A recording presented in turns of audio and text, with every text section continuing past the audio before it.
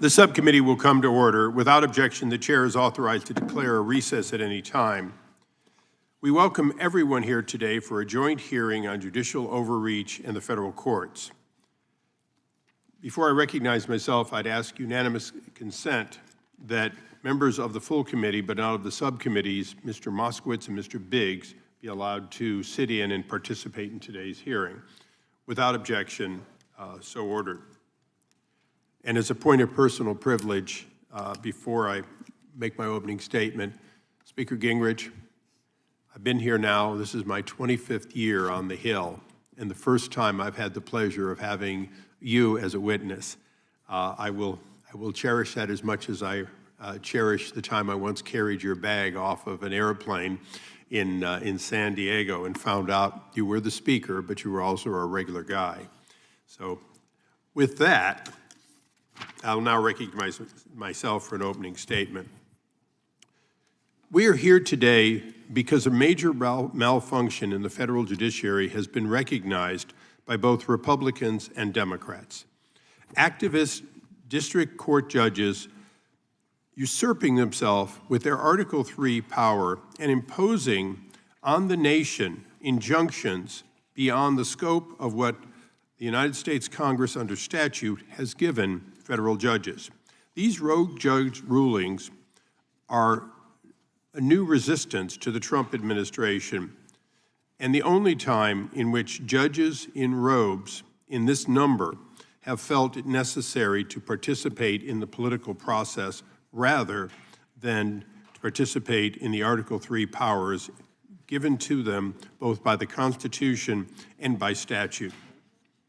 President Trump was elected to assert many policies, including the deportation of criminal aliens.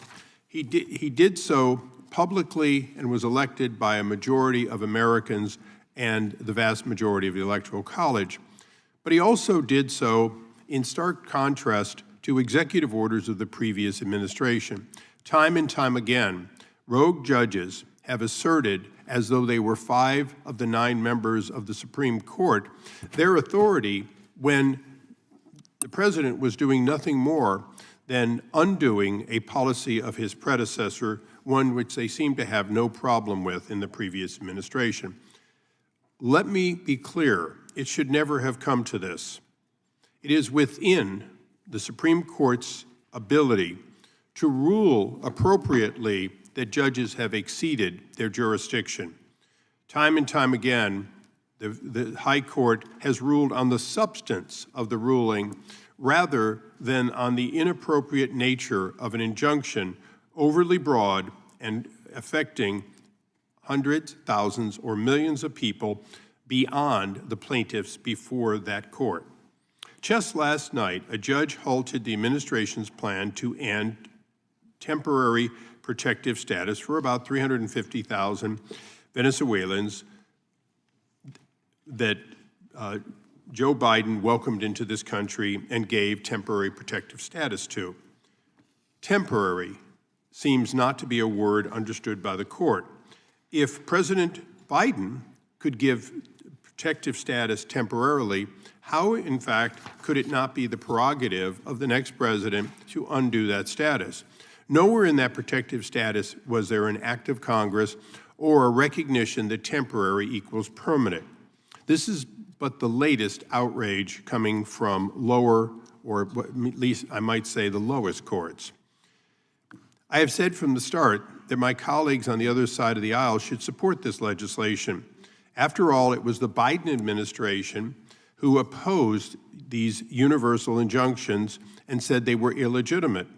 In fact, legislation in the last Congress, authored by a Democrat, is substantially similar to the one that we offer today and would have the same effect.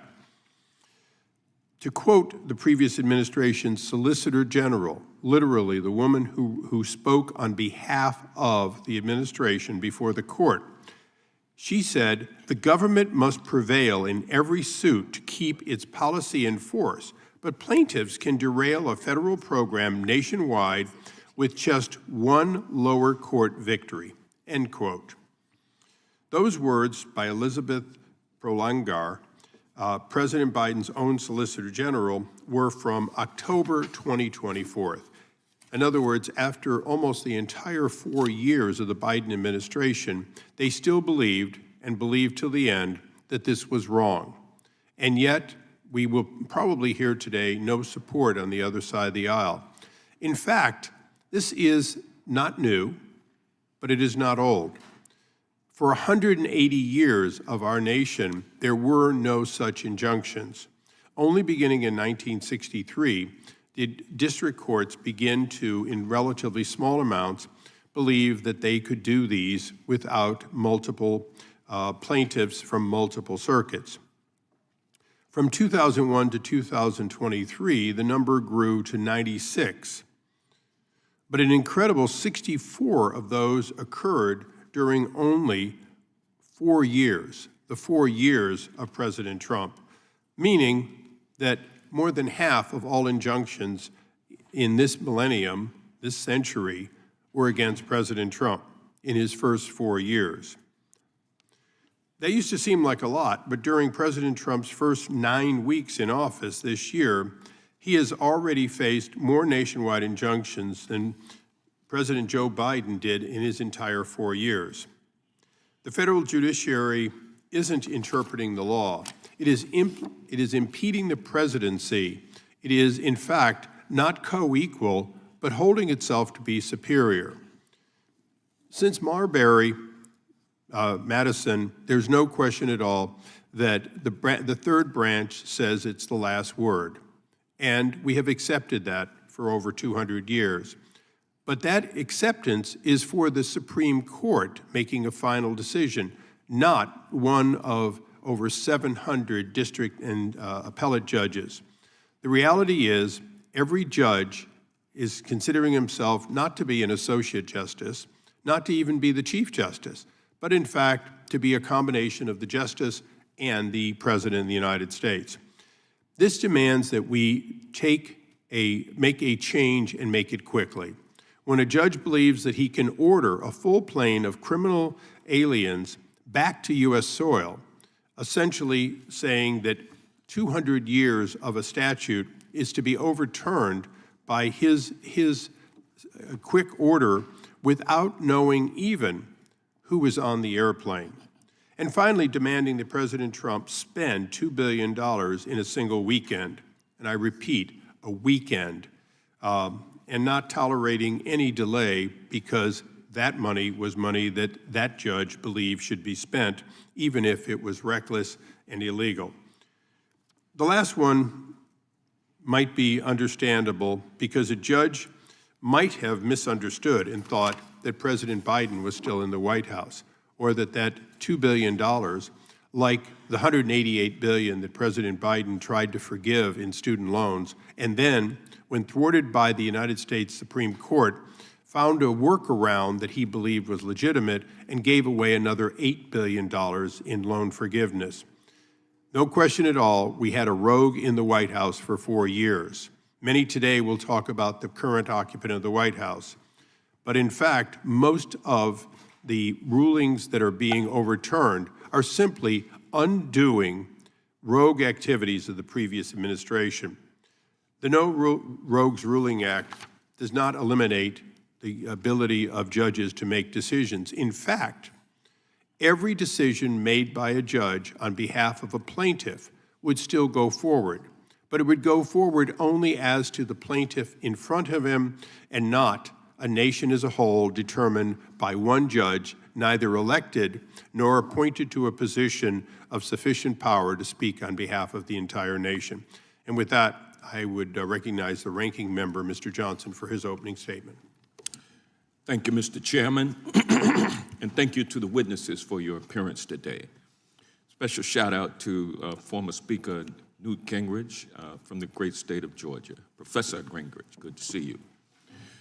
Of the many troubling actions the Trump administration has taken in its first 71 days, among the most damaging are his authoritarian, dictatorial, and unprecedented use of presidential power to instill fear, intimidate, exact revenge against, and punish those who dare to stand up to him and hold him accountable to the laws of our nation. A climate of fear and trepidation has descended upon the nation. The people of America are more afraid today for our democracy and for their personal safety than ever in our lifetimes. College students have disappeared off the streets paramilitary style by plainclothes, mask-wearing individuals and held incognito for days before they are discovered thousands of miles away in some private for-profit ICE detention facility. Why? For exercising their free speech First Amendment rights. Universities, bastions of free thought, have been punished for having the wrong ideology by having their federal funding revoked. And major law firms that dared to have brought cases against King Trump have been targeted with blatantly unconstitutional executive orders that, if allowed to stand, would shut those law firms down. Unfortunately, mega law firms Paul Weiss and Skadden Arps chose to settle with the king by pledging to represent pro bono only those persons and causes that the king approved of. Shame on them. Then there are other law firms that have stood up to King Trump, and they have challenged his executive orders against them in court, and they have won. Kudos to the lawyers at Perkins Coie, Covington and Burling, and Jenner and Block, among others, for standing up for themselves and for the rule of law and for our democracy. Although federal courts have consistently ruled against these numerous unconstitutional executive orders of President Trump, the mere existence of these retaliatory executive orders should be chilling to all of us. There has been no semblance of due process or fairness in any of these cases.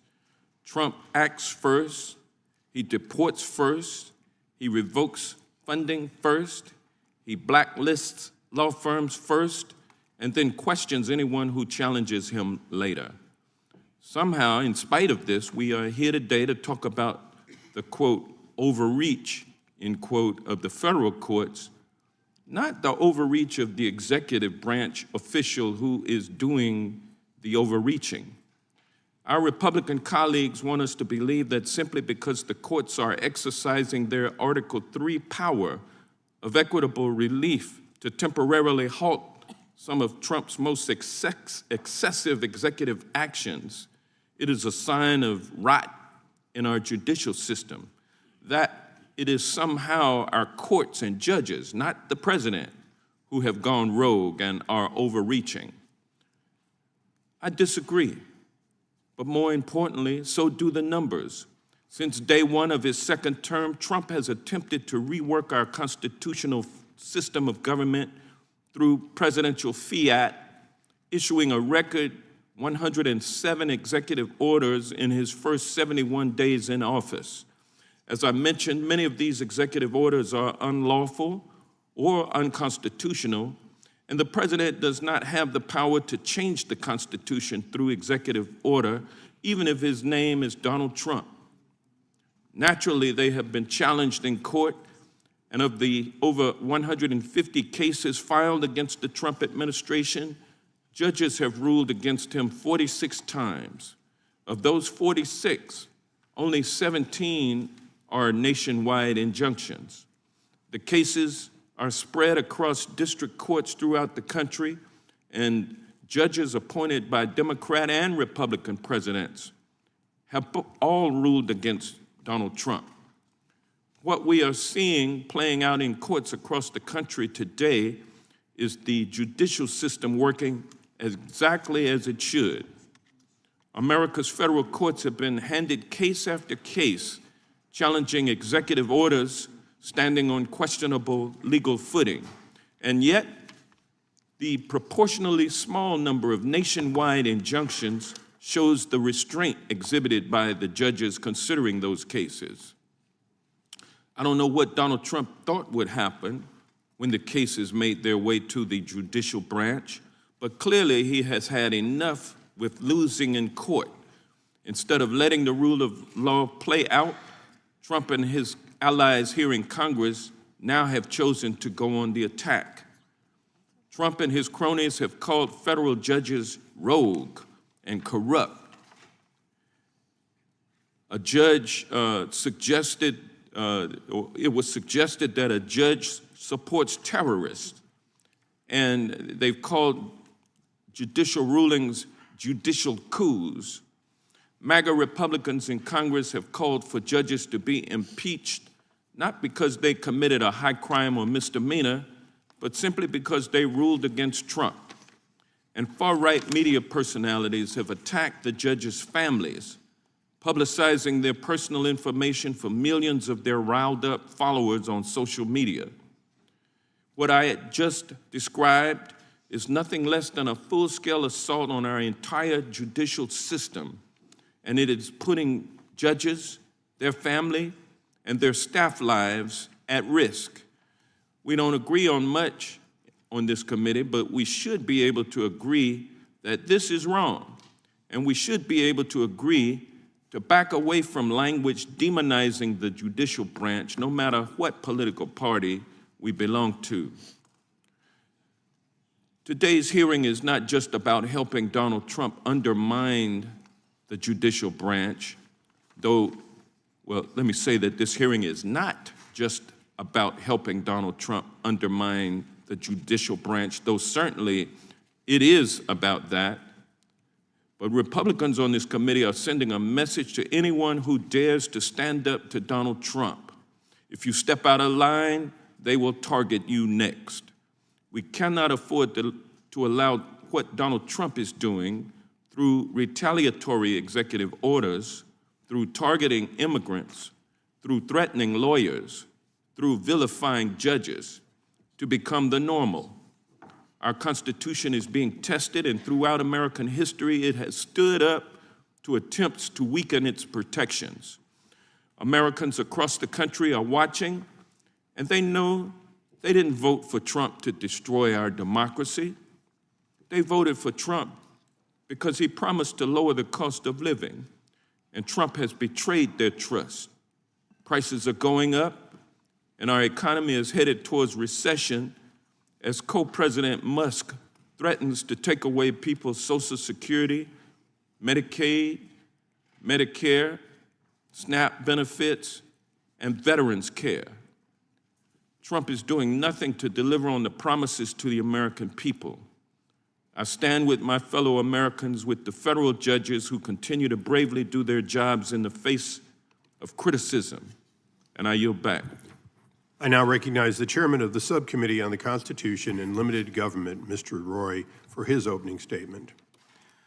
I want to thank the gentleman from California and my co-chairman on this hearing. It's an important hearing. I thank him for his work on this issue as well as his legislation addressing the matter. And I'd like to welcome the guests who are joining us here today. Appreciate your time, obviously, particularly you, Mr. Speaker, and your great service to this country, and great to have your expertise here. We thank you.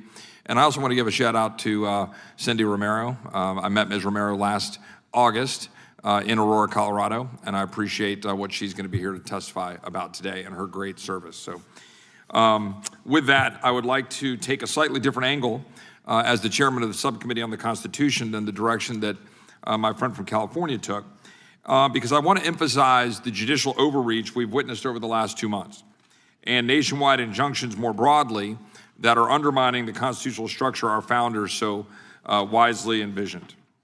The nature of the executive branch was a primary point of contention at the Constitutional Convention.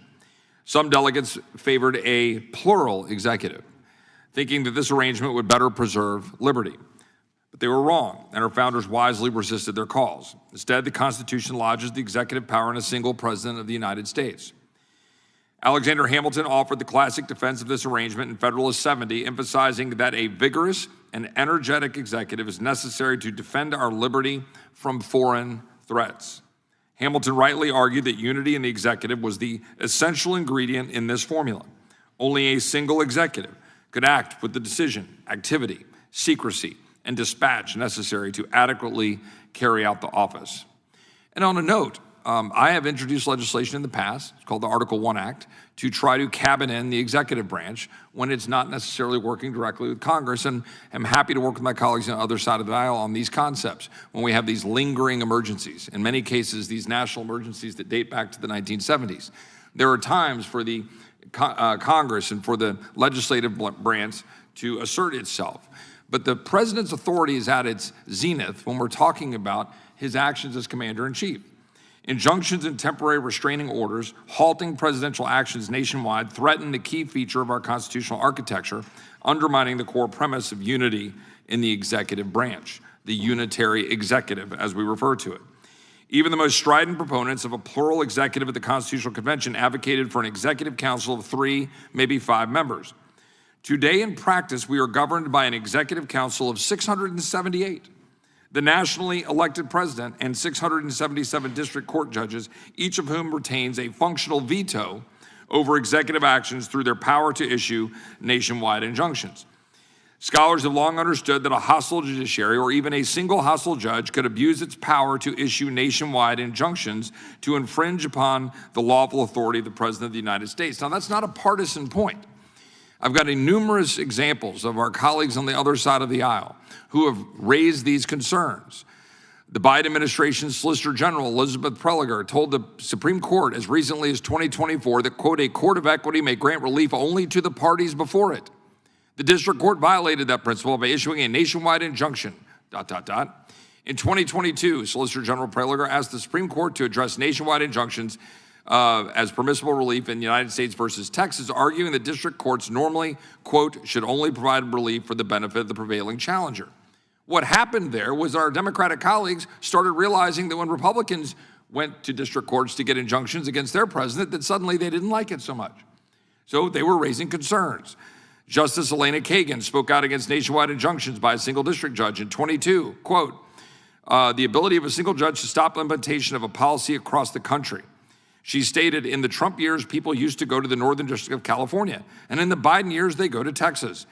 Just can't be right that one district judge can stop a nationwide policy in its tracks and leave it stopped for the years that it takes to go through the normal process. Former United States Rep. Mondaire Jones introduced the Injunction Reform Act in 2022. I could go through the quotes that he offered, but I won't, and I can offer those for the record without objection. In a letter to William Torrance dated June 11, 1815, Thomas Jefferson explained who decides constitutional questions. Certainly there is not a word in the Constitution which has given judges that power, authority to decide on the constitutionality of a law more than to the executive or legislative branches, meaning we all have an obligation and a role to do that. Questions of property, of character, and of crime being ascribed to the judges through a definite course of legal proceedings, laws involving such questions belong, of course, to them in the judiciary. And as they decide on them, ultimately and without appeal, they, of course, decide for themselves the constitutional validity of the law. In other words, our founders never intended the federal courts to have the ability to unilaterally decide constitutional questions, as these judges are unelected and were never given the power to legislate from the bench. Treating the courts as the final authority on public policy, grants them more power than even Madison's rejected Council of Revision proposal at the Constitutional Convention. Indeed, it happened regularly during the first Trump administration, as we've pointed out.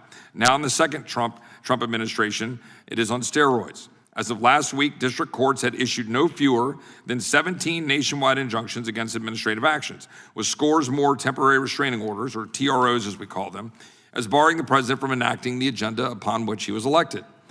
Alexander Hamilton wrote in Federalist 78 that even the Supreme Court would wield neither force nor will over politics, indicating he never envisioned the judiciary having the final say on every political decision or action. Now these injunctions and TROs have even infringed upon what the Supreme Court has described as conclusive and preclusive presidential powers, including core presidential authorities to conduct foreign affairs and repel invasions.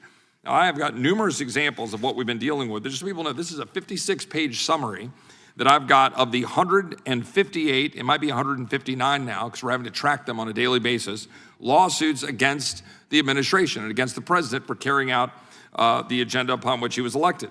17 injunctions, I think there are a great number more TROs, and the cases we're talking about, without going through all of them, nationwide TRO enjoining the Trump administration from freezing foreign assistance funding, enforcement order requiring the administration to pay approximately $2 billion within 36 hours. That's a judge singularly acting against the president's actions. Another one, provisionally certifying a class and enjoining the Trump administration from deporting members of a foreign terrorist organization. A nationwide injunction enjoining the Trump administration from pausing, terminating, or amending any equity-related grants or contracts, DEI. A nationwide injunction enjoining the Trump administration from prohibiting federal funds from being spent to promote gender ideology. A nationwide TRO enjoining the Trump administration from prohibiting biological men from being housed in women's prisons. 2 injunctions regarding the administration for implementing an executive order considering transgender individuals in the military, birthright citizenship, issue after issue after issue that the administration is trying to act on according to the campaign upon which he ran. One in particular has earned the scrutiny it has received.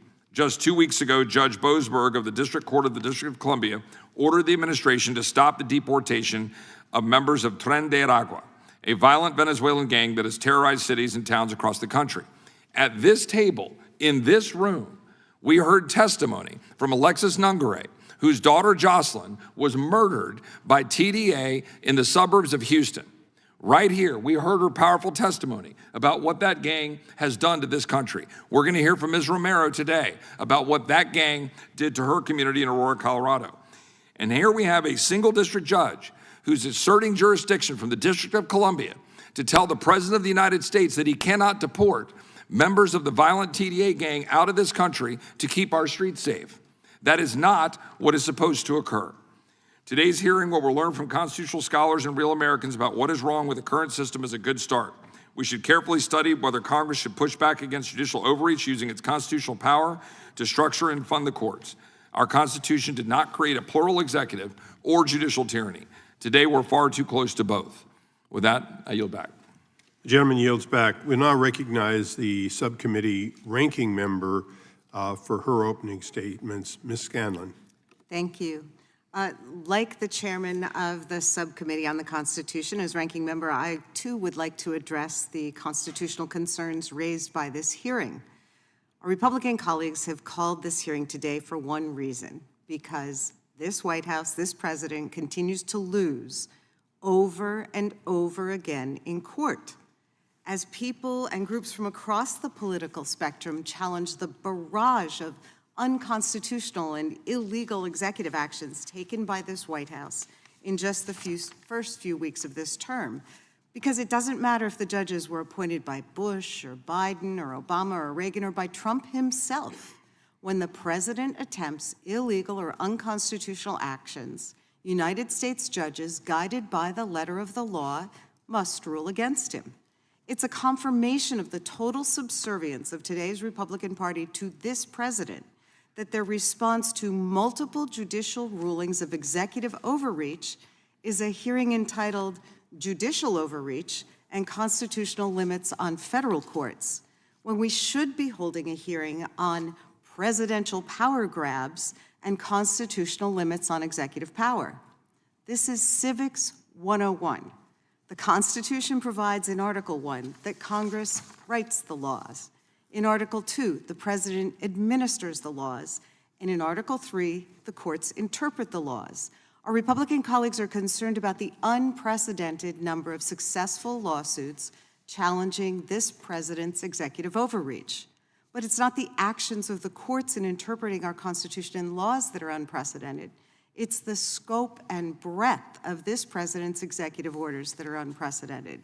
It's this president's attempt to go it alone, to usurp the power of Congress and we the people, to rewrite the laws of this country and the Constitution, and to reserve unto himself, rather than the judiciary, the right to interpret the laws and our Constitution.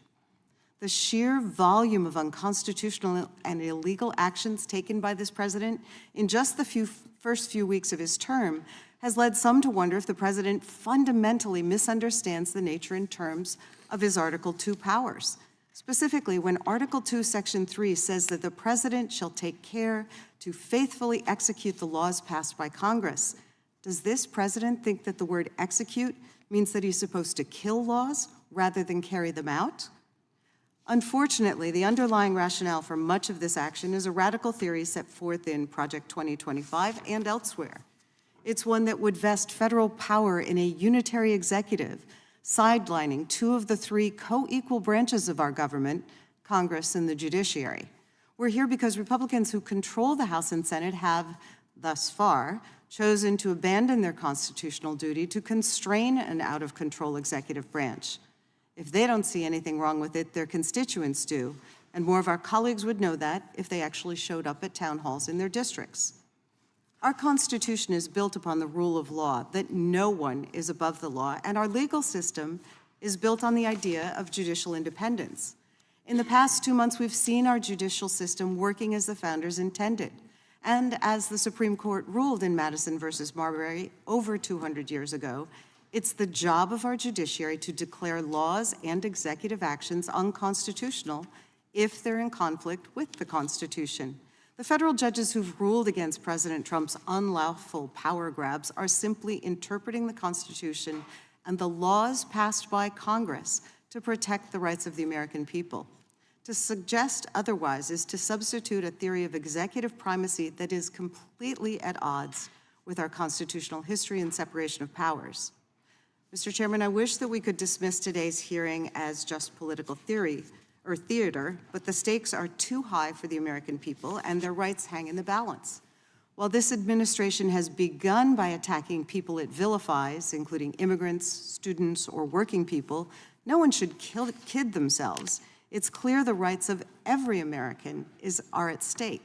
When the White House and some of our colleagues claim the right to deny due process to immigrants who they claim have broken a law, that's a sham. Because if you don't support the rights of immigrants to due process, then you don't support anyone's right to due process.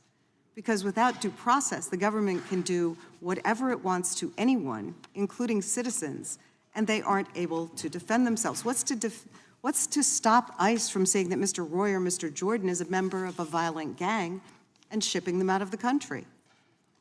Attacks on our courts, whether in the form of executive orders punishing law firms and lawyers that dare to stand up for the rule of law, or hearings like this attempting to constrain the courts, or tweets urging impeachment or violence against judges, are part of a broader attack on the rule of law.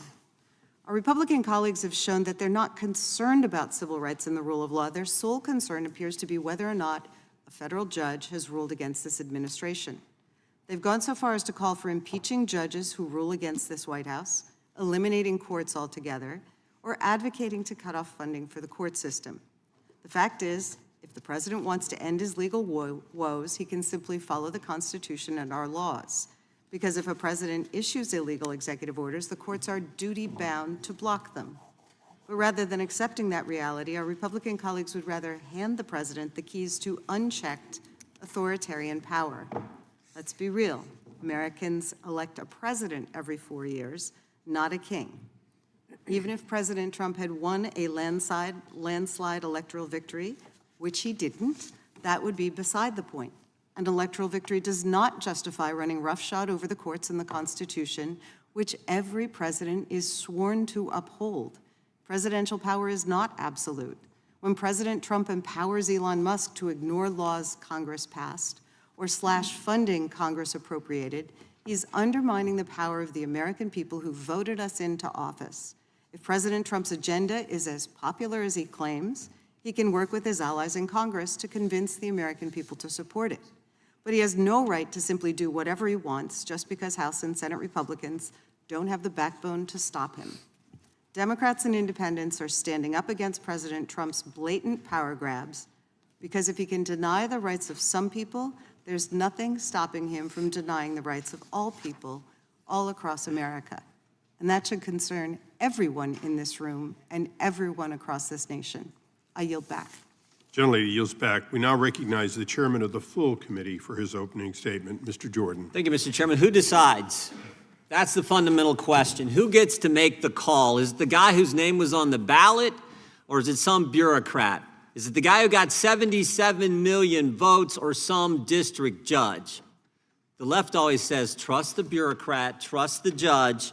It's the Faucis, it's the Boasbergs who get to make the call. After all, they're the experts. They're smarter than we the people. They're smarter than all us hillbillies in flyover country who voted for President Trump. Trust them. That's not how it works. We the people have the power.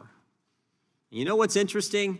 For all the left's talk about democracy, they don't really trust it. Last summer, they kicked their nominee off the ballot without a vote, without an election, and they put someone else on the ballot without a vote, without an election. So of course they like some judge issuing orders or injunctions that stop the head of the executive branch from doing what he said he was going to do when he ran for the job and when the American people elected him. Think about it. Here in D.C., an elected judge thinks she's better equipped to determine military readiness than the commander-in-chief. An unelected judge in California thinks he gets to decide how many probationary employees work in the executive branch, not the guy who was elected to run the executive branch. Another unelected federal district judge here in D.C. thinks he gets to decide how long illegal gang member terrorists stay in our country, not the president, not the commander-in-chief. And now that same judge gets randomly assigned the Hexeth case, and he'll get to determine who the Secretary of Defense can talk to and how he has to do it, not the president. I think Americans see through this all. They know Representative Issa's legislation is exactly what's needed. They know who they elected, and they want him to make decisions that affect the executive branch, that affect our country. So I want to thank our chairman, Mr. Issa and Mr. Roy, for this hearing. I want to thank Mr. Issa for his bill. Mr. Schmidt, a member of our committee, who we put his amendment on that bill, which I think makes it even stronger. We passed that legislation 4 weeks ago. It's going to be on the floor tomorrow. It's going to pass the House. I want to thank our witnesses for being here. Ms. Romero, what you've went through, thank you for coming. And of course, Speaker Gingrich, for your half a century of service to the Constitution and the country, thank you for joining us. That is the question, though. Who decides? The individuals that we, the people, elect, or someone else? I yield back. Gentleman yields back. We now recognize the ranking member of the full committee, the gentleman from Maryland, Mr. Rossi. Thank you very much, Mr. Chairman, and thanks to our witnesses for joining us today. So why have 34 federal judges from 11 different districts with a combined 474 years of service on the bench, judges appointed by Presidents Reagan, Bush, Clinton, Bush, Obama, and Trump, entered 57 different preliminary injunctions and temporary restraining orders against President Trump and Elon Musk's executive orders and actions, like the ones nullifying constitutional birthright citizenship, unilaterally dismantling congressionally created agencies, or impounding and diverting funds appropriated by Congress. Well, the majority says it's because these are radical judges. And they lead off, as our good Chairman Issa did, with Judge Jeb Boasberg, the chief judge of the District Court of the District of Columbia, who enjoined the mass roundup and deportation of immigrants to an infamous El Salvadoran prison in peacetime without any due process at all, allegedly under the Alien Enemies Act of 1798, a statute explicitly limited to wartime and military invasion. Some of our colleagues have been railing against Judge Boasberg for ordering the planes to be turned around. They say those planes were filled with terrorists, I think my good friend from Texas said. Well, here's one person of many who wasn't a terrorist on that flight or a gangbanger. His name's Kilmer Garcia. He's a Marylander married to a U.S. citizen who has a 5-year-old son with autism. And he went to pick up his son, but he was picked up first by ICE. And then he was shackled and put on that airplane and shipped off to the torturers of El Salvador without ever having the benefit of those two most beautiful words in the English language, due process. He never saw a judge. Nobody ever told him what he was being charged for. Nobody ever told him that there were any charges against him. And he was sent to a mega prison run by the self-proclaimed dictator of El Salvador. And yesterday, you know what happened, Mr. Chairman? The Trump administration admitted that it had made a mistake. He was not actually a gangbanger. He was not a criminal. It was all a mistake.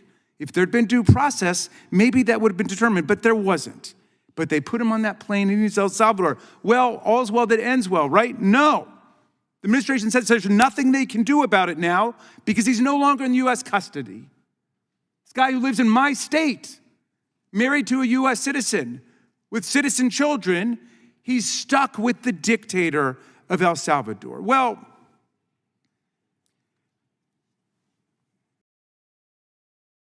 Judge Boasberg, some of our colleagues want to impeach him. Look, some of our colleagues, they've got "for wanted" signs in the Cannon House office building with the names and faces of judges on them. They want to impeach them now. They want to impeach Judge Boasberg.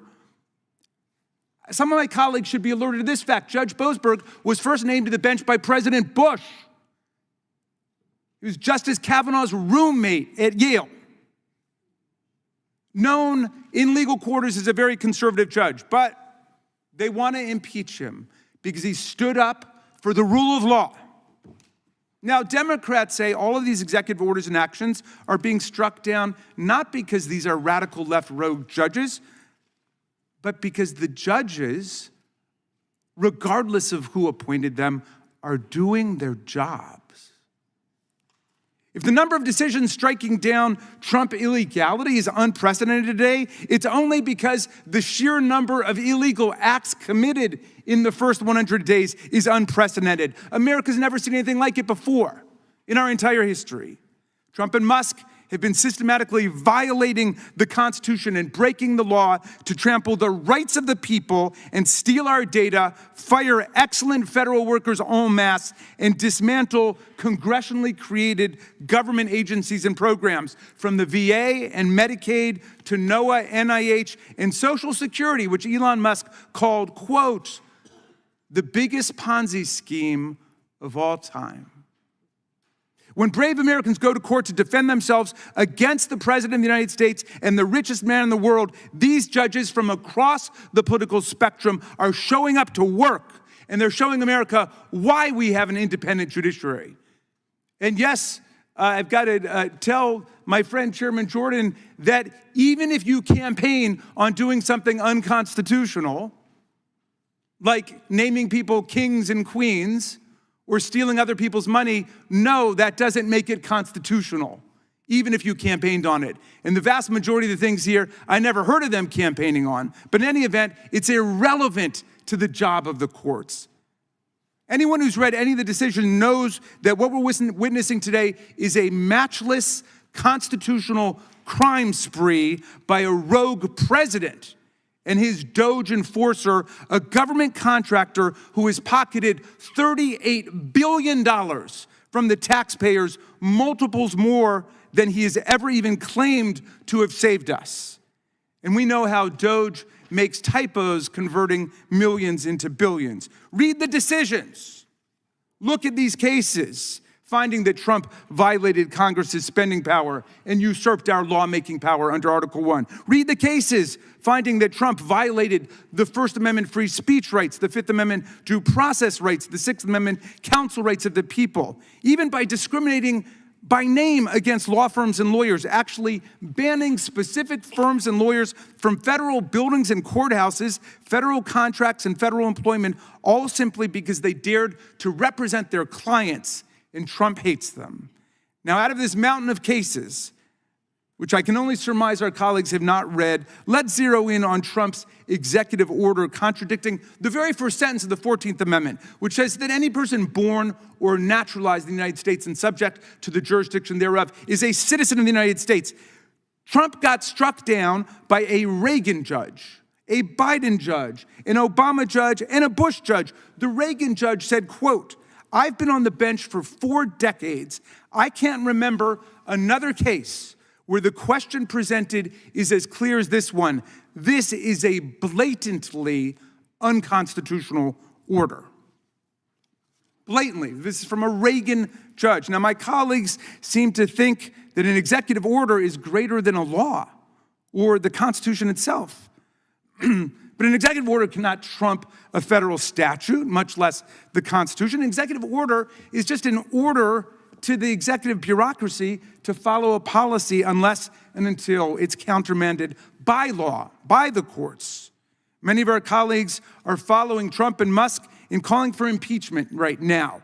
There have been only 15 federal judges impeached in all of American history, always for serious professional misconduct, like taking bribes, stealing from the court, or habitual drunkenness, not even occasional drunkenness, habitual drunkenness on the bench. Congress has never defined a doctrinal or interpretive disagreement as a high crime and misdemeanor, much less when the judge's reasoning was airtight correct. The spreading movement to impeach and attack judges is so alarming that Chief Justice Roberts issued a rare statement last week. He said, for more than 2 centuries, it's been established that impeachment is not an appropriate response to disagreement concerning a judicial decision. The proper response, of course, is to appeal the decision. And to be fair, Chairman Issa expressed his strong disapproval of these wanted posters yesterday in the Rules Committee. Now, for some members, talk of impeaching these so-called rogue judges is just fun and games. But the vicious assault, the vicious rhetorical assault on the judiciary has turned into something more sinister in certain quarters. Actual violent threats, bomb threats, direct intimidation. Judge Boasberg, the Bush appointee, must endure scandalous online attacks and insults by President Trump and Elon Musk and their followers. Even worse, the campaign of vilification has spread to Judge Boasberg's family, including outrageous attacks on his daughter, who's had her photo and her place of work posted on social media by Elon Musk to his 290 million followers. These threats follow an actual bomb threat made to the sister of Supreme Court Justice Amy Coney Barrett. And there are numerous other threats taking place today. And of course, we've seen threats and actual violence and murders take place in the past. I call on my colleagues right now to call off the campaign to impeach federal judges for doing their jobs. I call on them to demand that the Trump administration comply with all judicial orders while appealing whichever ones they want to appeal, and to demand the return of people unlawfully taken to El Salvador on that so-called plane full of gangbangers. And I especially call on them today to denounce all violent threats, doxing, online vilification, and threats against our judges. This is the Judiciary Committee of the United States House of Representatives, and we should act like it. I yield back, Mr. Chairman. I thank the gentleman. I ask unanimous consent that the official statement by ICE officials agreeing that there was not 100% accuracy in Mr. Garcia's arrest, that in fact he was a prominent member of MS-13, a different recognized terrorist group. Without objection, so ordered.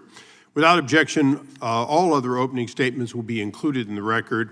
I'd now like to introduce our distinguished panel, beginning with the Honorable Newt Gingrich. Mr. Gingrich is the former colleague here in the House and served from 1979 to 1999, including 4 years as the Speaker of the House. Speaker Gingrich was instrumental in formulating Contract with America and returning Republicans to a House majority after 40 years of Democrat control. Since leaving the Congress, he has remained incredibly active, and in fact, in both policy, politics, and government, he has led, having authored several dozen books and teaching military officers and other national security professionals at the National Defense University. Welcome, Mr. Speaker. Mr. Paul Larkin. Mr. Larkin is the John Barbara and Victoria Rumpel Senior Legal Research Fellow at the Edwin Meese III Center for Legal and Judicial Studies at Heritage Foundation. Before joining Heritage, Mr. Larkin served in various positions in the Department of Justice and at the EPA, and as a Senate staff. He has spent a number of years in private practice and is most prepared for today's hearing. Welcome. Ms. Cindy Romero. Ms. Romero is a resident of Aurora, Colorado, who saw firsthand the effects of soft on crime and open border immigration policy. She was a resident of an apartment complex targeted by Tren de Agua and eventually was forced to move after her neighbors were reportedly victimized and her car was struck by gunfire. Lastly, Professor Kate Shaw. Ms. Shaw is a professor of law at the University of Pennsylvania, Carey Law School. Professor Shaw focuses on executive power and the Supreme Court, along with other issues. I want to welcome all of our witnesses and ask that you please rise to take the pledge to be sworn in. The right hand.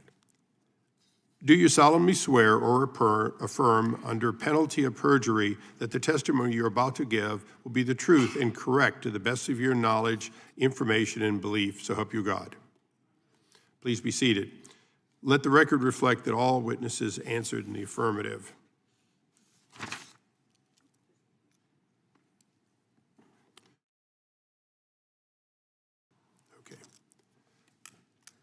We'll begin with Mr. Larkin, and I would only ask, you've all seen this on C-SPAN, but to the greatest extent possible, please wrap up by the end of 5 minutes. You'll have the indicator on your desk, but your entire statements will be included in the record, as will additional information, which I can't speak for everyone, but I know the speaker will revise and extend with considerable authentication. Mr. Larkin. I think check and make sure you're on and pull it a little closer, perhaps. Is that better? Much. The practice of issuing nationwide injunctions outside the confines of a certified nationwide class action is mistaken as a matter of law and unwise as a matter of policy. Let's start with the law, and in there, let's also start with the Constitution. The legislative power is granted to Congress, and what is the primary product of that legislative power? It is what the Constitution defines as a law. The term law also shows up in Article 3, but it shows up in Article 3 under the phrase arising under the Constitution, the laws, or treaties. It is not the courts that are responsible for creating the law. It's the courts who are responsible for interpreting it as it applies. But they can only do so in the context of a case or controversy, two structural limitations on what the courts can do. In other words, in order for the courts to be able to say what the law is, they have to get on the playing field, and in order to do that, you have to have a case or controversy. Now, why does that matter? Well, the Constitution does speak to this. As I've said, only the Congress can create a law. Anytime a court enters a judgment that is tantamount to being a law, the judge has gone too far. And in the case of nationwide injunctions, a judgment in favor of non-parties goes too far. You also have no statute in the Judicial Code, no provision in the Constitution, and no settled history at common law that allows a judge to enter these sorts of orders. That's important because everything has to fit into one of those three. Why? The Supreme Court has interpreted Article 3 in light of how it was understood in 1789. And so those are the three primary bases that you have to look to: the text of the Constitution, statutes, and English common law history. In fact, there are two Supreme Court cases that directly undermine the legitimacy of nationwide injunctions outside of certified class actions. One is Williams versus Zabarez. In that case, the court said there is no case or controversy between two parties that are in a case over an issue that has not been put into dispute by one or the other of them. It logically follows that there is no issue in dispute between someone who is a party and someone who is a stranger to the entire litigation. Similarly, at the back end of the process is the case of United States versus Mendoza, where the Supreme Court held that the federal government is not subject to the win or go home rule that you see in the NCAA postseason tournament. The government isn't stuck with whatever loss it has the first time it litigates a case to a final judgment and loses. The doctrines in the law of issue preclusion or collateral estoppel, the new and old terms, do not apply to the federal government. Why? The Supreme Court in the unanimous decision in Mendoza said they do not. Why? Because there are a variety of good policy reasons why it shouldn't.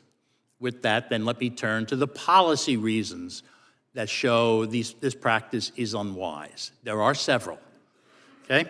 First, mandatory injunctions prevent the percolation of issues in the lower court that the U.S. Supreme Court in Mendoza said is necessary for that court to be able best to resolve whatever legal dispute there is. It allows the court to be sure that all of the issues, all of the sub-issues, all of the arguments pro and con, all of the benefits and costs of whatever rule are fully aired.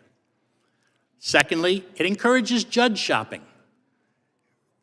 All you have to do is find one favorable judge, and you can stop an entire administration in its tracks.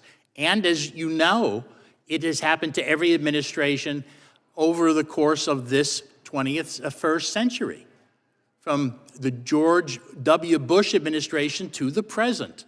Each party has been subject to this practice. Third, it can result in conflicting nationwide judgments. You can wind up with injunctions going one way and the other way because a court in Maine and a court in Alaska can come out the opposite way in a case. Finally, they are going to weaken the doctrine of stare decisis, because as the Supreme Court comes to realize, if it has to decide issues at a preliminary stage of the case without the guidance of the lower courts, they're going to have to overrule some of their decisions. Let me end where I began. This practice is mistaken as a matter of law and unwise as a matter of policy. Thank you. Thank you. Speaker Gingrich. Thank you, Chairman Issa and Roy, Ranking Members Johnson and Scanlon, and all the members of the subcommittees for allowing me to testify. There is clearly a potential constitutional crisis involving the judicial branch's effort to fully override the legislative and executive branches. 15 district judges effectively seized control of various executive branch duties in the first 6 weeks of the current presidency through nationwide injunctions. This is potentially a judicial coup d'etat. It clearly violates the Constitution and more than 200 years of American history. To set the stage for this hearing, let me mention 12 former federal judges appointed by President John Adams: Richard Bassett, Egbert Benson, Benjamin Bourne, William Griffith, Samuel Hitchcock, Philip Barton Kay, Jeremiah Smith, George Keith Taylor, Oliver Wilcott Jr., Williams McClung, Charles McGill, and Williams Tillman. President Adams appointed these federal judges on his way out of office to hamstring the incoming President Thomas Jefferson's agenda. President Jefferson concluded that impeaching the judges would take too much time. He and the Congress simply abolished the courts in which they served via the Judiciary Act of 1802. This is a constitutional balance of power. The legislative and executive branches can reshape the judiciary branch. It is a useful reminder in considering the current situation. Unelected lower court judges have been steadily grabbing power for years. It was such an obvious threat that in 2012, Vince Haley and I wrote, "Bringing the Court Back Under the Constitution." It is an historic study which I am submitting for the record. According to Harvard Law Review, there were 96 nationwide injunctions ordered by district courts from 2001 to 2023. 2/3 of them, 64, were issued during President's time in office. Furthermore, 92% of the injunctions against President Trump were issued by judges appointed by Democratic presidents. Since January 20th, 2025, lower courts have imposed 15 nationwide injunctions against the current Trump administration. This is compared to 6 during George W. Bush's 8 years, 12 during Barack Obama's 8 years, and 14 during Joe Biden's 4-year term. The notion that unelected lawyers can micromanage the executive branch and override a commander-in-chief who received 77.3 million votes should trouble every American. This is particularly troubling for issues of national defense and public safety. Around 500 BC, Sun Tzu asserted in The Art of War that, quote, "Speed is the essence of war." How can the United States have speed in national security issues if opponents can judge shop to find someone ambitious or arrogant enough to block, repudiate, or delay the president's decisions? There are 677 authorized district judgeships. How many think they can override duly elected presidents? This summary statement has 4 propositions. First, the courts have often been challenged. President Jefferson wrote, quote, "Judges as the ultimate arbiters of all constitutional questions would place us under the despotism of an oligarchy," close quote. President Andrew Jackson was in constant fights with the Supreme Court.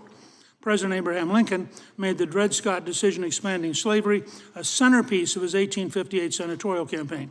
In his first inaugural, President Lincoln warned that if the Supreme Court held supreme rule, quote, "the people will have ceased to be their own rulers, having to that extent practically resigned their government into the hands of that eminent tribunal," close quote. Second, as the Judiciary Act of 1802 proves, the legislative and executive branches can constitutionally defend their rights, and they have in the past. It is historically and constitutionally wrong to think the legislative and executive branches are helpless against judiciary actions. Third, the Supreme Court could intervene to eliminate this attack on the executive branch by district judges. Chief Justice Roberts could end the growing confrontation by establishing a rule that any nationwide injunction issued by a district court against the executive branch would be suspended in implementation and immediately taken up by the Supreme Court. This would remedy the lengthy appeals process. Fourth, the Congress and the President can take decisive steps toward bringing the judiciary back into a constitutional framework. This hearing is a good first step. There could be a series of hearings on the constitutional and historic framework which ensures no single branch of government can acquire dictatorial powers, specifically the judiciary and this committee. These hearings would educate the members and the American people. They would create a national understanding of the need to defend the Constitution against overreaching branches of government. I would also recommend that the Congress pass Chairman Issa's No Rogue Rulings Act, which is a good signal to the courts that they have gone too far. Thank you, and I look forward to your questions. Thank you. Ms. Romero.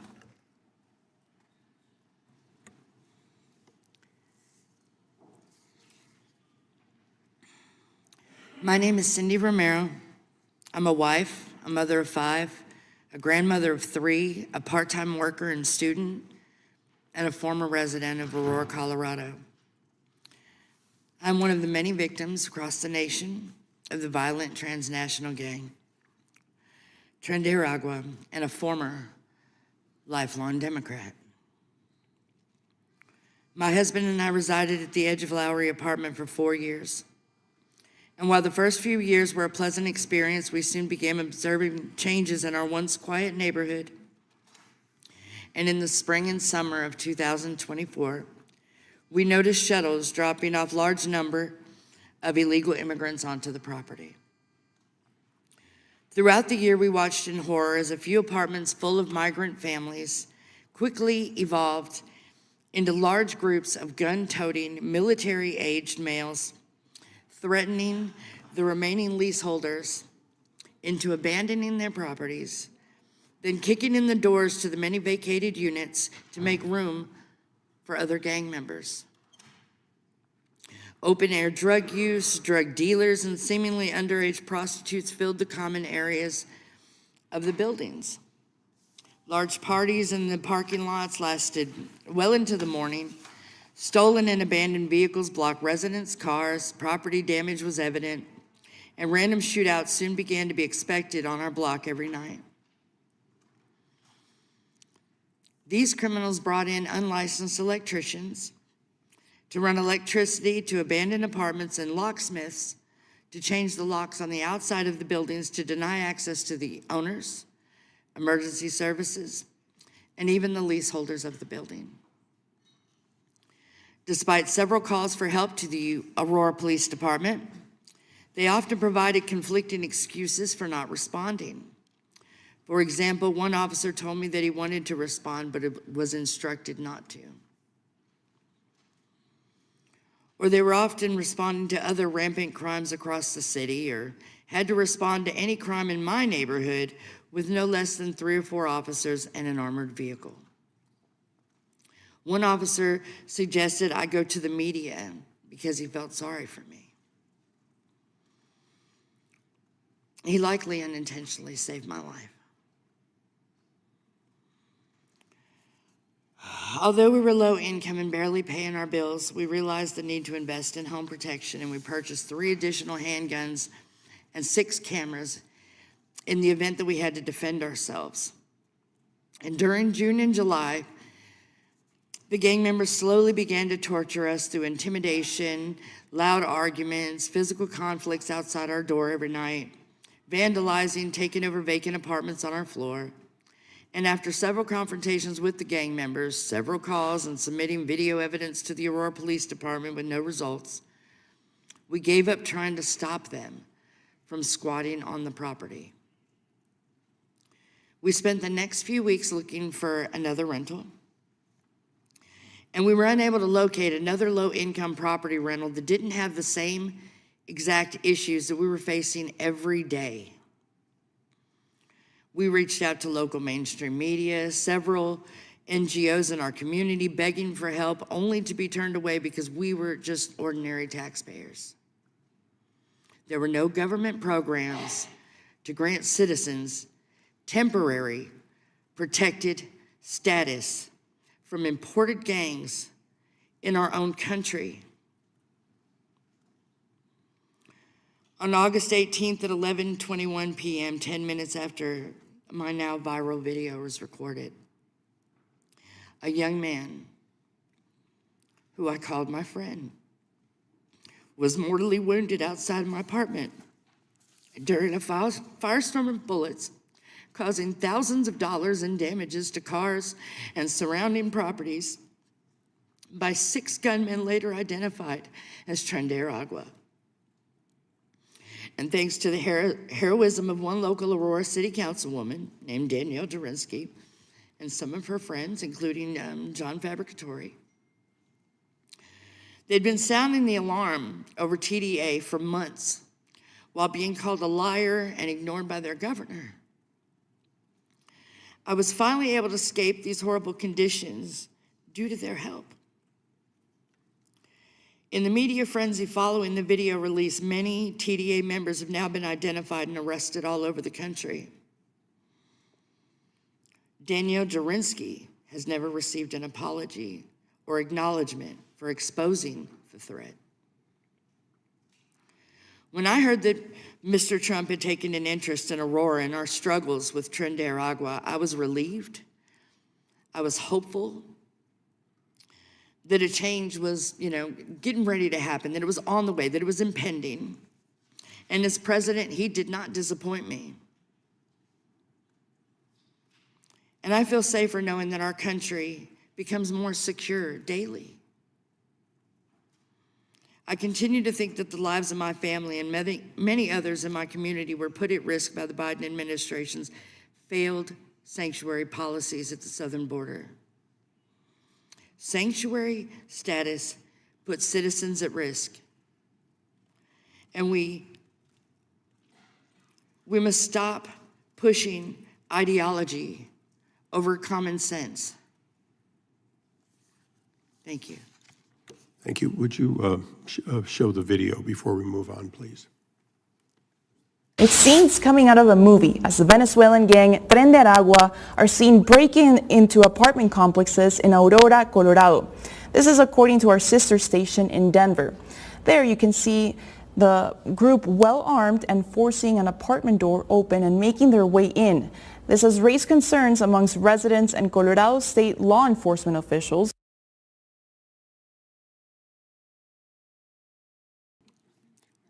Thank you. Professor Shaw. Chairman Issa, Chairman Issa, Ranking Member Johnson, Chairman Roy, Ranking Member Scanlon, Chairman Jordan, Ranking Member Raskin, and distinguished members of the subcommittees. Thank you for the invitation to testify today. My name is Kate Shaw. I'm a professor of law at the University of Pennsylvania Carey Law School. I understand that the purpose of today's hearing is to discuss recent judicial rulings against the Trump administration and to evaluate some of the responses to those rulings being considered by this body, in particular, resolutions of impeachment against federal judges and a bill that would limit the power of district courts to issue nationwide injunctions. Let me say at the outset that in my view, the premise of this hearing, that courts have overreached or transcended the limits of their authority and that this overreach calls for some response, is badly mistaken. It is true, as has already been noted this morning, that the Trump administration has been on a losing streak in the federal courts. A recent analysis by Professor Steve Vladeck found that of the 151 cases brought against the Trump administration since January 20th, 46 have resulted in some sort of preliminary relief. That relief has been ordered by judges across the country and by judges appointed by presidents of both parties. This broad consensus makes clear that despite the claims of some critics, these rulings do not grow out of substantive disagreements with President Trump's policy choices. The lawsuits have been brought and have overwhelmingly succeeded because many of the challenged actions have been taken without regard for and often with outright contempt for both statutes and the Constitution. And by that I mean both the constitutionally required process for lawmaking and the rights the Constitution commands government to respect. First, as to process. Article 1's lawmaking provisions are pretty straightforward. Laws must be passed by both houses of Congress and signed by the president or repassed over a veto. Laws governing funding, that is appropriations, are laws like any other. As for Article 2, it has long been settled that when the president acts, it needs to be pursuant to some authority Congress has granted or within one of the narrow areas in which Article 2 gives the president the authority to act without congressional authorization. That is the heart of Justice Jackson's concurring opinion in Youngstown, still the most influential judicial account of presidential power. What all of that means is that if President Trump wished to reshape or even eliminate many federal agencies, or dramatically reduce government expenditures on foreign aid, or eliminate job protections for federal workers, or roll back federal privacy protections, working with his many allies in Congress, including those on this committee, was the constitutionally permissible way to do that. Instead, he has ignored the laws passed by Congress and the constitutional rules that give Congress primacy in lawmaking. Beyond those largely procedural failures, many of the administration's initiatives have flouted core constitutional principles: the freedom of speech and expression, due process, equal justice and equal protection under law. President Trump has used the power of government to exact retribution against individuals and entities who have engaged in constitutionally protected activities, and he has brought the full weight of the state down on vulnerable groups the Constitution protects. In short, this administration has been marked by a breathtaking degree of presidential unilateralism that is flatly inconsistent with the Constitution and with numerous statutes passed by Congress. That is true in general terms, and it is true as to specific actions. That is why President Trump has fared so badly in court. To be sure, some of these rulings will be, some already have been, reversed on appeal. Reasonable minds can disagree about some of these questions, but rather than focus on the appellate process or on correcting the legal defects, this administration and many of its supporters have suggested that the problem is district judges. And rather than use its constitutional authority to enact laws that would give the president the power to do some of the things he wishes to do, this body has devoted itself to two things: stripping the power of federal courts to issue injunctions and pursuing the impeachments of federal judges who have merely discharged their obligation to uphold the Constitution. To my mind, the district court judges who have ruled against the administration have not come close to engaging in high crimes and misdemeanors, the constitutional standard for impeachment. And although Congress has considerable power to regulate the federal courts, including potentially restricting courts' ability to issue nationwide relief, the current moment calls for caution in pursuing change that would curtail courts' ability to meaningfully review and remedy unlawful executive action. It has been suggested already this morning that rulings against the administration thwart the will of the people. But democracy does not begin and end with elections for president. It includes elections for membership in Congress, the branch closest to the people and the entity whose authority many of these decisions protect. Democracy also means more than just elections. It includes values like the ability to engage in speech and expression, to associate, to petition. Meaningful democracy also requires genuine political equality, procedural fairness, and mechanisms for the protection of minorities. And in our system, courts can be a key guarantor of those aspects of democracy. They are doing their part to preserve both law and democracy. Other branches of government should join them. Thank you again for the invitation, and I look forward to your questions. Thank you. We'll now go in order, out of order, in order to give Mr. McClintock the first round of questioning. Thank you, Mr. Chairman.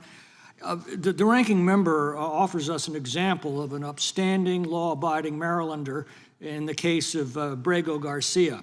As Mr. Issa said, Mr. Garcia has been identified as a member of MS-13, the most violent criminal gang on the planet. And there's one report just published that he's implicated in human trafficking in this country. Not exactly Rotary Club material, I think. But shouldn't the circumstances of his case be examined in an individual action before a district court and not dumped into a far-reaching edict arising from another case that has very different circumstances? Mr. Larkin, what's your opinion of that?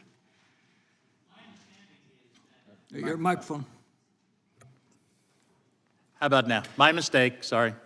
My understanding is these actions that have been challenged under the Administrative Procedure Act, not as actions seeking federal habeas corpus relief. Federal habeas corpus is the traditional remedy that someone uses when they're claiming the government has unjustly seized them. There's even a provision for next friends. And that option exists in law, and I think that that's the appropriate option, is it not? The Administrative Procedure Act is not. Yes. For example, you can't use Section 1983 to challenge the legitimacy of your conviction. You have to use the Habeas Corpus Act. Right.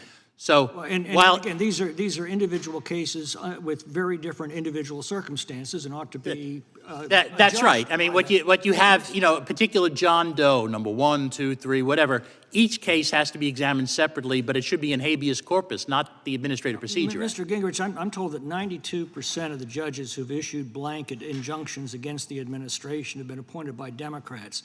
That at least suggests a rather partisan tilt to all this, and it's not being done even-handedly. What's your view of that? And doesn't that undermine public confidence in our courts? Well, I think if you look at the recent reports from various polling firms, clearly a majority of Americans believe that no single district judge should be allowed to issue a nationwide injunction. And I think that when you look, in my judgment as a historian, this is clearly a judicial coup d'etat.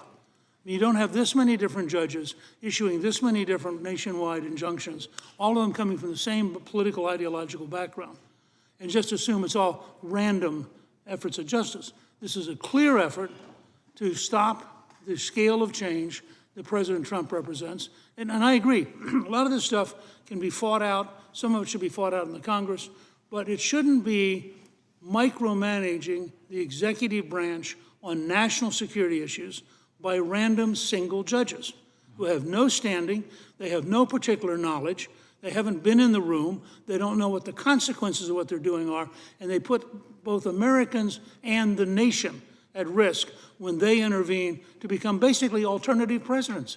You now have potentially 677 alternative presidents, none of whom won an election. Well, we all believe in due process. Every injured party should have access to the courts, and they do. The question is whether a single district court can go beyond the case before them and apply the same decision to others whose cases are not before the court in jurisdictions that go far beyond their own.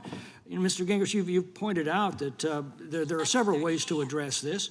One is congressional action. The other is the Supreme Court putting its own house in order. In fact, the Alito dissent recently suggests that there are at least 4 of the justices who very much want to do this.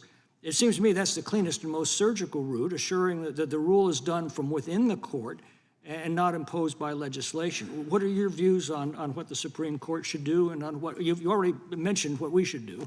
Look, I think the Chief Justice would achieve far more for judicial independence if he cleaned up his own judiciary rather than lecturing the rest of us. And I think there are ways he could intervene, as I mentioned in my testimony.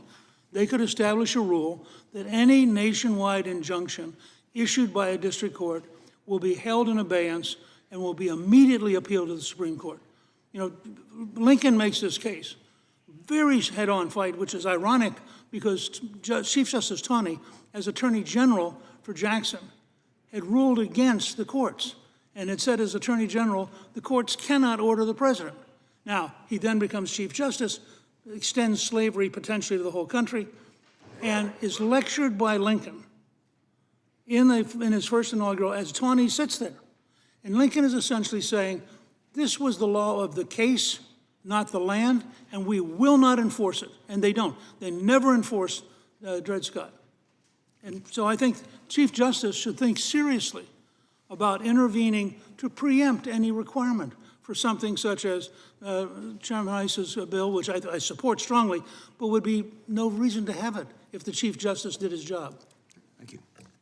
I thank the gentleman. I now ask unanimous consent that the previously played video be placed in the record. Additionally, I ask unanimous consent that the Wall Street Journal article entitled "Why Judge Boasberg's Deportation Order is Legally Invalid" be placed in the record, and that the Harvard Law Review article entitled "District Court Reforms, Nationwide Injunctions" be placed in the record. Without objection, so ordered. And we now go to the ranking member, Mr. Johnson, for 5 minutes.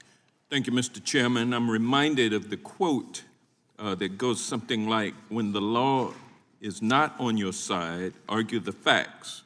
And when the facts are not on your side, argue the law. And when neither is on your side, then pound the table. Well, Trump doesn't have the facts or the law on his side. And so with this exercise today, he is vicariously pounding the table. Professor Shaw, President Trump has targeted and attacked some very wealthy and powerful entities to send a message to the less powerful. Trump has attacked Columbia University. He has attacked the white shoe, silk stocking law firms like Paul Weiss and Skadden Arps. These powerful, wealthy entities can afford to sue to protect their interest and our rule of law. But instead, they chose to lay down and get steamrolled by the bully.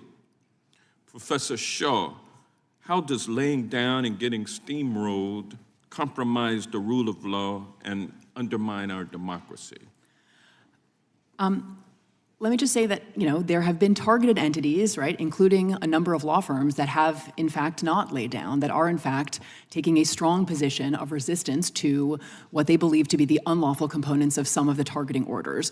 So law firms including Wilmer Hale, Jenner and Block, Perkins Coie, have made their responses and their views of the impermissibility of the targeting of law firms for no reason other than their decision to take on disfavored representations and to advance legal arguments that the president has personally objected to and sometimes been on the receiving end of.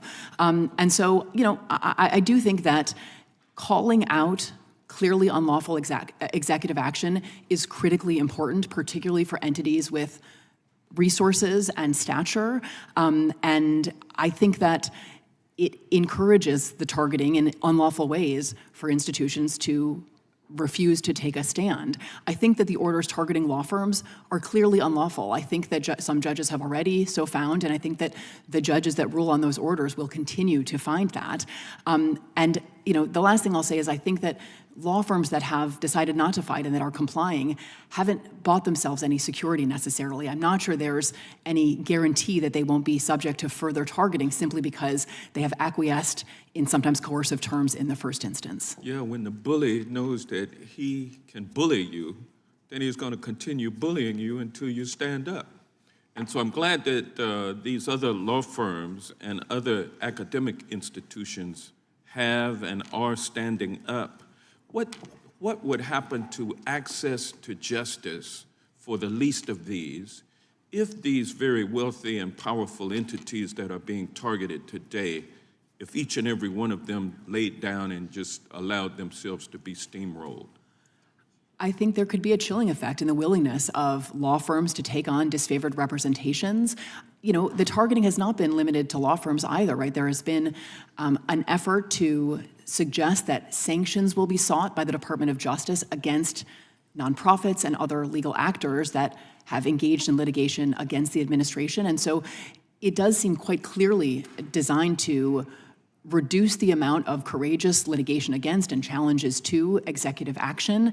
And so, I think that the potential costs for the rule of law are, incalculable. Yeah, because it's based on the adversarial system. And if you wipe out the adversaries, then you wipe out the adversarial system or the adversary system. I think that's right, that attacks on, look, lawyers are not always popular, right? So attacking lawyers is not something that everyone is always going to object to, but judges need lawyers to present arguments to them, and our system of justice and the rule of law requires lawyers to take on representations, including potentially unpopular representations. So I do not think these attacks on white shoe law firms should be understood as just about white shoe law firms. I do think they are attacks on the very idea of access to justice and to the rule of law. And when you attack, in addition to the lawyers, you attack the judges and claim that they need to be impeached, not for committing high crimes and misdemeanors, but for simply ruling in a way that is against the bully. What impact does that have on our justice system and our democracy? I worry that the intent there is the same, to basically have a chilling effect on the willingness of judges to rule against the administration. In the same way, I think part of the intent of these executive orders is to create a climate of fear and intimidation and to disincentivize taking on representations, including against the federal government. So I think the intended effect is likely the same. Thank you. Thank you. I yield back. And yields back. We now go to the gentleman from Kentucky, Mr. Massey. Thank you, Mr. Chairman. This hearing reminds me of a breakfast I had with Antonin Scalia. About a dozen of us congressmen invited him to breakfast, and this was about a decade ago when Obama was the president and John Boehner was the speaker. And my colleagues appealed to Scalia and said, what can you do? You need to get involved here. The courts need to get involved. Obama's running roughshod over Congress.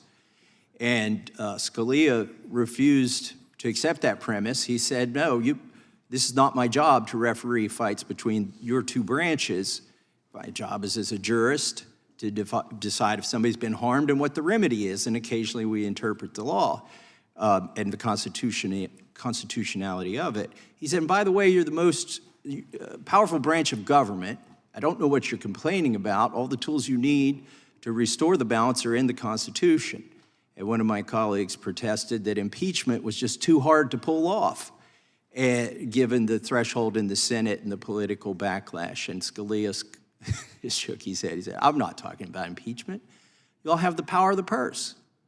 You are funding everything you complain about that Obama is doing. Just quit funding it. And it was a pretty clear message. Now, that was about tension between Congress and the executive branch, and our hearing today is about tension between the judicial system and the executive branch. But I think it's still the case that what Scalia said is true. Let me give you an example of something I'm going to predict is going to happen in the courts soon that I'm not going to have much sympathy for on the president. So the president recently had a press conference and said he's going to wind down the Department of Education. Oh, great, that's my bill. I've got a one-sentence bill that eliminates the Department of Education. I should be very excited about this. The problem is, much of the activity that he says he will undertake, he just signed into law the funding of it a week before. We did a continuing resolution that fully funds every single penny of the Department of Education, then a week, and the president signed it. This is, as Professor Shaw pointed out, appropriations bills are laws too, and they require both chambers and then the president to sign it. And so it's an appropriation bill, it's a law, it's in law, and a week later he announces that he doesn't like some of the law, and so he's going to do things differently. So that's my problem that I have. Now, I do think it's a good hearing, and this is a great question. I tend to think that probably there are cases where they shouldn't have nationwide injunctions, but this is a double-edged sword. Under the Biden administration, He did unconstitutional and unlawful things during COVID that were stopped with nationwide injunctions. So, for instance, he had a rent moratorium that was stopped until the Supreme Court eventually basically said it was illegal. He refused to grant religious exemptions to the vaccines in the military. There was a nationwide injunction. Actually, one of the attorneys in that is a constituent of mine, Chris Wiest, who stopped all of the vaccine mandates at that point in the Air Force. That was a nationwide injunction. And then his OSHA vaccine mandate was stopped with a nationwide injunction. So I'm torn on this. Maybe if we just don't have nationwide injunctions, people in certain districts can live under tyranny or the perception of it. And if you're in a different judicial district or circuit, you get some remedy from the tyranny. Maybe it works out better that way. Maybe we should have tried each of these cases in each of these courts and found out the answer. But Mr. Speaker, former Speaker Newt Gingrich, what do you have to say on since you were Speaker and led this appropriations process, do you think the president can unwind the Department of Education a week after he signed the bill that funded it? Yield to. Well, as you know, when I was Speaker, we balanced the budget, something you believe in, for 4 straight years, the only time in the last century. So I think I can talk with some authority about this. I suspect there will be a real fight at the Supreme Court level over whether or not the president has impoundment authority, which was taken away during the collapse of the Nixon presidency, but had existed before that. That'll be a legal fight. I think your point about injunctions is semi-right. That is, a court should be able to issue the injunction. My point about this, the Chief Justice is, if that particular single district judge says, this is a valid injunction, if they immediately went to the Supreme Court, and then the Supreme Court agreed that it was a valid injunction, then you could have a nationwide injunction. But I'm with Lincoln, who said even though the court had decided 7-2 that slavery could be extended nationally, he refused to accept the legitimacy of that decision because it wasn't unanimous. Now, so the precedent is pretty clear. I think your instinct is right. There are times you need a nationwide action. My only point is, if the district judge says that, the following morning it should be in the Supreme Court, and the Supreme Court should have to render judgment. If they agree, then you have a nationwide injunction. But if they say, no, you're in error, then there's no nationwide injunction. Makes sense to me. I yield back. Thank the gentleman. We now go to the ranking member of the full committee, Mr. Raskin, for 5 minutes. Thank you, Chairman Issa. You know, respect for the separation of powers is intertwined with respect for due process of the citizens. The gentleman from California essentially invited us to accept the deportation of someone from America without any due process at all, which the administration has admitted was a mistake because now he's hypothesizing that person belongs to a different criminal gang and engaged in other different hypothetical crimes. And obviously, the reason why we have due process is because we can't try these cases in the Judiciary Committee of the House of Representatives. But just reading from a court document here, Plaintiff Abrego Garcia is not a member of, nor has any affiliation with Tren de Aragua, MS-13, or any other criminal or street gang.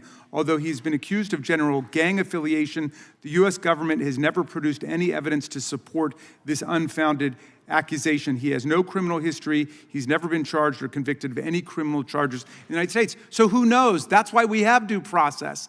This shouldn't be just fodder for cable TV. We're talking about people's lives here. Professor Shaw, what does due process actually mean?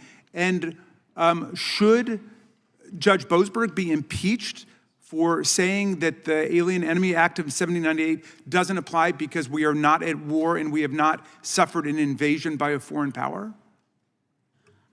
You know, the core components of due process are straightforward, right? And it involves some notice and an opportunity to be heard, right, to make some sort of case in your own defense prior to deprivation of life, liberty, or property. So that's in the Constitution. Due process applies to every person, not just to citizens.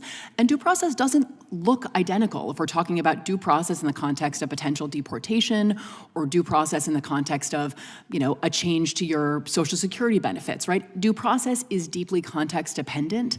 And all Judge Boasberg has ruled as a preliminary matter in this case is that some sort of process has to be afforded before this potentially irreversible act occurs. Judge Boasberg has not ordered anyone released in the United States, has not objected to the detention of the covered individuals, has simply said provide reasons and an opportunity to respond. And follow the law, right? And follow the law. And it seems from public reporting as though there is real reason to believe that errors were made. My colleagues are calling for the impeachment of Judge Boasberg. Has there ever been a federal district judge, a federal appeals court judge, or a U.S. Supreme Court justice impeached because someone disagrees with the content of their ruling? We have no tradition of impeaching judges based on the contents of their rulings. We impeach them for bribery or corruption or habitual drunkenness on the bench. Speaker Gingrich, by the way, do you agree with the Republicans and with Donald Trump and Elon Musk who are calling for the impeachment of these judges? That's a yes or no. Yeah. I actually agree with Jefferson that impeachment is a cumbersome and difficult process, virtually impossible to achieve, which is why Jefferson... So you oppose the impeachment? Which is why Jefferson abolished 14 courts, because you can abolish... Okay, Professor Shaw, forgive me, you remember the 5-minute rule. I've got no more time. It's a yes or no question, and I didn't get an answer from you. The Chief Justice Roberts has said that the correct response to disagreement with a district court decision is to appeal. I just heard Speaker Gingrich call this a judicial coup d'etat, and he said the Chief Justice should stop lecturing the rest of us. Who's right? Is it Newt Gingrich or is it Chief Justice Roberts here?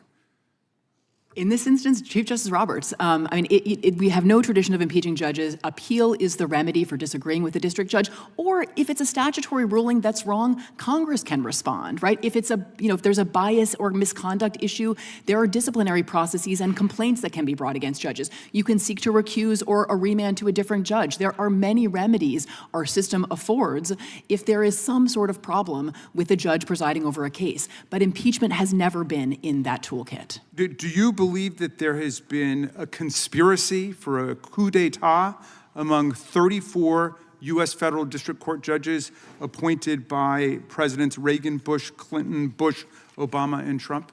No, as you said, I think these judges are simply doing their jobs. The only comparable case I can think of here is the impeach Earl Warren movement after Brown versus Board, where there were racist segregationists who wanted to impeach Earl Warren because they did disagree with the content of his opinion. What happened with that? And do you think that he should have been impeached? As far as I know, there were non-impeachment resolutions introduced at that time. There was rhetoric, there was critique. And to be clear, criticizing judges is absolutely healthy in a democracy. I am not suggesting otherwise. But this is already a pretty serious escalation to have seen these resolutions introduced. I really don't think they should go any further. Thank you. I yield back, Mr. Chairman. Thank you. We now go to the gentleman from Wisconsin, Mr. Fitzgerald, and I would ask if I could have 15 seconds of his time. I yield back to the chairman. Okay. Mr. Speaker Gingrich, I just have one short question, and it is a yes or no, unlike the other one. In your 2 decades as a member of Congress, did you see members of Congress put bills in of any sort because they were popular and felt strongly within their district, whether or not they were moving anywhere? Of course. And that would include things like impeachment, whether they were likely to succeed or not. They're political symbols, not legislative symbols. Very good. I thank you. I thank the gentleman from Wisconsin. Reclaiming my time. Mr. Larkin, nationwide injunctions, they're relatively new phenomenon, right? It's, isn't that correct? Yes. Yeah, it's fair to say nationwide injunctions became more commonplace in the 60s and 70s. And that is because Congress began authorizing general rulemaking by federal agencies, such as passage of Clean Air Act or the Clean Water Act. Well, there are several factors that led to the late development of it. One is a change in philosophy of what it meant to say that something was unconstitutional. For example, Professor Samuel Bray explained this at length in his article. Traditionally, when a court said something was unconstitutional, it meant the government could not enforce it against you. Over time, courts gradually began to say, no, that means you can't force it against anybody. The problem is that overlooks the role that a district court judge has both horizontally and vertically within the federal system. No one district court judge can bind the appellate court or the Supreme Court. No one district court judge in Maine can bind a district court judge or any judge in Alaska. And so, unfortunately, this practice developed, and we didn't have anybody stepping back and saying, no, wait a minute, are there constitutional, statutory, et cetera, limitations on it? And it has actually hurt both parties, because each party has suffered through this process. Thank you. Speaker Gingrich, as you mentioned in your testimony, between 2001 and 2023, there were 96 nationwide injunctions issued, of which 64 were granted against President Trump. Well, why do you think the courts have issued nationwide injunctions against President Trump with such frequency? It's kind of a question we're all pondering right now. You know, one of my favorite books on the law is The Bramble Bush, which is the 1929 introductory lectures at Columbia Law School, and which draws a distinction between the law as it is practiced and the law as it is written. So let's just, at a common sense level, be honest. Donald Trump represents a profound, fundamental shaking up of a very deeply resistant establishment, which can be traced back to Franklin Roosevelt in 1933. You take on a system that's almost 100 years old, the system fights back. The last great bastion of power held by the left is district court judges and their allies on the Supreme Court. And they're behaving, as a historian, this is a perfectly natural thing. They're doing everything they can to stop the president, who was elected by millions of Americans. They were elected by no one, but under our system, they have a certain amount of power. Not nearly as much as the modern legal system believes, because the 1958 decision by the Supreme Court, which said we are supreme, is baloney. The Supreme Court is supreme in Article 3. It is not supreme over the whole Constitution. And I think we're now going to face a genuinely important, historic conversation as a country about whether or not unelected judges on a randomized basis, who happen to be 92% Democrat, have the power to stop the elected commander-in-chief on item after item after item. My guess is the American people will say to the legislative branch, you got to be kidding me. And if Justice Roberts wants to cut this off, he should act now, because this is going to get worse, not better. Thank you. Mr. Larkin, I'll just finish up with a quick question about forum shopping. It's something that's clearly been happening, and we're used to it at the state level within the judiciary as well as at the federal level. I was wondering if you had a comment about that. Sure. I mean, the problem is attempted to be avoided by having random assignment. But unfortunately, there are some times when there's only a limited number of judges in a particular district. And as the result, if there's only one, that's who you're going to get. If there are two, you have a 50% chance. And people wind up doing this, not surprisingly, because they think Judge A is going to give them a better likelihood of success. Now, you know, that's bad enough when what you're talking about is a damages action, because that damages action is going to result in a check, perhaps, that goes just to one party. It's different when you're talking about having one judge in any one town enjoying the entirety of the federal government across the nation. That's a much more severe problem, and that's why this is a reasonable effort to cabin that. And, you know, picking favorable judges is a reason why. Thank you. I yield back. Thank the gentleman. We now recognize the gentlelady from California, Ms. Lofgren, for 5 minutes. Thank you, Mr. Chairman. It seems ironic that today's hearing is titled Judicial Overreach and Constitutional Limits on the Federal Courts, because if we really care about constitutional limits, we should start by confronting the recent attacks on judicial independence, attacks that themselves defy the Constitution. In the past few months, we've seen Elon Musk, President Trump, and even members of Congress call for the impeachment of judges, not for misconduct, but because they don't like their rulings, and that's not how a constitutional democracy works. You know, it's true that members of the judiciary were not elected by the Electoral College. that is beside the point. As my colleague, Mr. Massey, pointed out, when Congress enacts a law, signed into law by the president can overturn that law with a statement, which is essentially what an executive order is. And that judges are making that finding is the role that they have been assigned. Now, Professor Shaw, the recent federal court decisions, which, by the way, have been made by judges appointed by both political parties, have led to calls for the president's supporters to impeach these judges. Now, only 15 federal judges have been impeached by the House since 1804, and only 8 had been removed by the Senate. I was involved in one of them for a very severe misconduct case. What's the standard in the Constitution for impeachment for a federal judge? Well, it's been understood that the impeachment, the constitutional language of treason, bribery, and other high crimes and misdemeanors applies with full force to federal judges, although it's actually not explicit in the Constitution, and there are some scholars who have raised some questions about it. But our practice is consistent that that is the same standard that applies to other officers. It applies to judges. And in terms of how our practice has implemented that standard, it has been exactly as you said. In the 15 judicial impeachments that have resulted in 8 convictions and removals, they have been for serious misconduct, things like habitual drunkenness, sexual assault, or corruption, bribery, those types of offenses. The one impeachment of a Supreme Court justice, Justice Chase, was somewhat different because it involved explicit partisanship from the bench. But there you had repeated jury charges and actually kind of electioneering from the bench that also clearly distinguish the conduct at issue there from any of the rulings at issue here. So just to be succinct, none of these historical examples have anything to do with the substance of the rulings rendered by the judges who were subject to impeachment. Well, and even for those who cite the section of the Constitution that judges serve during times of good behavior, that wouldn't include disagreement with the outcome of a case. No, I would say the combination of the good behavior language and the impeachment language has suggested that the way to implement the requirement of good behavior is through impeachment. There is no other mechanism that we have ever used to remove judges other than the impeachment mechanism.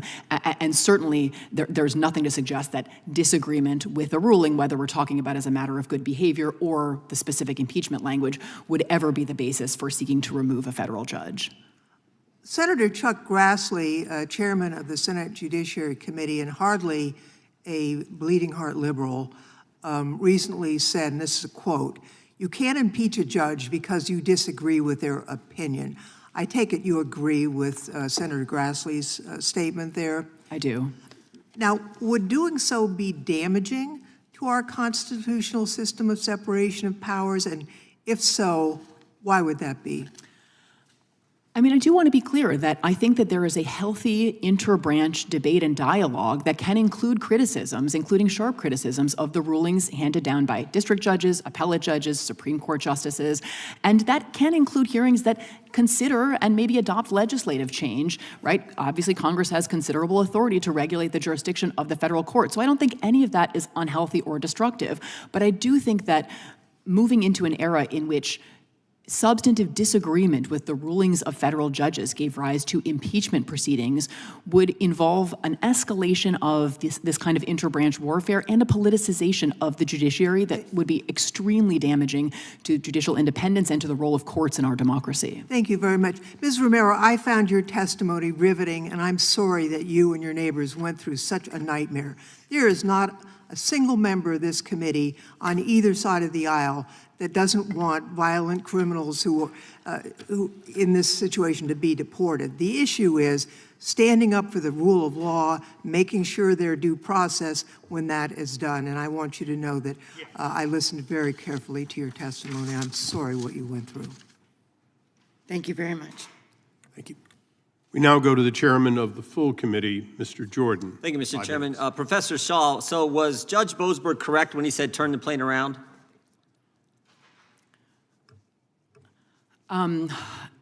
So, I think that protecting the jurisdiction of his Wait, court. that wasn't the question. Was he correct when he said, turn the plane around, bring the guys back who harassed Miss Romero, drove her out of her home, harassed her neighbors, shot her car? Was he correct when he said, turn the plane around, bring those individuals back to the United States? Based on the record before him, I think that was an absolutely defensible decision to have made in the time-pressured condition. Miss Romero, what do you think? You agree with the professor and with the judge? By the way, three of those individuals on the plane, Thomas Murillo Pena was wanted for kidnapping in Chile, was in the Denver area where they got him. Javier Vargas Lugo, attempted kidnapping, was in the Denver area. Nixon Azusa Perez was in the Aurora area. He may have been one of the guys who harassed you. Do you think that plane should have came back and brought those individuals back to the United States? I feel safer every time a plane is loaded up and leaving this country. Yeah, I was, the previous member from California talked about your riveting testimony. One of the lines you had in your testimony that got everyone's attention was, quote, there are no government programs to grant citizens temporary protected status from imported gangs in our country. Amen to that. There is none. And that's why this is so important that we move these people out. Mr. Speaker, should the judge who's been assigned the Hegseth case, Judge Boasberg, should he recuse himself from that case? And understand the standard, I know you do, Speaker. The standard is a reasonable person. Would a reasonable person believe that this judge can't be impartial with this case? And I would just remind you of a couple things. This is the judge who was on the FISA court when they granted warrants to spy on President Trump's campaign. This is the judge who handled the Kevin Kleinsmith case, an FBI lawyer who lied to the FISA court to help get those warrants and was given a slap on the wrist by Judge Boasberg. Not my words, the Wall Street Journal said it, because it was. He was a member of the bar, lied to a court, and got some probationary sentence. So now this judge said, turn the plane around, and now he's been assigned the Hegseth case. And I'm just asking, do you think Judge Boasberg should recuse himself from that case? Look, I think this is a classic case where the Chief Justice should intervene. I mean, when you have a blatant, continuing record of prejudice, that judge should not be put in charge of a case. And as I said earlier, I'm not for going through the whole process of impeachment because I think it's at a practical level not possible. I am, however, for using the potential capacity of the Congress to simply defund, which Jefferson did and which clearly is possible. But I think what you just described is illustrative of why I use the term coup d'etat. You have a small group of people who believe that they have the right to arrogate rejecting the American people and doing whatever they want and cooperating with people who clearly were behaving illegally. I mean, that's one of the great tragedies of the last 6 or 8 years is it's the government which has been illegal. It's the FBI which was illegal. And how can you possibly have the rule of law when the people in charge of the law are illegal? I think in that case, you raise a very powerful point. Mr. Larkin, should Judge Boasberg recuse himself in the Hegseth case? Oh, I don't want to offer an opinion about a specific case that I'm, know only. Do you think Judge Boasberg, based on what the Speaker just said, what I highlight, think Judge Boasberg has a bias against President Trump and what he's trying to accomplish? That's just phrasing the same question another way. I don't want to comment on a That's what we do in Congress. That's what I know. A lot of time. Yeah, when I was an agent, we did the same thing to see if we could get the suspect to say something different. How about this, Speaker Gingrich? I think you're exactly right. We have 3 avenues to address this. We can do legislative, which we're going to do tomorrow. We're going to pass Chairman Issa's bill, which says that some district judge injunction doesn't apply nationwide. We may want to come back with another bill that says automatic appeal to the Supreme Court, what you've suggested, and we're looking at that very thing. Second, we have oversight, which is what we're doing now. We're highlighting how ridiculous some of these decisions have been. Yeah. And third, what you pointed out is we got the appropriations process. The ultimate power we have, Mr. Massey's right, the power of the purse, we should use it. We should use all 3 of those avenues to make sure the will of the people, we the people, gets accomplished. Well, my personal view is that if you were to pass the Issa bill tomorrow, you just sent a very clear and compelling signal to the Chief Justice Sure did. that he had better get out of lecturing the Congress and get into managing the judiciary, or he's going to be facing a real crisis of the system and a real erosion of judicial authority. Well said. I yield back. Gentleman yields back. We now go to the gentleman from Tennessee, Mr. Cohen. Thank you, Mr. Chairman. The judicial branch in our country plays a critical role in checks and balances, which is the Constitution mandates. Our president doesn't understand that or respect it. And in my opinion, he accordingly is the one doing the overreach, not the judiciary. He overreaches with birthright citizenship, which is in the Constitution, and he can't, with an executive order, a press release with a nice stationery and a little sign on it, overrule the Constitution. Nor can he declare a third term for himself, which he'll probably do eventually, that he can run for office again. He can't do that. This man is abusing the office of the president by signing executive orders in so many areas against a Congress for passing appropriations bill, which he doesn't respect, and by destroying agencies created by Congress, which he can't do because they're independent, like the Peace Institute. It's an independent, but he's gone in and taken it over. He's also gone after lawyers and law firms. And it's no mystery why he did it. Jenner and Block and Wilmer Hale, they are two firms that have had attorneys with them, Andrew Wiseman, who worked at Jenner and Block, and Robert Mueller, who worked at Wilmer Hale, who had cases against the president. To get into court, you've got to have an attorney. And if attorneys are fearful of having their opportunities to interact with the federal government, to enter federal buildings, to have clearances, they will be reluctant to take cases. That destroys the opportunity for the Justice Department, for the judiciary, for the third branch to work as a check and balance. You destroy it when you don't have somebody to give you entree into the courts. Professor Shaw, your testimony was brilliant.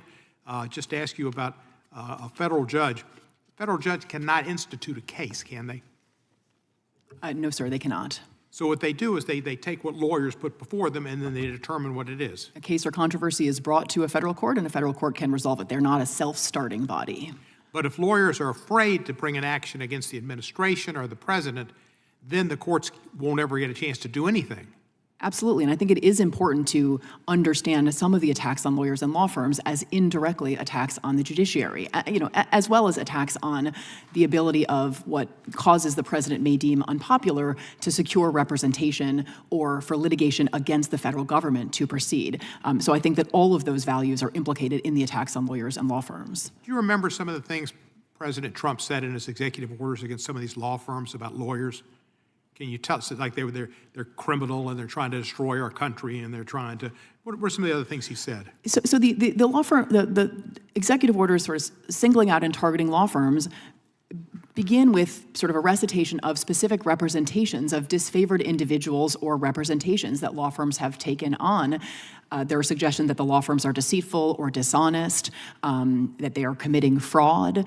But they're quite explicit, the orders, that it is the specific representations made by and viewpoints held by the attorneys that have given rise to the executive order. So I think that's why the lawsuits have framed these orders as containing attacks on the right to counsel, on the separation of powers, on independent judges, and on the First Amendment. There are, at least 4 or 5, I would say, independent constitutional flaws with each of these executive orders. And they sounded like somebody like, first the lawyers. First we get the lawyers. It was the most anti-lawyer thing I've ever heard. I'm a member of the bar. I respect the bar, and I understand its importance to the American jurisprudence system and the government system at large. I'd like to yield 1 minute to Mr. Moskowitz. Thank you. Thank you, Mr. Chairman. Thank you for yielding. It's so nice to see my Republican colleagues fight to protect executive power, but they aren't interested in fighting to protect this body and legislative power. Representative Gill from Texas filed impeachment proceedings against Judge Boasberg. It has 22 co-signers. He's not here at the moment. He's probably filing impeachment proceedings against Louis Brandeis. But Speaker Gingrich says that this is a cumbersome process, and Speaker Gingrich is absolutely an impeachment expert. Well, allow me to doge this cumbersome process for you, Speaker Gingrich. Why don't we just ask Chairman Issa or Chairman Jordan, when is the hearing on impeachment of Judge Boasberg? When's the hearing? Give me a date. Give the American people a date. Oh, wait, Chairman Issa says that this is actually a political symbol and not actual legislation. So it's a fake impeachment. When are you going to tweet that out? That ought to be popular. I mean, we had a fake impeachment for the last 2 years. I mean, I hope Representative Gill isn't a Comer. I mean, we got a Doge James Comer spending millions of dollars in 2 years on fake impeachments, but I guess that's what we do. We file fake impeachments now. That's what we admit. I take back my time. And I thank the And it's gentleman for appro- taking back his time. It's appropriate that on April Fool's Day that he discusses that. Thank you. And since the question was posed toward me, I'll take the liberty of saying that we take all bills that are referred to our committee seriously, including that. And I would only say that be careful what you wish for. There will, in fact, undoubtedly be investigations of a number of judges, but we don't predetermine them in this committee. We don't denounce them when they're put in by a member. We also don't accept them as anything other than something for our staff to look at. But I appreciate the gentleman's question. With that, we go to the gentlelady from Wyoming, the senior member of the committee of the House from Wyoming, Ms. Hagerman. The only. In March, the Miami Herald reported on a team of former U.S. officials and Venezuelans assisting the Trump administration with tracking Tendagua, or TDA. They have focused on ties between TDA and the Maduro regime, identifying 1,800 gang members sent to our country. Reportedly, 300 received paramilitary training in Venezuela, and the regime has operational control over them. Information obtained by the team from police agencies in South America has resulted in the arrest of at least 800 TDA members or smaller affiliated entities. According to the article, TDA has been setting up a drug distribution system in our country, and the individuals, quote, are not criminals sent to cause havoc. They are soldiers sent in an asymmetrical warfare operation against the United States, end quote. On March 15th, President Trump issued an EO invoking the Alien Enemies Act regarding the TDA invasion. The EO finds that TDA is perpetuating, attempting, and threatening an invasion or predatory incursion against the territory of the United States. TDA is undertaking hostile actions and conducting irregular warfare against the territory of the United States, both directly and at the direction, clandestine or otherwise, of the Maduro regime in Venezuela. Judge Boasberg of the D.C. District Court recently ordered the Trump administration to turn around removal flights bound for El Salvador carrying members of this Venezuelan terrorist group, TDA. Judge Boasberg's temporary restraining order at first was limited to the named plaintiffs, but he later provisionally certified a class for, quote, all non-citizens in U.S. custody who are subject to President Trump's order against TDA and its implementation. Mr. Larkin, what are the problems associated with the breadth of this order rather than it having being just applied solely to the parties in front of it? There seem to be at least two issues. One is whether I'm told, I haven't seen the complaint, but I'm told that the complaint that was filed seeking relief was brought under the Administrative Procedure Act. That's not an appropriate vehicle for this. It should be the federal habeas corpus laws. But secondly, if you're going to grant class-wide relief, you have to first properly certify a class. The Supreme Court has so ruled and has told the district courts that they have to do first the job of certifying the class and only then awarding class relief. In footnote 1 in Baxter versus, I think it's pronounced Palmigano, but don't hold me to that, the Supreme Court said the district court had gotten it wrong in that case for following the reverse order. So if that's what happened, what happens then is you're seeing some of the problems that can arise when a judge wants to stop an entirety of the government rather than award relief to one person, because there are steps that you have to go through in order to certify a class. And to my knowledge, although, like I said, I haven't followed that case, I don't know if those steps were followed here. Is that this is the first I've heard of it from you. So Well, and there's another problem associated with that as well. In the case involving TDA, the judges and other injunctions that have been issued, nationwide injunctions issued by these courts, they have not been requiring the party seeking the injunction to put up a bond, even though Rule 65 of the Federal Rules of Civil Procedure mandates that a party seeking a preliminary injunction or TRO must provide security, a bond to cover potential costs and damages to the party who is wrongfully restrained or enjoined. In fact, such a bond is a condition precedent for an injunction to be valid. So in light of that, does this violation or failure to require the posting of a bond undermine, if not actually nullify, the legality of Judge Boasberg's order? I have to say, and it's going to sound like begging off, but I'm not trying to, that I haven't researched that effect in this sort of context, in part because I'm not sure how you set a bond in a case like this, where what you're talking about is essentially relief that should be granted under the habeas corpus laws. And so to the extent there are separate procedures that you have to follow in a habeas corpus action, I don't know to what extent that part of Rule 65 would apply. So what I'd like to do is I would encourage you to read the opinion article in the the Wall Street Journal from yesterday entitled "Why Judge Boasberg's Deportation Order is Legally Invalid." And this individual, Daniel Huff, goes through the analysis of what is required under Rule 65 for an injunction to be enforceable. No. And one of the problems associated with the decision is the fact that no bonds have been required in these injunctions. And not every provision in the Federal Rules of Civil Procedure automatically translates over to habeas corpus, and I just don't know if that provision does. If it does, then it has to be addressed. If it doesn't, then you have a different set of rules that you follow. Would the gentlelady yield for 1 second? Sure. Would your Mr. Chairman, thank you. Would your question be for all of these cases, not just the one that you were speaking of? That is correct, for all of the injunctions that have been issued in these decisions around the country.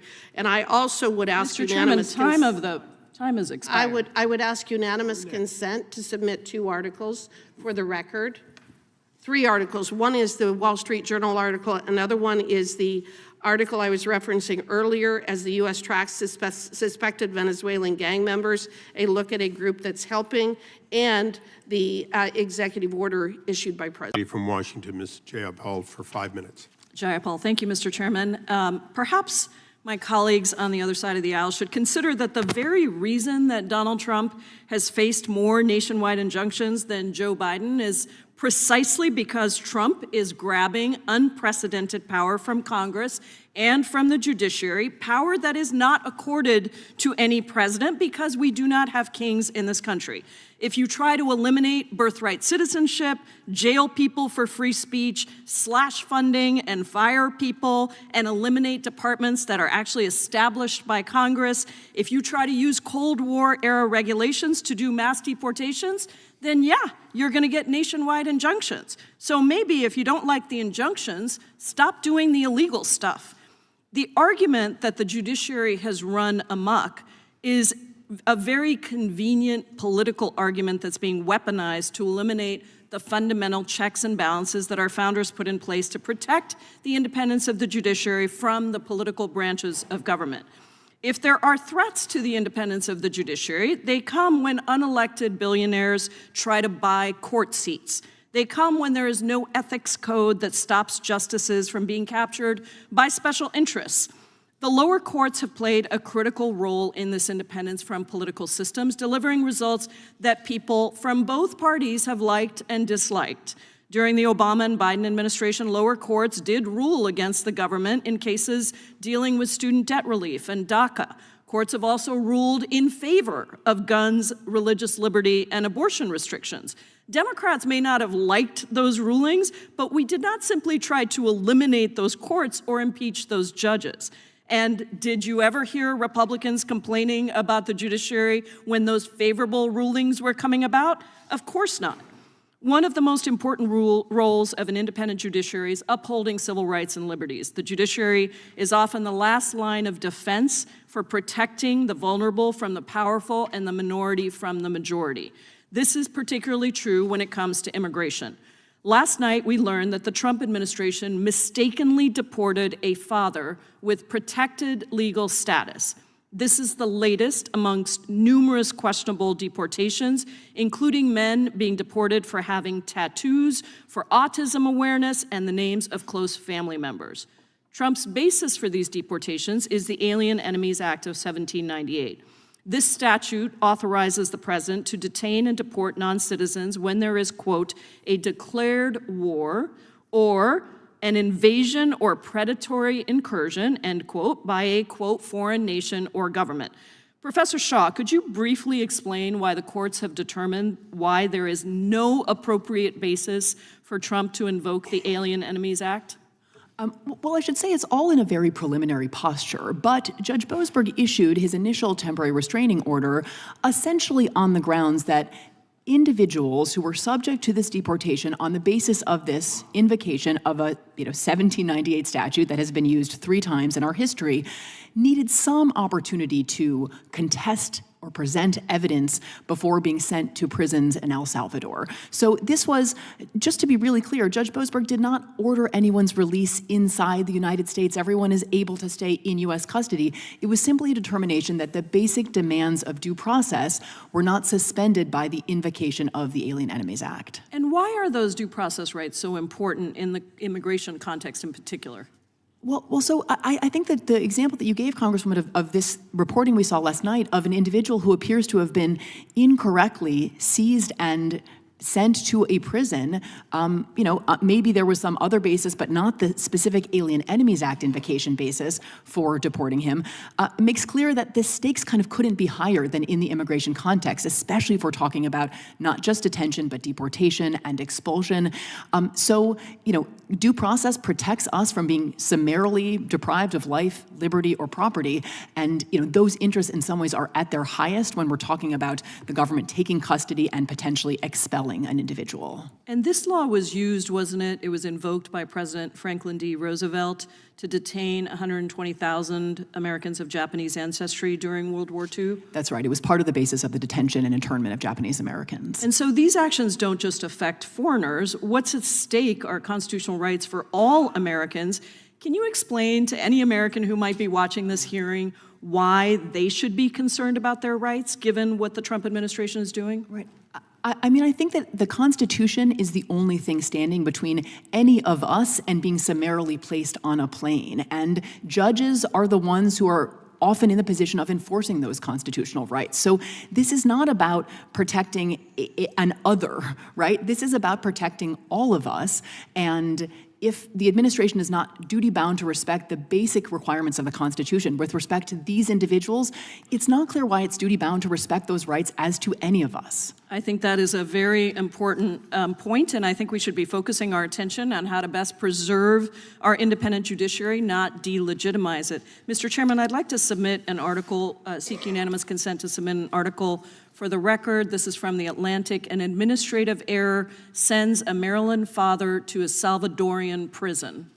Without objection, so ordered. Thank you. I yield back. The gentlelady yields back. We now go to the gentleman from Virginia, Mr. Klein, for 5 minutes. Thank you, Mr. Chairman. I want to briefly yield at the start to the chairman of the full committee for a few seconds. Thank the gentleman for yielding. Professor Shaw, should Congress add 4 associate justices to the United States Supreme Court? I think that Congress certainly has the power. I think that you support packing the court? Look, anything Congress does with respect to the court should be responsive to current conditions. So there have been moments when I thought that Congress should take seriously changing the size of the Supreme Court. So I certainly has the power to do it. That's what I figured you'd say. I yield back.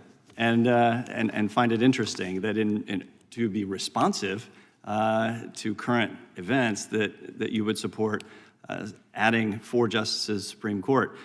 Court packing, essentially, when many on the other side saw rulings that they didn't like over the past several years. Their response was to pack the court. Mr. Speaker, do you consider it appropriate to add 4 members to the Supreme Court when decisions come down that people don't like?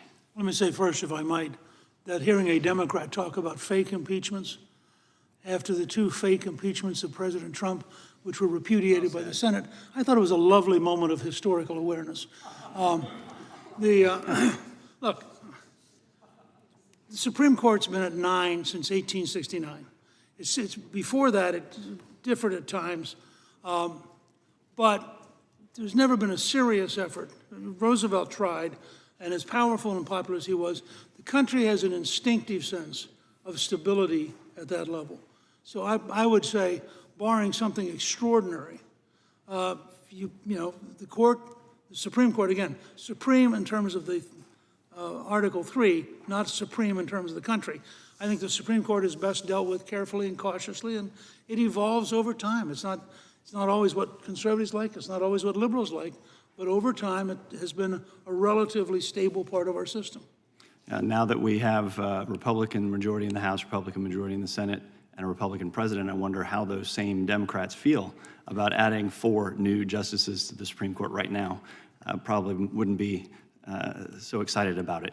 But Ms. Romero, let me ask you, since you were so directly affected by Tren de Aragua, are these gang members the kind of folks Americans want in our neighborhoods? Were they good neighbors when you lived near them? No, they were not good neighbors. I read your testimony. It's shocking what went on in your neighborhood. How long did you and your community suffer from this invasion? My husband and I lived in the apartments for 4 years. For the last year and a half, it was pretty bad. Now, if you went around an apartment complex with a rifle trying to kick in people's doors, you'd expect police would act swiftly to take you into custody, right? Yes, anytime someone calls 911, I expect the police to come swiftly. Yeah, that's the reason we have law enforcement, to respond to situations like that. That wasn't my experience with the local police there. Your cries for help went unanswered. Yes, very. Unfortunately, federal judges seem to have taken up those same talking points and taken issue with President Trump's administration, calling what's happening in communities like yours an invasion. They instead just call it a migration. Did it feel like a migration to you? It felt like there were large groups of people moving onto the property to destroy it and cause me harm. It caused many of my neighbors harm. Felt more like a textbook definition of an invasion. Yeah, nobody made sure my rights were protected. Do you think, what message does it send when a district judge in D.C. says the president can't take action to remove these violent criminals and invaders from your community? I think the president was asked very specifically to take care of this problem, and promises made and promises kept. I feel like he is keeping his promise to me. Do you think that these injunctions will make the problem worse in your community as it emboldens criminals and handcuffs law enforcement? I think all sanctuary city policies are a mistake, and they're harmful to regular citizens. And there's no one in here fighting for my rights. Well said. Thank you. I yield back. Gentlemen yield. I yield to the chairman. Well done, Ben. Mr. Larkin, there's been a question that I've been begging to ask. National injunctions. If a judge in Hawaii were to rule on something, what prevents shopping for a declaratory judgment on the opposite end of the country, maybe in Texas by the administration, and that judge ruling that there is no such injunction, ruling the opposite and creating a constitutional challenge as we currently have it? Well, you put your finger on one of the great challenges, because due process has to assume that there's a balance and an honesty and an integrity in the very system.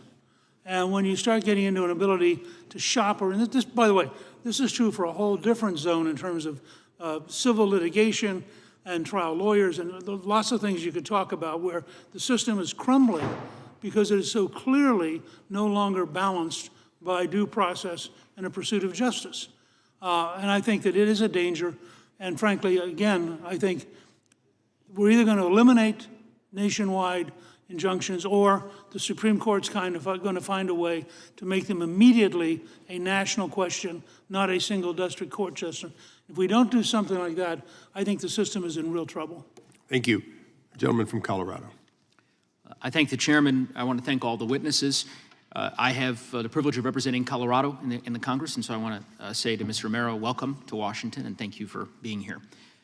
Mr. Gingrich, I wasn't planning on talking about impeachment, but I just have to spend a minute on it, given the statement you made just a minute ago. I think you said, if I'm not mistaken, you said that the 2 impeachments against President Trump were repudiated in the Senate. Is that the right word you used? Yeah, okay. And would you describe the impeachment that you initiated against President Clinton 35 some odd years ago and the Senate's reaction to that impeachment in the same way?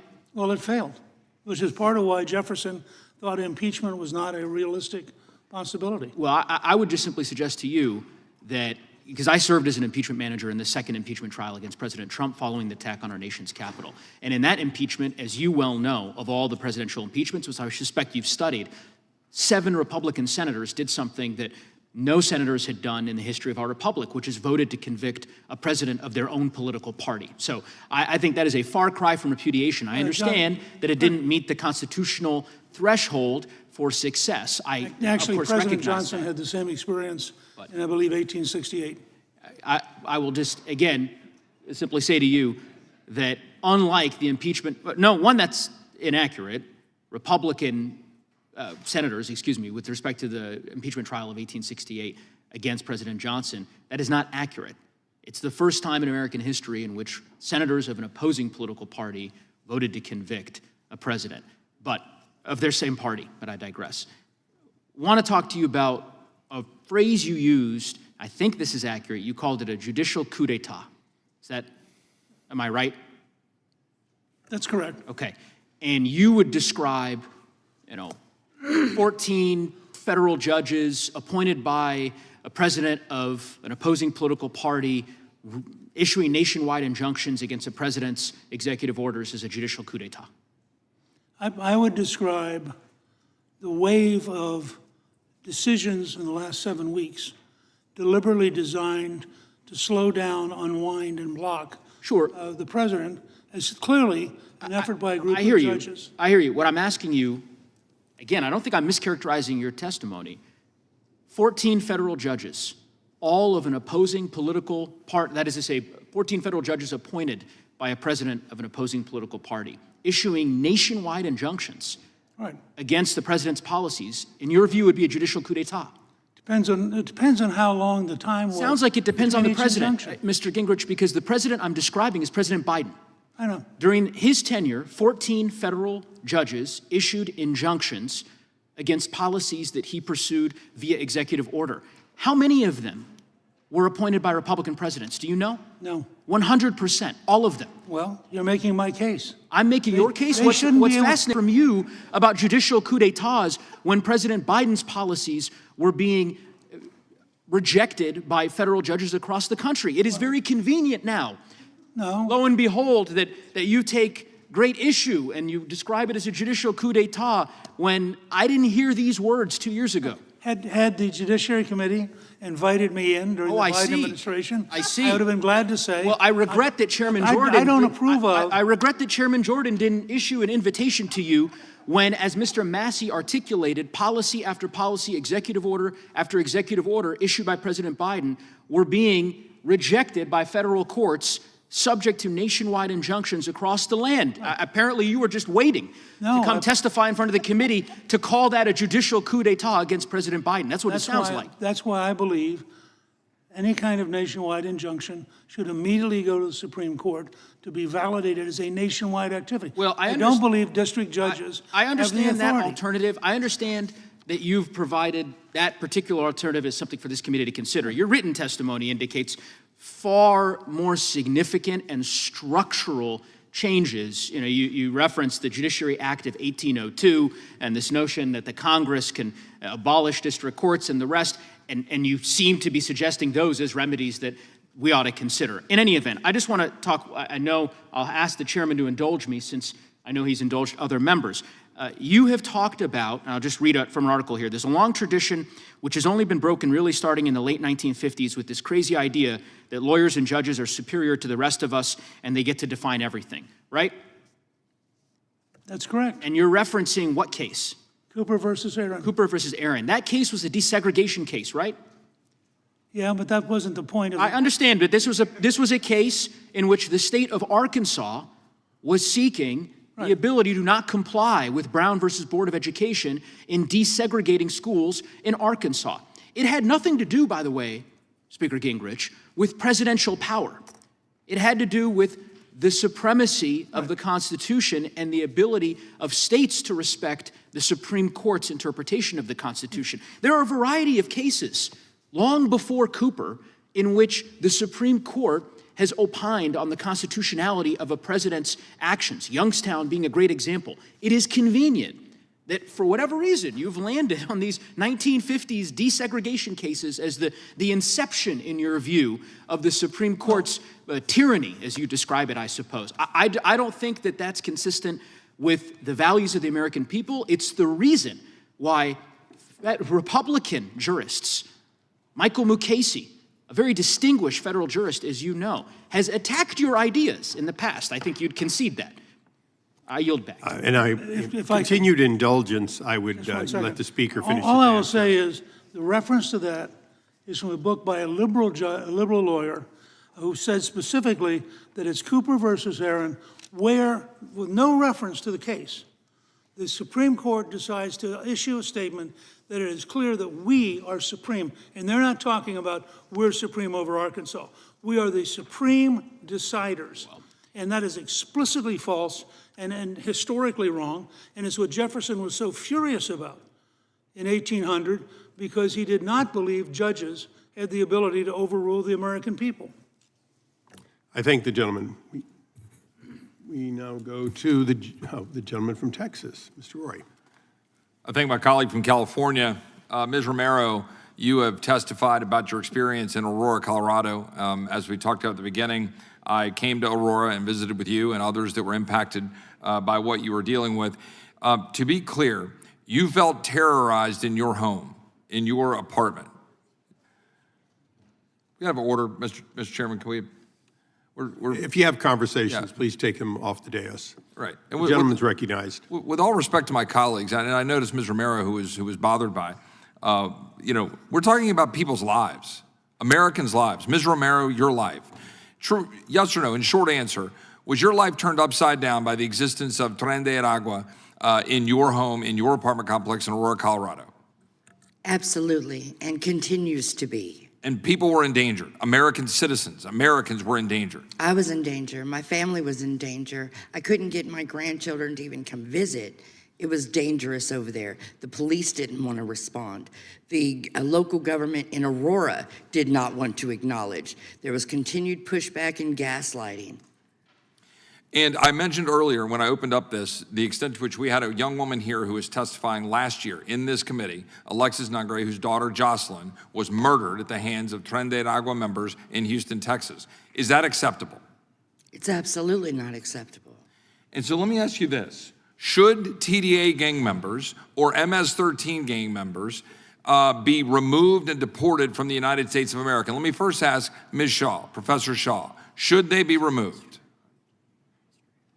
The president certainly has the authority to make that determination. The question is, how do we know who is a member of these bodies? So these members should be removed. These TDA gang members, MS-13 gang members who are posing a danger to the American people and citizens should be removed from the United States of America. I am a scholar. I'm not going to take a policy position on how immigration should be But you enforced comment or on these carried issues out. all the time. I opine on the law, and the president has certain authority, significant authority, to enforce the immigration laws, but the Constitution is supreme. So the president has significant authority as the commander-in-chief to protect the United States. Of course. Ms. Romero, do you think these TDA gang members and MS-13 gang members and other dangerous individuals should be removed from the United States so they do not pose a harm to American citizens? Every last one of them. And given that, do you believe it was appropriate for the president to remove those that were removed that Judge Boasberg decided to, from his perch in the district court in the District of Columbia, stop or attempt to stop a plane leaving Harlingen, Texas, to remove said individuals because this judge in D.C. decided to assert that he had jurisdiction over that plane that the commander-in-chief was using to remove these dangerous individuals from our country? Do you think the president was right or the judge was right? I think the president was absolutely right. If you can describe them as illegal and an immigrant to this country and a criminal all at the same time, they need to go out of our country. Much has been made of this individual from Maryland. To be clear, this is an individual that by all accounts was a member and affiliated with MS-13, the dangerous gentleman gang in Maryland. I will not. This individual was affiliated with MS-13, had an order of removal against him, was here illegally in the United States of America, and was put on a plane, a separate plane, by the way, from the one onto the alien enemies removal, because he was on an order of removal.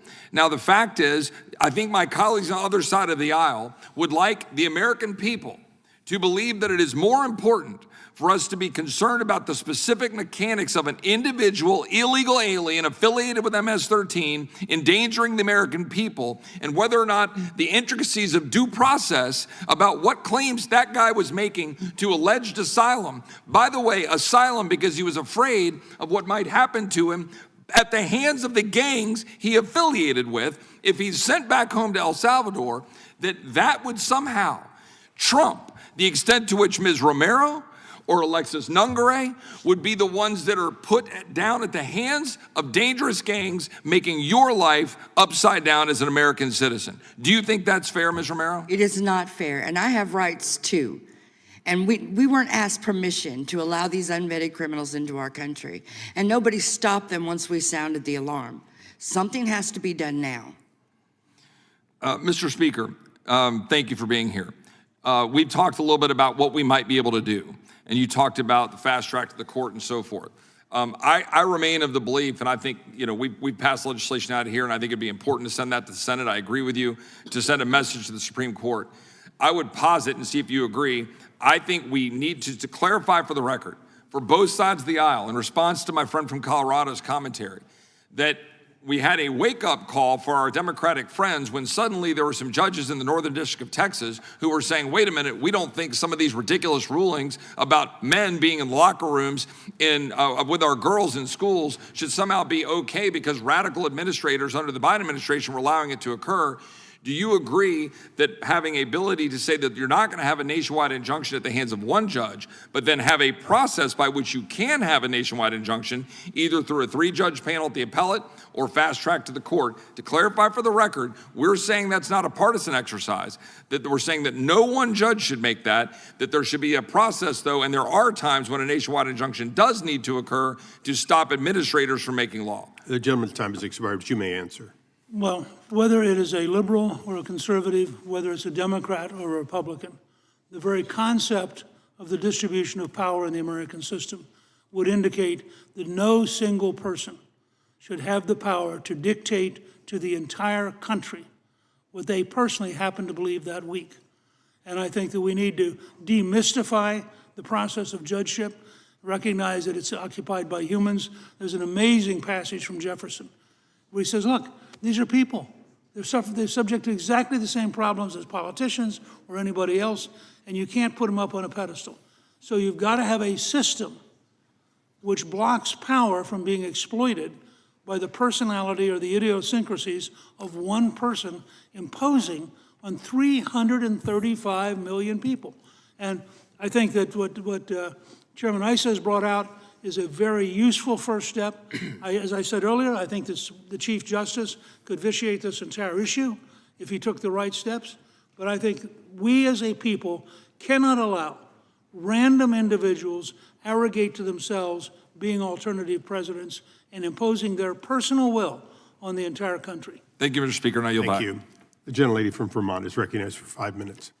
Thank you, Mr. Chair. Given that Mr. Roy went over by almost 2 minutes, I would like to give the ranking member a minute before I begin. The gentleman, you yielding a minute to the gentleman. Thank you. Well, I appreciate that. Thank you to the gentlelady from Vermont. I just want to be clear about this. First of all, I want to align myself with members on both sides who have found your testimony, Ms. Romero, very important and very disturbing. And we all agree that gang members should be prosecuted to the full extent of the law, and if they're here unlawfully in the country, they should be deported. But the idea that that should become the basis for a mass roundup and deportation of people who've never been charged with anything, who have no criminal record, strikes me as absolutely preposterous. And the administration, at least, was willing to come forward to say, okay, they have the wrong person. this was a mistake to have him, but now, c'est la vie, I suppose, he's stuck in El Salvador under a dictator who throws people into a prison that engages in torture. And my colleagues would rather go all the way down to the end of the field with Donald Trump rather than admit that that is a blatant violation of American due process and all of our constitutional values.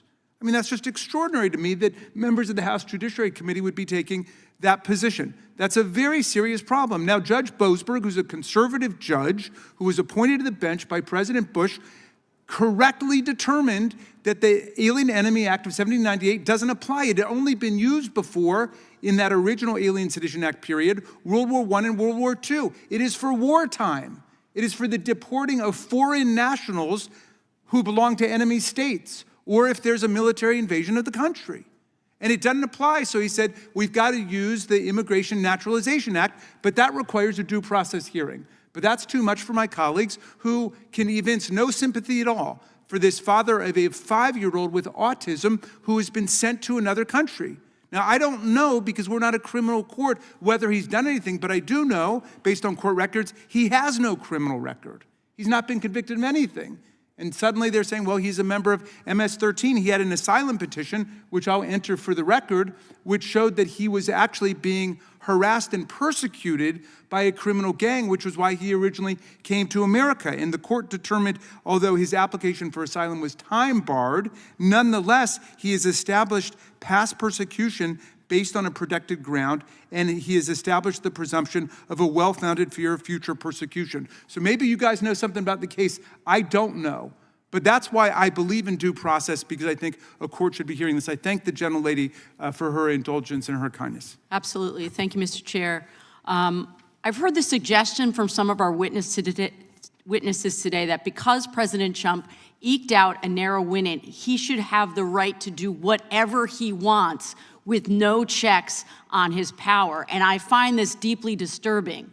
As a former civics teacher, it feels like we failed somewhere along the way. Presumably, we've all had some basic civics education, and I'm hearing a shocking misunderstanding of how the Constitution works. Professor Shaw, thanks so much for being here. Let's briefly reestablish the fundamentals here. We have 3 branches of government, correct? Correct. Executive, legislative, and judicial branch, correct? Correct. And under our constitutional order, the head of the executive branch, the president, generally must obey orders by judges, correct? Absolutely. And one of the ways Congress oversees judges and the president is through impeachment or removal from office for violating the law or other egregious behavior. Is that correct? Treason, bribery, other high crimes and misdemeanors, correct. Thank you. But Congress does not remove judges because of a disagreement with how they ruled. Is that correct? That is correct. And why is that?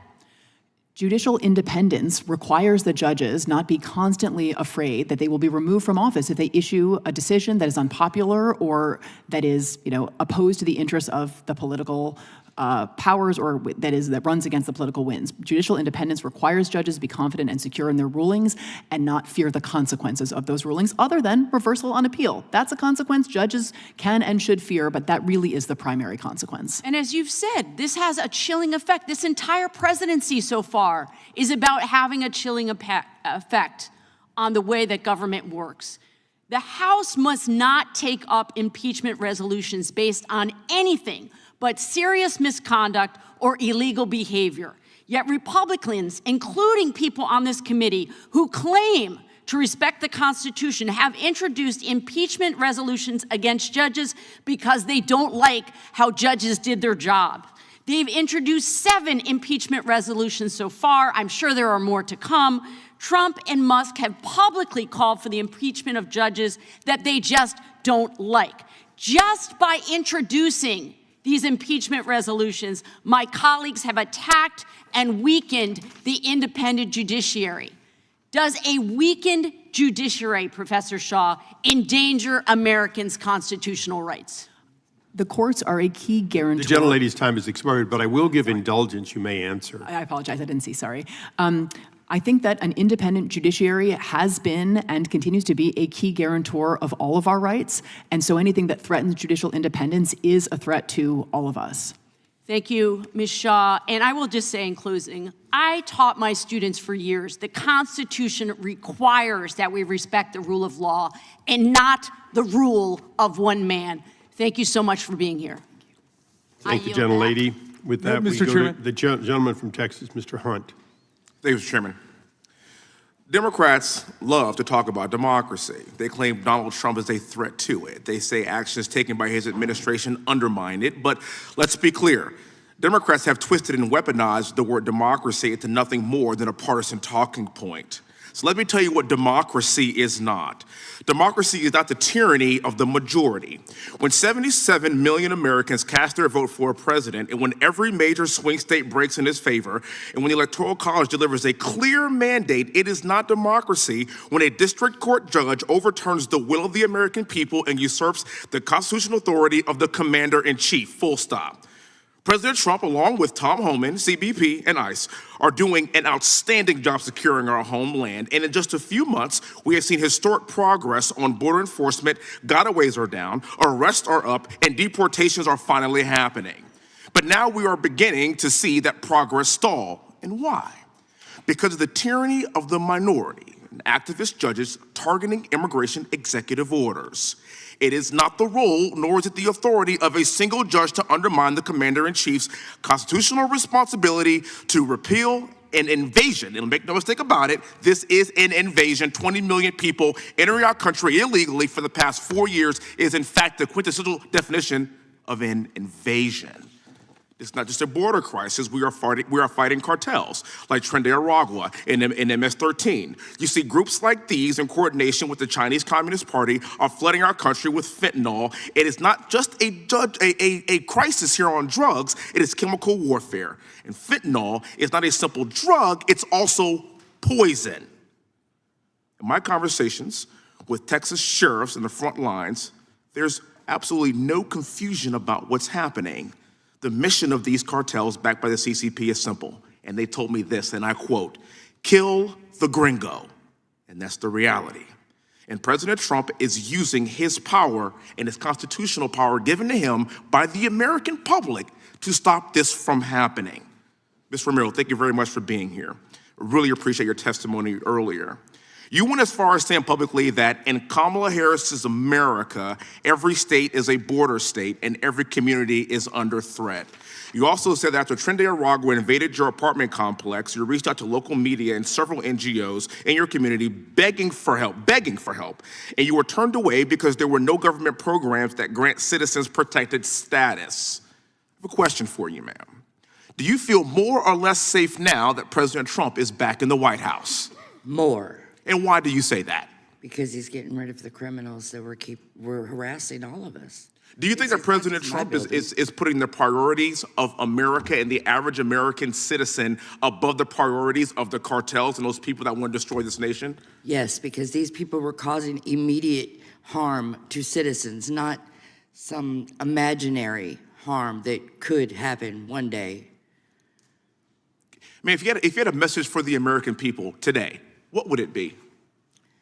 This is a real threat to our communities, not just mine, not an isolated incident, not just regulated to one building. These are all over the United States. Apparently, people have forgotten 9/11. There are dangerous criminals in our country, and if we don't start getting them out now, then when? After they victimize someone just like me? I fought for this country. There are many people in this room that fought for this country. I flew 55 combat air missions in Baghdad in an Apache helicopter because I do not want to see animals in our country terrorize my fellow Americans. That's what we took an oath to do. As sitting here in the halls of Congress, it is also our responsibility to protect the American citizen first. For the record, as somebody has deployed all over this world, no other country operates like this. None. You cannot tell me a country that would allow 20 million people to enter their country illegally and their country do absolutely nothing about it. And for the record, this is the greatest country in the world. That's why there's 20 million people trying to enter it illegally. So therefore, we bear an even greater responsibility to keep these animals from entering our country to protect you, the American public. That's our job. President Trump won, and he was given a mandate for that very reason. He promised to protect us and put our priorities first. It is just that simple. I understand my colleagues on the left may disagree with this to a certain extent, but quite frankly, the mandate was already given to us, and ma'am, you're sitting here right now because you are terrorized by the very animals that had no business being in our country in the first place. I'll let you answer this last question, ma'am. As we move forward, what would you like us to do to protect you? Briefly, please. Stop wasting tax dollars trying to interrupt him and stop him from what he's doing. Do something to protect the people who elected you and put you in your spots. To look down and decide what happens to the rest of us. Thank you, ma'am. I get back to the remainder of my time. Gentlelady from North Carolina, Ms. Ross, for 5 minutes. Thank you, Mr. Speaker, and thank you to the witnesses for being here today. This is an extremely important issue for our country and for the future of our country. But let me be clear before I ask my question. Donald Trump's contempt for the judiciary is not new.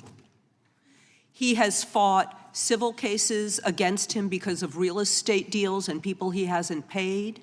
He's fought victims that he has sexually assaulted and he has been convicted of sexually assaulting. His disrespect for the judiciary is based on his disrespect for anybody who doesn't let him do whatever he wants, whenever he wants. And he is very dangerous right now because he is the President of the United States of America. And we are seeing him treat the people of the United States of America the same way he treated those poor contractors he never paid, the same way he treated women who he sexually assaulted. He is doing the same thing to the United States of America. So, Professor Shaw, on February 9th, Donald Trump told reporters that no judge, quote, should be allowed to rule against his administration's unconstitutional changes to how our government operates. And the next day, Vice President J.D. Vance posted on X, judges aren't allowed to control the executive branch's legitimate power. Just to be clear, does the president decide what issues judges get to rule on under our Constitution? No, really since, Marbury versus Madison, 1803, judges and the Supreme Court, right, sitting at the top of the federal judiciary, have had the final word on the meaning of the Constitution and the laws and the consistency of laws or executive action with the Constitution. So in our system, it has been the courts and not the president who have had the final word. Thank you for that. So I am going to quote Fourth Circuit Judge Michael Ludig, who I can testify, no liberal. I had a case in front of him. He was a tough customer in the Fourth Circuit. He was appointed by George H.W. Bush, and he recently noted in an op-ed for the New York Times, quote, "A country without an independent judiciary is not one in which any of us should want to live, except perhaps Mr. Trump while he resides in the White House." Trump has railed against the federal judiciary for years, as I said in my opening, and especially now that his administration is losing in courts nationwide. So, Professor Shaw, what could Congress do to stand up against Trump's attacks on the judiciary to ensure that it remains functioning, independent, and co-equal in our system of governance? Well, I certainly don't think resolutions of impeachment for no other reason than rulings that, members disagree with are constructive from the perspective of preserving judicial independence. I mean, one thing that I would imagine that bipartisan support could, easily rally behind is judicial security, right? We are in a moment in which we have read about the U.S. Marshal Service concern about heightened levels of threats to federal judges. When there was an actual threat against Justice Kavanaugh in 2022 on a bipartisan basis, security for Supreme Court justices was increased. But I'm not sure that we've seen anything to that effect now. So shoring up judicial independence at a moment where, frankly, there are not a lot of other functioning checks on the executive branch is, to my mind, critically important. And maybe that's one way this body could devote itself to doing that. And then going back to the impeachment issue that my colleague from Vermont discussed, if Trump is successful in getting judges impeached in the House, I don't think he would be successful with the final decision in the Senate. Is he allowed to demand that a judicial nominee promise not to rule against him or his administration if he, under his appointment power? You know, there's nothing in the Constitution that speaks to that one way or another, but it is certainly a very established tradition, bipartisan and longstanding, that presidents do not secure commitments, in particular with respect to particular rulings from nominees they are considering. You know, certainly the Senate, in its advice and consent role, could seek to enforce that longstanding principle by asking nominees if they have been, you know, asked or have given any kinds of assurances, but it would be wildly inconsistent with our practice for a president to seek such assurance from a nominee. Thank you, Mr. Chair, and I yield back. Gentlelady yields back. Does the ranking member have a unanimous consent request? Thank you very much, Mr. Chairman. This is from March 31, 2025, the makeup artist that Donald Trump deported under the Alien Enemies Act from The Atlantic. Without objection, so ordered.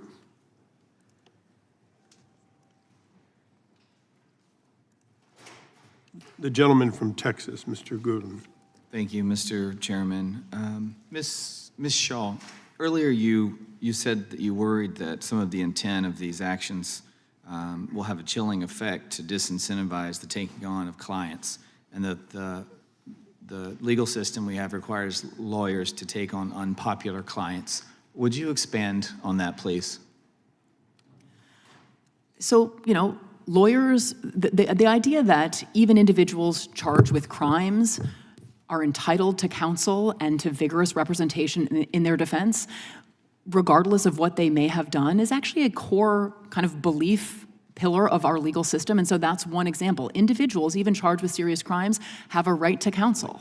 So I guess one of the things that I struggle with is after the 2020 election, one of the groups that comes to mind is the 65 Project, which is a legal activism campaign seeking to disbar and discredit Trump-affiliated lawyers who worked on lawsuits supporting Trump's attempts to question the 2020 election. They're a dark money group, and I don't recall my colleagues or you speaking out against this. And in fact, there were attorneys that were disbarred for representing their client. Now, sure, there's folks in this room that didn't agree with them, but one of the things you said during that time was, quote, there need to be serious social, professional, and reputational kinds of sanctions if we want to disincentivize this kind of conduct. And I think this kind of conduct is perhaps taking on a client that supports a belief that maybe is not popular. And I really hope that we'll get away from this lawfare. And that's something that was prevalent over the last 4 years throughout this campaign, and now we're seeing it from this judiciary. And I'm disappointed in this judge, but I am happy we're having this discussion, and I'll yield the balance of my time to Chairman Jordan. Oh, I thank the gentleman for yielding. Some of the previous speakers on the other side have said, members on the other side have said, attacks by President Trump, I think I got this right, attacks by President Trump on the judiciary are dangerous. They said criticism of judges weakens the judiciary. Mr. Larkin, have Democrats ever criticized the judiciary? Yes, sir. Can you give me an example that maybe comes to mind? I mean, I have several, but I want to know what's one that comes to mind for you? Well, I guess the best example and recently was the Supreme Court's decision in Dobbs to overturn Roe versus Wade. Yeah, where like hundreds of churches and pro-life centers were attacked and firebombed and got all kinds of criticism coming from people that have. How about this one? How about the minority leader in the Senate said, I want to tell you, Gorsuch, I want to tell you, Kavanaugh, you've released the whirlwind and you will pay the price.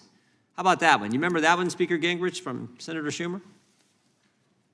Well, I think it's fair to say that the passion of the left when the court does the wrong thing probably is more professionally organized than any passion on the right. But look, I mean, Franklin Roosevelt tried to pack the court. He was a Democrat. There's a long tradition in America that we're allowed to argue over. The courts they're not temples. This is not a religious judicial system. It's a secular judicial system. Yeah, fair enough. And look, we're going to criticize decisions all along. We're getting it one way. This goes both ways. Both sides have criticized the courts, criticized decisions. We're allowed to do that in this country. That's the way it works. Professor Shaw, do you think it was appropriate for what Senator Schumer said on the steps of the Supreme Court when he said you will pay the price, referencing two sitting members of the United States Supreme Court? I think he should have phrased it differently. I'm sure he feels the same way. What about the Dobbs leak? What do you think about that and some of the comments that were made after that decision was leaked? Do you think that was good? You know, I'm not sure what comments you're talking about. That there were very, very sharp criticism of Justice Alito's opinion in Dobbs. I think that's perfectly healthy, yes. I think we had a member said that there should be impeachment for the decisions that happened after the Dobbs decision. There should be impeachment of one of the Supreme Court justices. A member of Congress said that. Do you think that's appropriate? You know, impeachment rhetoric is something that we have seen from time to time. I guess I'm not categorically opposed to talking about it. I think introducing resolutions, as we've seen, has been a significant escalation. And of course, it would depend on why. I mean, I think there was serious discussion of impeachment of several sitting Supreme Court justices over ethics matters in the last few years. I don't think there's anything unhealthy about those discussions. It's okay to talk about impeaching Supreme Court justices. Okay to add 4 associate justices to the Supreme Court, and you had no problems with the comments made after the Dobbs leak. Is that your testimony? You know, I'm sorry, I'm not sure what specific comments you're talking about, but criticism of the substance of the Dobbs ruling, I have no problem with that. Okay, I yield back. The witnesses have been very kind, and there are more people that want that kindness. So with that, we'll take a 5-minute recess.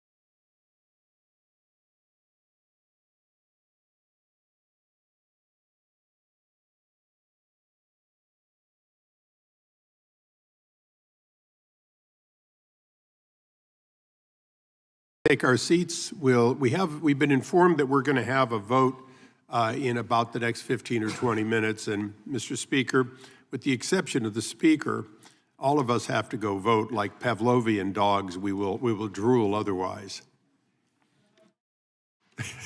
I think you probably wrote about it, Mr. Speaker.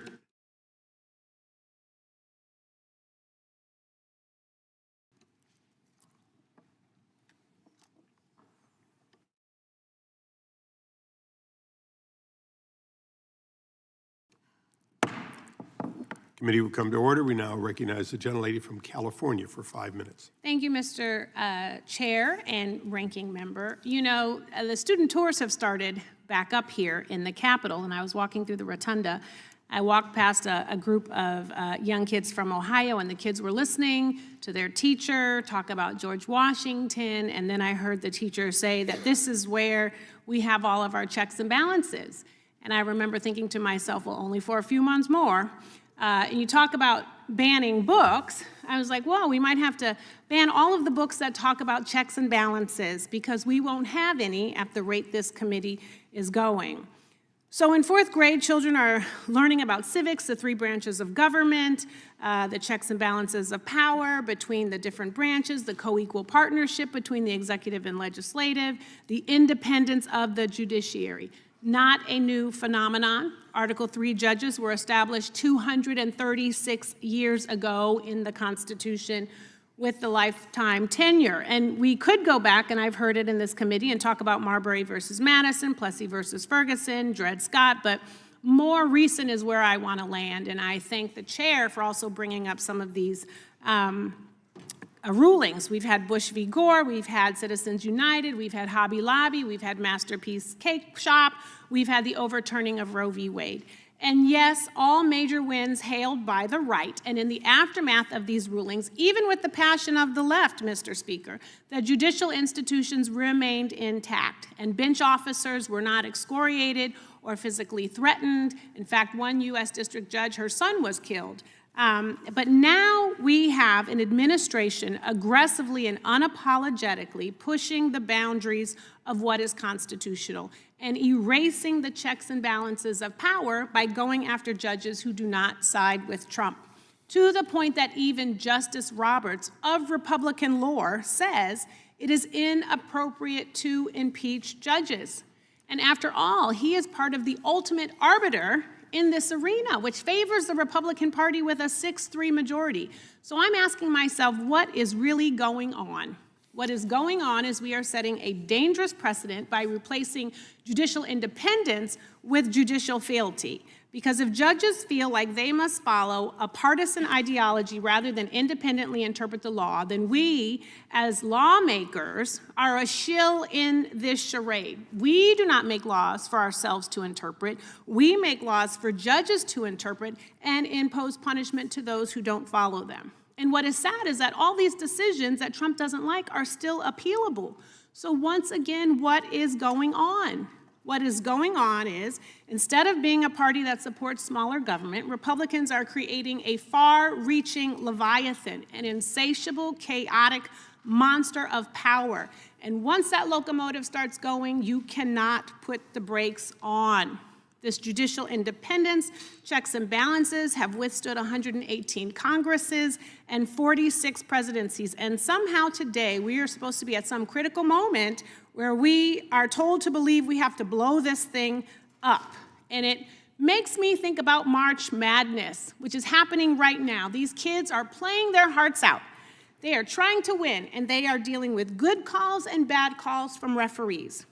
And not all calls are perfect, but they are still respected. No one says, I didn't like that call, go after the referee, go after the system. And in fact, in organized sports, the most classless and unpalatable thing you can do is blame your loss on the referee, or blame the umpire for the outcome of the game, or cheat.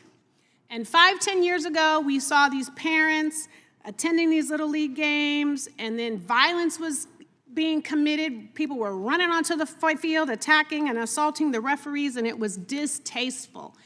And now we are here with this court doing the same thing. The games do not work without officials, and our system of justice does not work without judicial officials. And Justice Roberts says, all we do is call balls and strikes. Judges, like referees, are a neutral party. You don't always like what they say. You might not always agree with their calls, but you have to respect the institution and the officials. And if you take away the one element that brings integrity with it, then the competition itself has no integrity. And then you have to ask the question, why do we even take an oath? Why do we even obey any of these laws? And what we have right now with this hearing, with Trump's attack of the bench officers, with the threat to impeach judges, is the equivalent of parents rushing onto the field and trying to punch a judge in the face. It is disrespectful, it is unseemly, it is unprecedented, and it is a disgrace. And with that, I yield back. I thank the gentlelady. We now go to the gentleman from California for his 5 minutes. Mr. Kiley. Thank you, Mr. Chair. In our state of California, we have a governor who routinely attacks judges when he doesn't get his way, often in very harsh terms. This being Governor Newsom, of course. After one ruling related to the Second Amendment, Newsom threw a veritable temper tantrum, calling a special press conference to lambast the judge, calling him an extremist, a stone-cold ideologue, a wholly funded subsidiary of the NRA, and saying, quote, "We need to call this federal judge out. He will continue to do damage, mark my words." So it is curious hearing some of the comments about the appropriate relationship between the branches, different branches of our government, and the appropriate way to opine on judicial opinions with that in view. And we've also, of course, seen examples brought up by Chairman Jordan related to Chuck Schumer's comments on the steps of the Supreme Court that were rebuked by Chief Justice Roberts himself. So there certainly is, I think it's appropriate as elected officials for us to express views on opinions of the judiciary, but the idea that one side has crossed a line but the other has not simply is not borne by the evidence. Now, the broader question before us today, I think, is related to this issue of checks and balances, because I think we've reached a point where checks and balances have gotten a bit out of whack, given developments that were not really on the minds of the founders related to the idea of nationwide injunctions, which didn't exist in the early years of the Republic, or really not until modern times, and given the expansive growth of the federal judiciary, such that now you have not just an issue of the judiciary impeding the president or impeding Congress, but rather you have the ability of any individual judge to do so. As Justice Gorsuch has said, the government's hope of implementing any new policy could face the long odds of a straight sweep, parlaying a 94-0 win in the district courts into a 12-0 victory in the courts of appeal. So what these nationwide injunctions have effectively done is not just shifted power from one branch to another, but empowered the most extreme people within the judicial branch by saying that we're going to give one judge who can be essentially picked by the plaintiffs the ability to put a policy on hold. And what this creates is a sense of stasis, and I think a sense of frustration.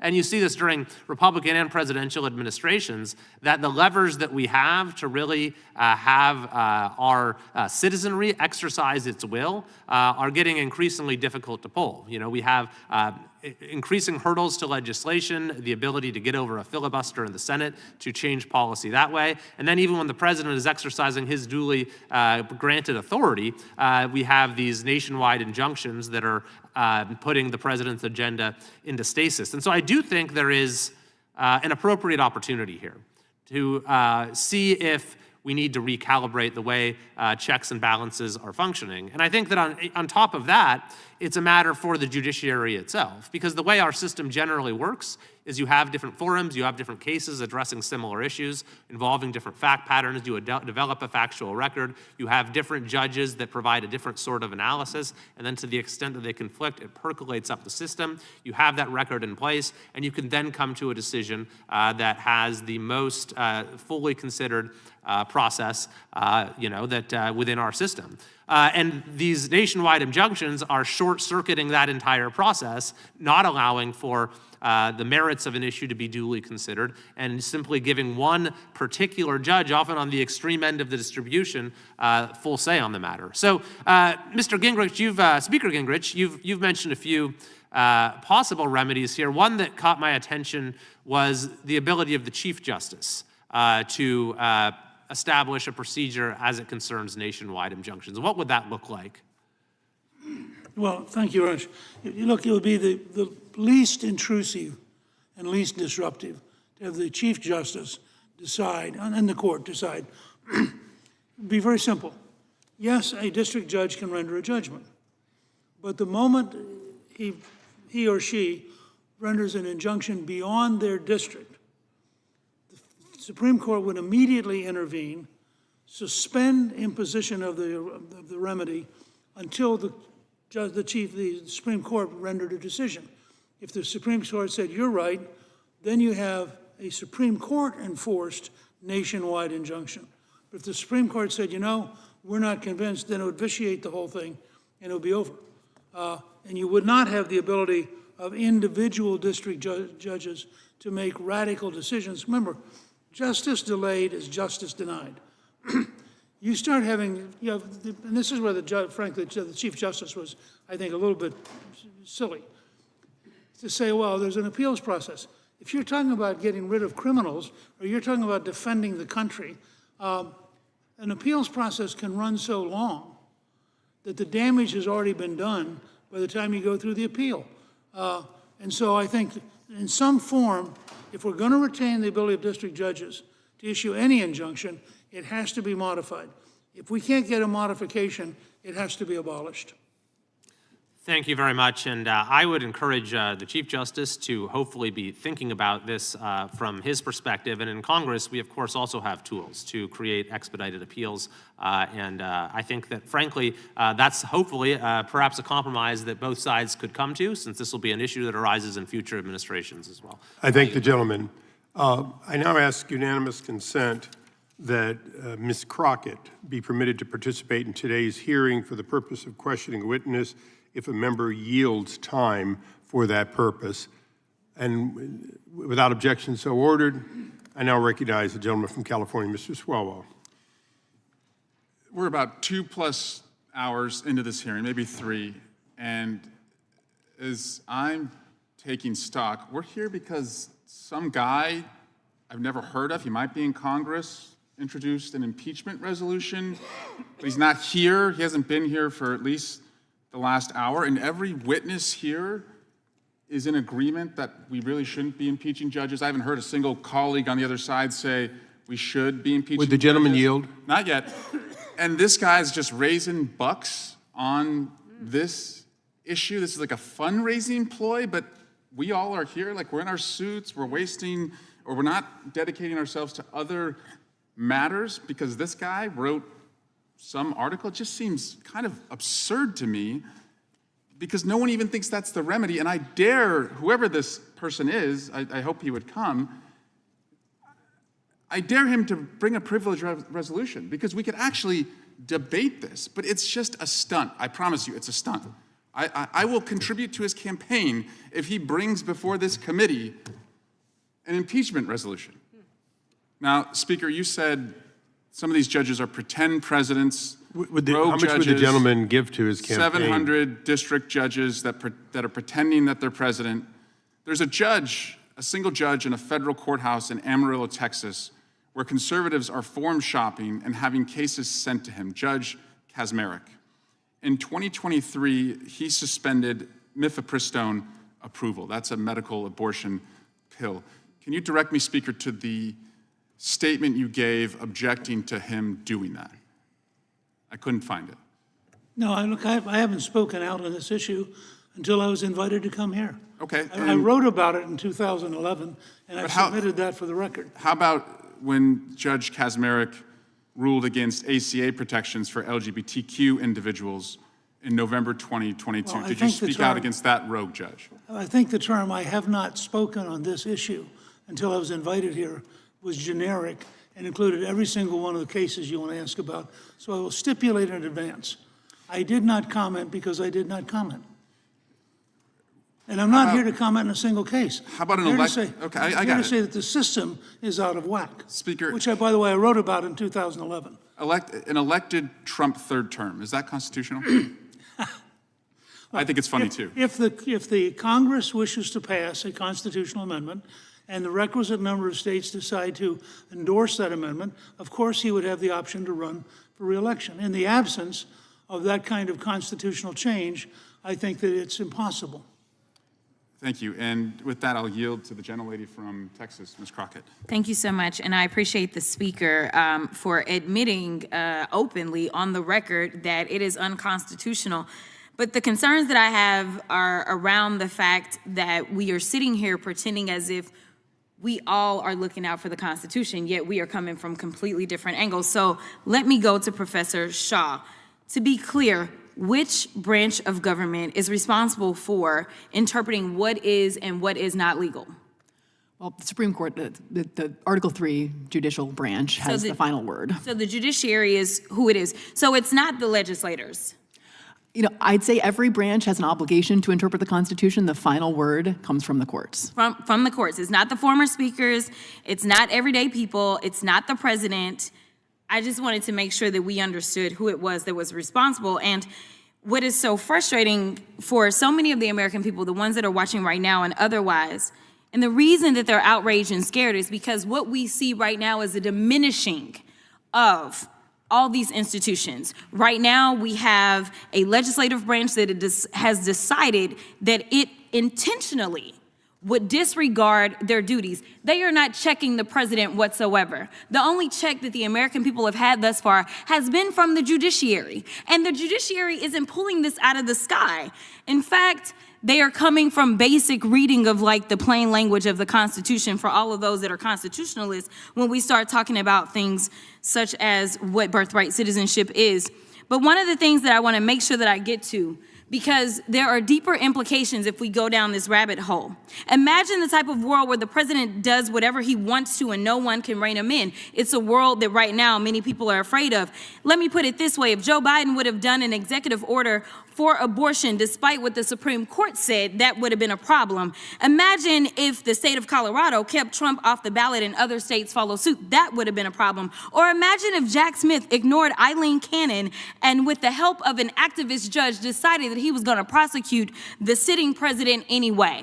The problem that we have right now is that if we continue down this road, then we will not have a rule of law because we have people that are currently serving and they're saying things like, ignore the judge's order.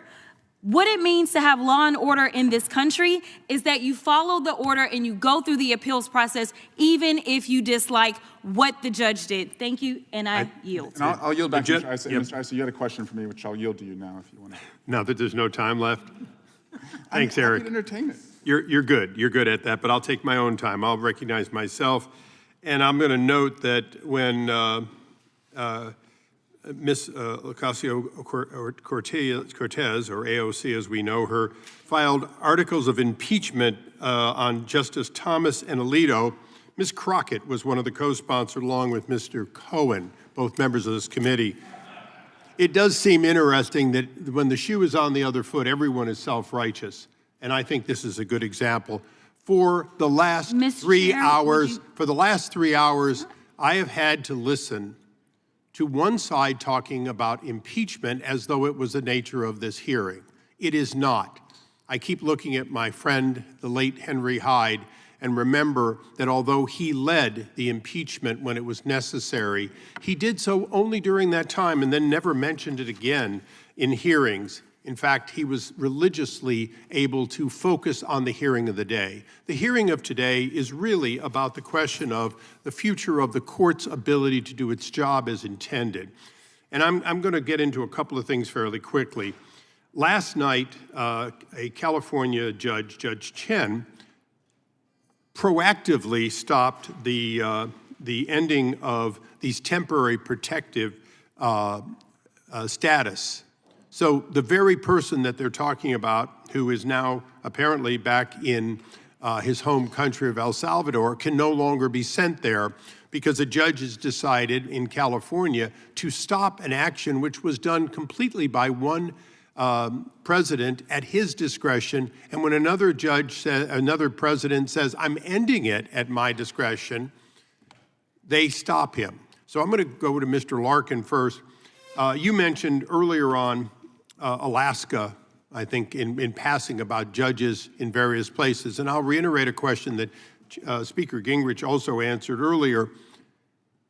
If one judge can take a case before them and make rulings on behalf of plaintiffs not there, and yet it's a district court judge, and we know that courts around the country routinely take similar cases with different plaintiffs and decide them differently, and that's how we generally get to the Supreme Court, is to resolve those. Is there any reason that this administration couldn't file a declaratory judgment, not in California where Judge Chen ruled, but in some other place, let's say Texas, which has been mentioned today, and get a different outcome, and in fact undo and give in fact the administration a legitimate right to say, no, we've been found not to be enjoined, but we have a right to do it as long as we siphon it through Texas instead of California. Is there any reason today that that doesn't exist as a problem of these national injunctions which are not in the jurisdiction of these judges? What you're talking about is a problem that the Supreme Court contemplated when it decided the Mendoza case some years ago. It recognized that different courts will decide issues differently, and it decided not to bind the government the first time it lost. If the government lost in Maine, it could continue to take the same position in Alaska or in the other states. They were asked to basically adopt a one-and-done rule, and the Supreme Court rejected it. So it's permissible under the law. So when people talk about this president acting illegally, the fact is this president, by acquiescing to these and going through the appellate process, actually is going further than he has to under the Constitution. The reality is he could simply say, you made your decision, we just won't do it in your district, but we'll do it elsewhere, and we'll seek other remedies in other areas. So the fact is this administration has been overly generous for this first 70-some days, correct? The Supreme Court in Mendoza was unanimous. It included conservatives and liberals on that court, and they allowed that development So under to occur. Mendoza, the fact is only the Supreme Court speaks for the entire nation, and that is what we are discussing here today. It's the issue before us. Is that correct? Yes, absolutely. Okay, I'm going to just derive a couple of other quick things. There was an earlier question on Rule 65. Now, these are produced by the court, and the unambiguous language of it says that, in fact, at least in some cases, we won't argue over any one of these now approaching 100 cases, there has to be a bond, and yet there have been no bonds. Is that correct? I have not searched the record in all those cases, so We have. There hasn't been a bond. I'll trust you on that. So Rule 65 is being ignored by these activist judges, and as a result, there's a real question about, in disobedience of those rules, in absence of a bond, they may in fact not be enforceable as valid, correct? That may be. I would not say they've been ignored, because if they weren't raised by the government as an issue in the case, then they might have just been overlooked. So I would trust that from this day forward, they will not be overlooked. You've got enough time. This will be the last round until the recess. You're recognized. Thank you. Thank you very much, Mr. Chairman. Mr. Gingrich, I want to focus on some of your testimony today. You say that a judicial coup d'etat is being implemented by judges of the same political ideology. In another statement, you said that Judge Boasberg has a clear bias against President Trump. Do you know who appointed Judge Boasberg? I think his first appointment was by George Bush. Correct. And we've been talking about nationwide injunctions. There's been a lot of discussion about the injunction on the president's birthright citizenship executive order that was enjoined by Judge Kuenhauer. Do you know who appointed Judge Kuenhauer? No, I don't. Ronald Reagan. So let's just focus on these two Republican-appointed judges so we can just remove all the allegations of partisan bias. So we're removing the other 90%. So let's focus first on Judge Boasberg's case, which is the Alien Enemies Act of 1798 law that very specifically applies during wartime or if the country is subject to an invasion. Now, you would agree, I assume, as a former Speaker of the House, that it is Congress's duty to declare war. I think there's also a provision of that act which does say for invasion, and I think the average American will tell you they feel that we've been invaded by the policies of the Biden So the administration. average, so are we now supposed to say that your assessment of the average American's view determines whether or not we are under invasion by Venezuela? So that's what we're supposed to do.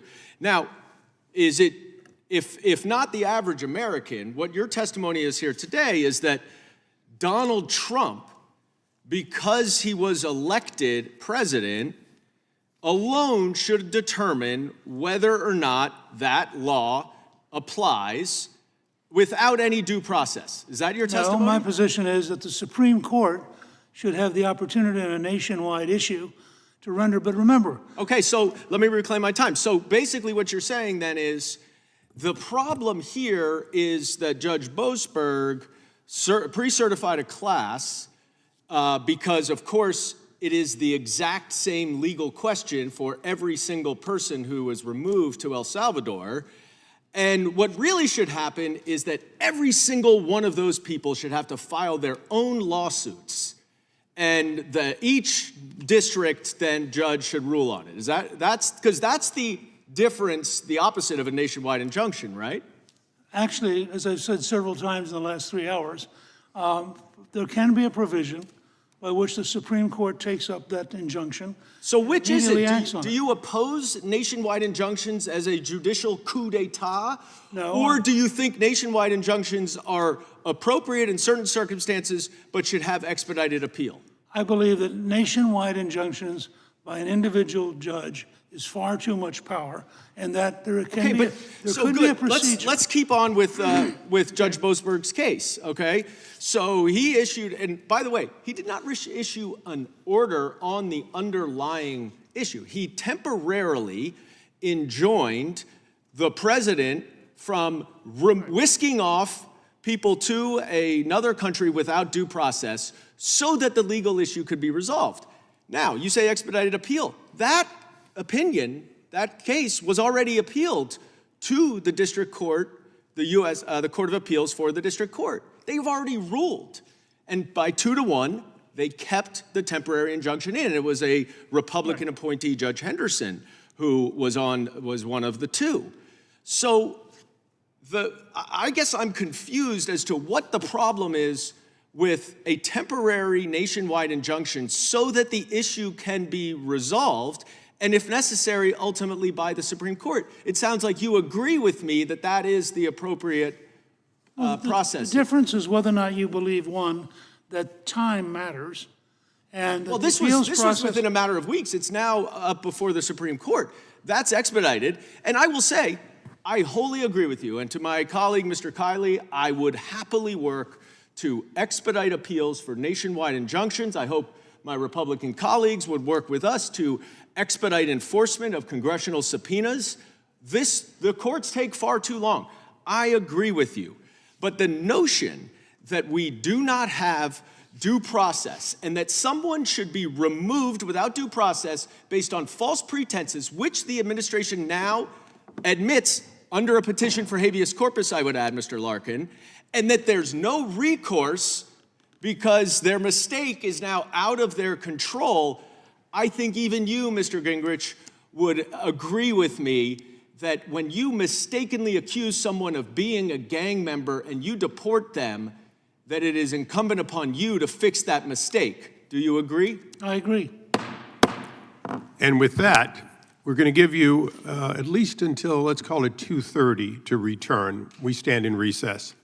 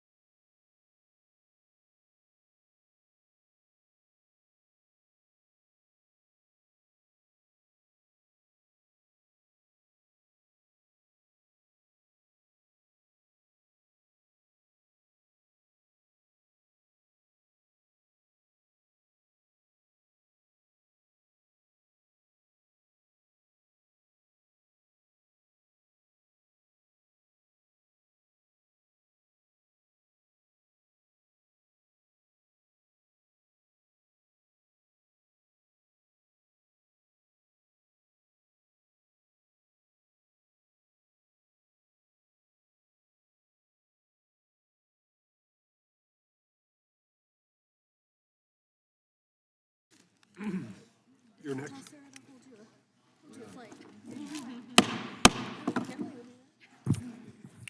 Thank you all for your patience and indulgence. It took a little longer than we planned.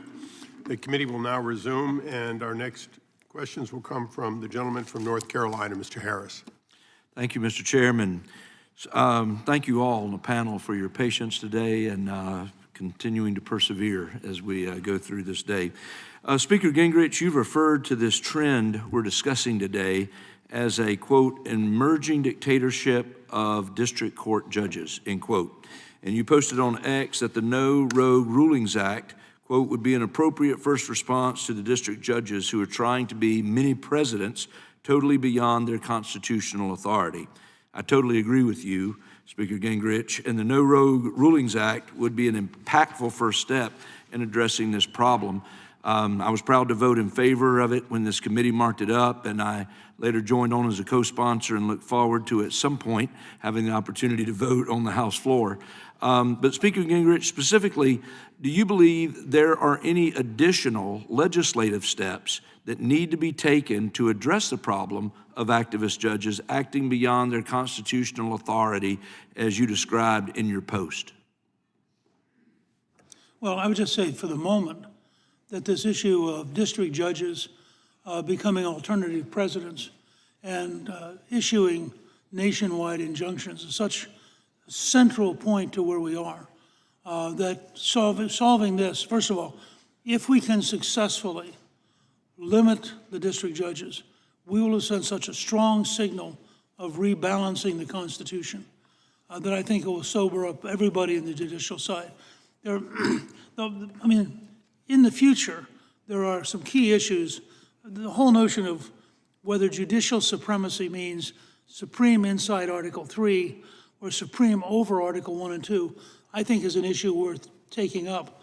But I would put that a very distant second to solving this immediate problem, because if you solve the immediate problem, you both make it possible for the executive branch to be effective, and you've sent a pretty powerful rebuke to the judicial branch that they can't overreach in what they're doing. So I would make it a sequence in that sense.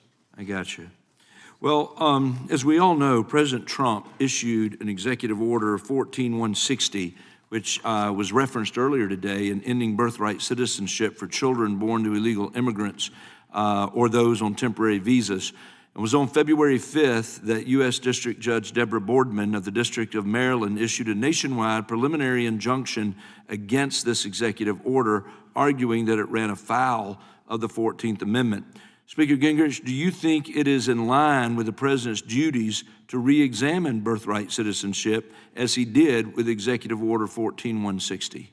Well, I mean, it's certainly a legitimate function of the presidency to look at how things change and how they evolve. I suspect in the short run, this will be resolved at the Supreme Court level.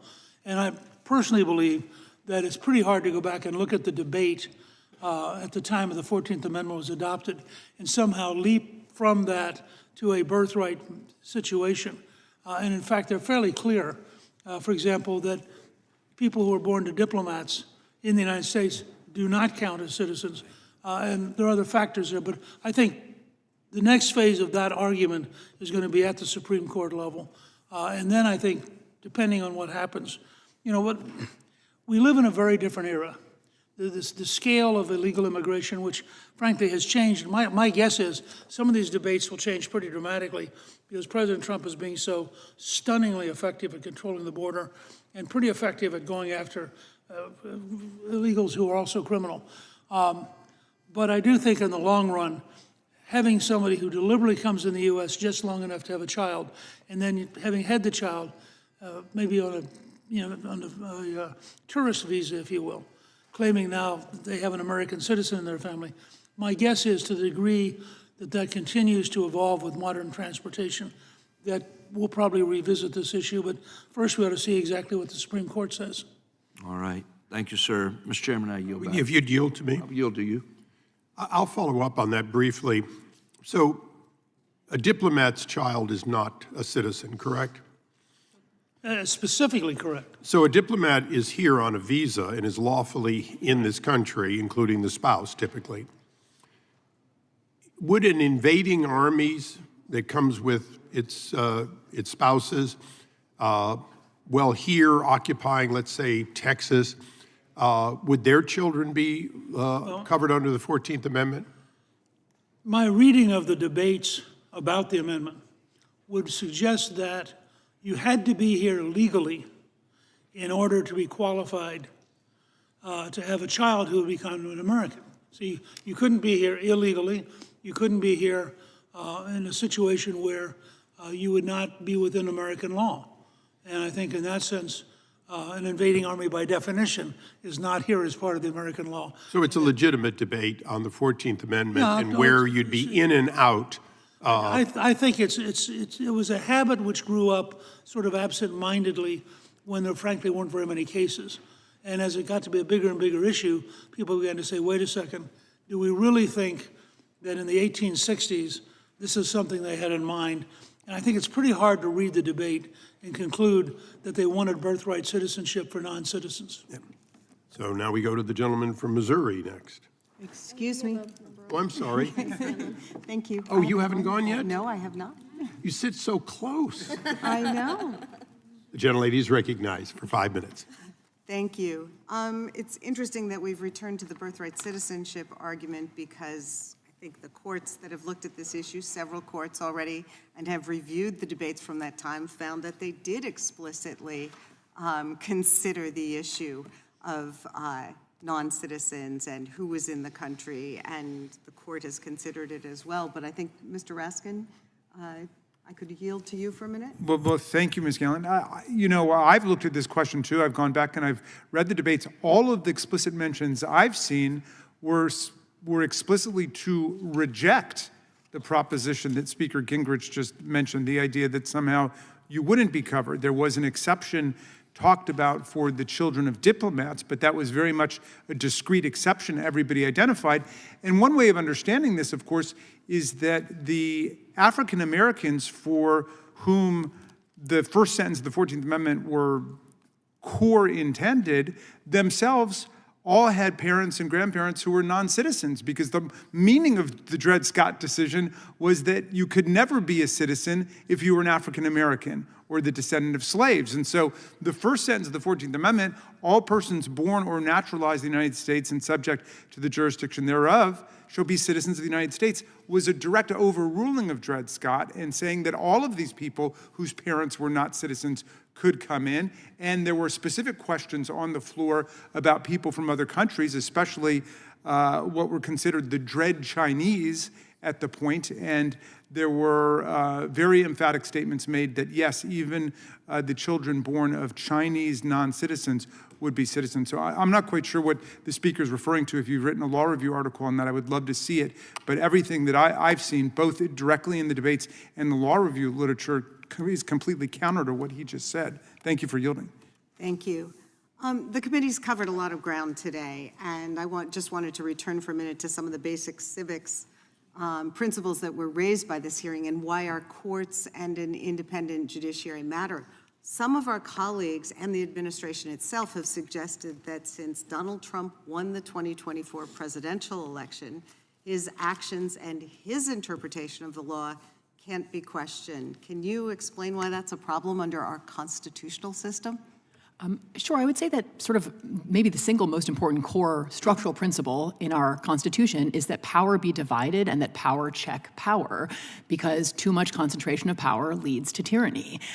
So all that we have seen with the rulings that have come down that have found violations of either statutes passed by Congress or provisions of the Constitution is the separation of powers working as intended. So the president having the sole and final authority to determine the meaning of laws, statutes, or the Constitution is just fundamentally inconsistent with the notion of separated powers that is, I think, the core of our Constitution. I think we've also had conversations today about due process and how vesting all the power to determine what the law is and who is subject to it in one person or one branch leads to a slippery slope. We've heard today that the administration has deported someone who was not a Venezuelan gang member and in fact did not even have a criminal record. We know that in the past, the administration has deported citizens, because they were not able to get a hearing to prove they were citizens. So this slippery slope becomes very real. Nobody here is saying that we shouldn't punish or deport violent criminals, but we are saying that you need to prove someone is a violent criminal before you can exert this kind of punishment on them. Can you talk about how that impacts every American? Sure. Yeah, I mean, I just think that the only way that government can be sure and that all of us can be sure that they are targeting the right people for these harshest of punishments is by affording a modicum of process, right? That is the notion of due process. So making sure that individuals understand what is being alleged against them and have some opportunity to respond, that is just the heart of due process. And I do think that it's important that both the initial temporary restraining order issued by Judge Boasberg, that we've talked about a good amount already today, that was affirmed by a panel of the DC Circuit that included appointees of both Democratic and Republican presidents, simply sort of reaffirmed that core notion that a degree of process needs to be afforded to everyone. And that's not to constrain the ultimate ability of the president to enforce the immigration laws. It just suggests the Constitution needs to be honored while he does that. I want to thank our witnesses. I'd yield my remaining time to Mr. Raskin. Thank you. It seems to me that when Donald Trump was criminally prosecuted in New York or civilly sued in New York, everybody insisted on all due process, and he deserved it, and he got it. And even then, people still doubted the integrity or the veracity of some of the findings and the verdicts. And now we have people saying, no, we don't need any due process at all in order to, do X, Y, or Z to someone, and that just can't be right. Thank you. Thank you. We go to the gentleman from Missouri now. Thank you, Mr. Chairman, and thanks to all the witnesses for joining us today. Speaker Gingrich, thank you for your testimony. You are a great student of history, in fact, a great teacher of history. And I'd like to recall the words of Chief Justice John Marshall, who famously said it is emphatically the province of the Judicial Department to say what the law is. I've never liked that quote because on its face it implies some sort of judicial supremacy, that judges are somehow supreme oligarchs, that they are like Moses bringing down the tablets from Mount Sinai. But I think Marshall at the time was presiding over what was famously called the weakest and the least dangerous branch of government in Federalist 78 by Alexander Hamilton. And I think Marshall, if he were here today, would say that, yes, the judges are the ultimate interpreters of what the law is, and of course it is the duty of the judges to apply the law in concrete cases before them. But we face a very different situation today. I believe we do have a constitutional crisis, as you say, a judicial coup. We have Chuck Schumer bragging about his 235, quote, progressive judges, his word, not mine, in over 100 cases, issuing injunctions time after time and time, his words, not mine, to block the Article 2 executive powers of a duly elected president of the United States. But I think, and of course we have the ridiculous decision of Judge Bozeman that planes ought to be turned back to aid vicious Venezuelan drug gang members. But an equally absurd TRO was issued by U.S. District Court Judge Brendan Herson in the P-Flag versus Donald Trump case. In that decision, Herson halted President Trump's January 28th executive order protecting children from chemical and surgical mutilation, which blocked taxpayer dollars from being used for sex change operations for children. This is an absurd and activist TRO, and the only reason such grisly procedures were ever covered by Medicaid is that President Obama's CMS decided they would be. There is no law passed by Congress that genital mutilation of children should be covered by Medicaid. So it stands to reason, to paraphrase Barack Obama, that what was done by the pen and the phone can be undone by the pen and the phone. But Judge Herson says no, he is above the law and above the Article 2 and the Constitution. So I believe we do indeed have a constitutional crisis. Mr. Speaker Gingrich, I agree with you that the No Rogue Rulings Act is a very good start. And I really encourage the Supreme Court to issue a ruling to make this very clear. Professor Shaw, in December 2024, Biden's Solicitor General Elizabeth Prelogar criticized the practice of nationwide injunctions, Then in 2022, or previously in 2022, Justice Elena Kagan criticized nationwide injunctions. In October 2023, speaking at NYU Law School, you criticized nationwide injunctions and what you called precision judge shopping, which seems to me is exactly what's being done against the executive actions of President Trump now. And then in February 2023, in an op-ed in the New York Times, you said that the U.S. Supreme Court was at the time, quote, a genuine threat to democracy. But fast forward to March of 2025, and you're here today exhibiting enormous deference to not Supreme Court justices, but district court judges ruling dozens of times against the president's executive powers. And you're saying, well, they're just doing their job. They're getting it right, and President Trump has it wrong. Whereas it was the other way just a couple short years ago. Ms. Shaw, this looks awfully political on your part. Your response? Thanks for giving me the opportunity to respond. I mean, I think what I was discussing in the quote that you mentioned was the problem, which I think is a very real one, of single judge divisions where plaintiffs can guarantee with 100% certainty that they will draw a particular judge, like Judge Kaczmarek in Amarillo, Texas. And isn't that what's going on right now? Not a single one of the 46 rulings that have come down against the Trump administration have been filed in single judge districts. It's entirely different. So I am not standing here saying that there is never abuse of the universal injunction. Reform, I think, is perfectly appropriate, but that's an entirely different problem, and that's not what's being addressed in the legislation that's on the table. Was the TRO in PFLAG versus Donald Trump correctly issued? And if so, where in USC 42 of the Social Security Act as amended with Medicaid, where do you see an entitlement for Medicaid coverage of sex change operations in children? Sir, I apologize. I'm not sure the reasoning of the opinion. Many of these opinions have come down either on First Amendment or equal protection grounds, the TROs. So I would have to take a look at the reasoning in the opinion. But a temporary pause, which is what these TROs are, where a judge thinks there's a serious constitutional flaw with an order issued by the president, I do think is appropriate. Temporary pause, just like puberty blockers. I yield back. Gentleman yields back. We now go to the gentleman from South Carolina, right down the row.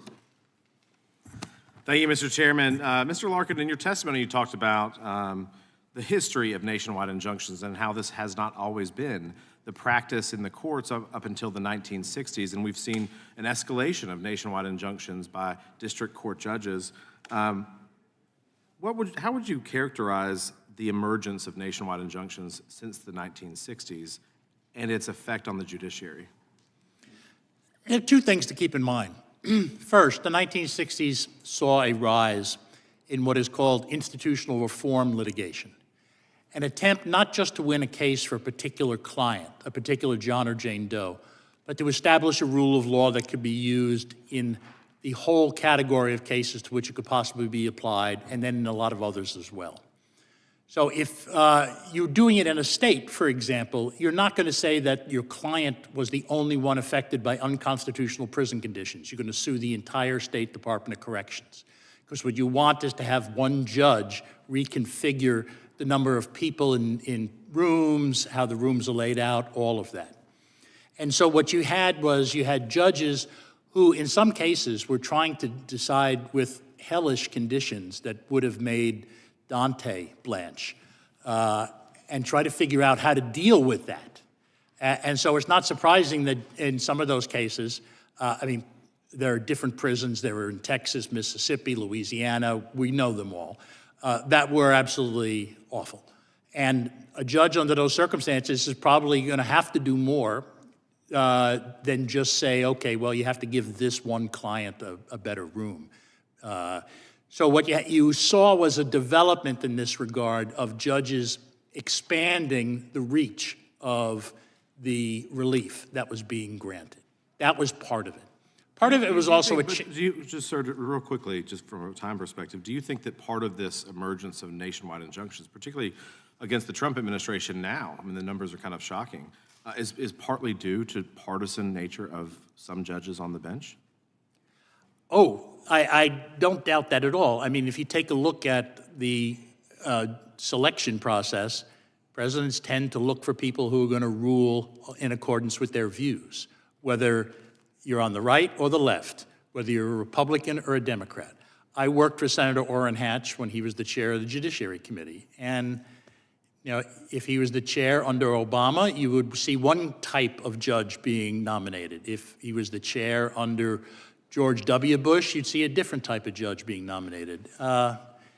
Different ways of looking at it is common among people, and people become judges. Speaker Gingrich, earlier you talked about, obviously, that your support of certain congressional actions that would correct or rectify the role of the courts in these nationwide injunctions, but you also talked a little bit about that the court can self-police itself.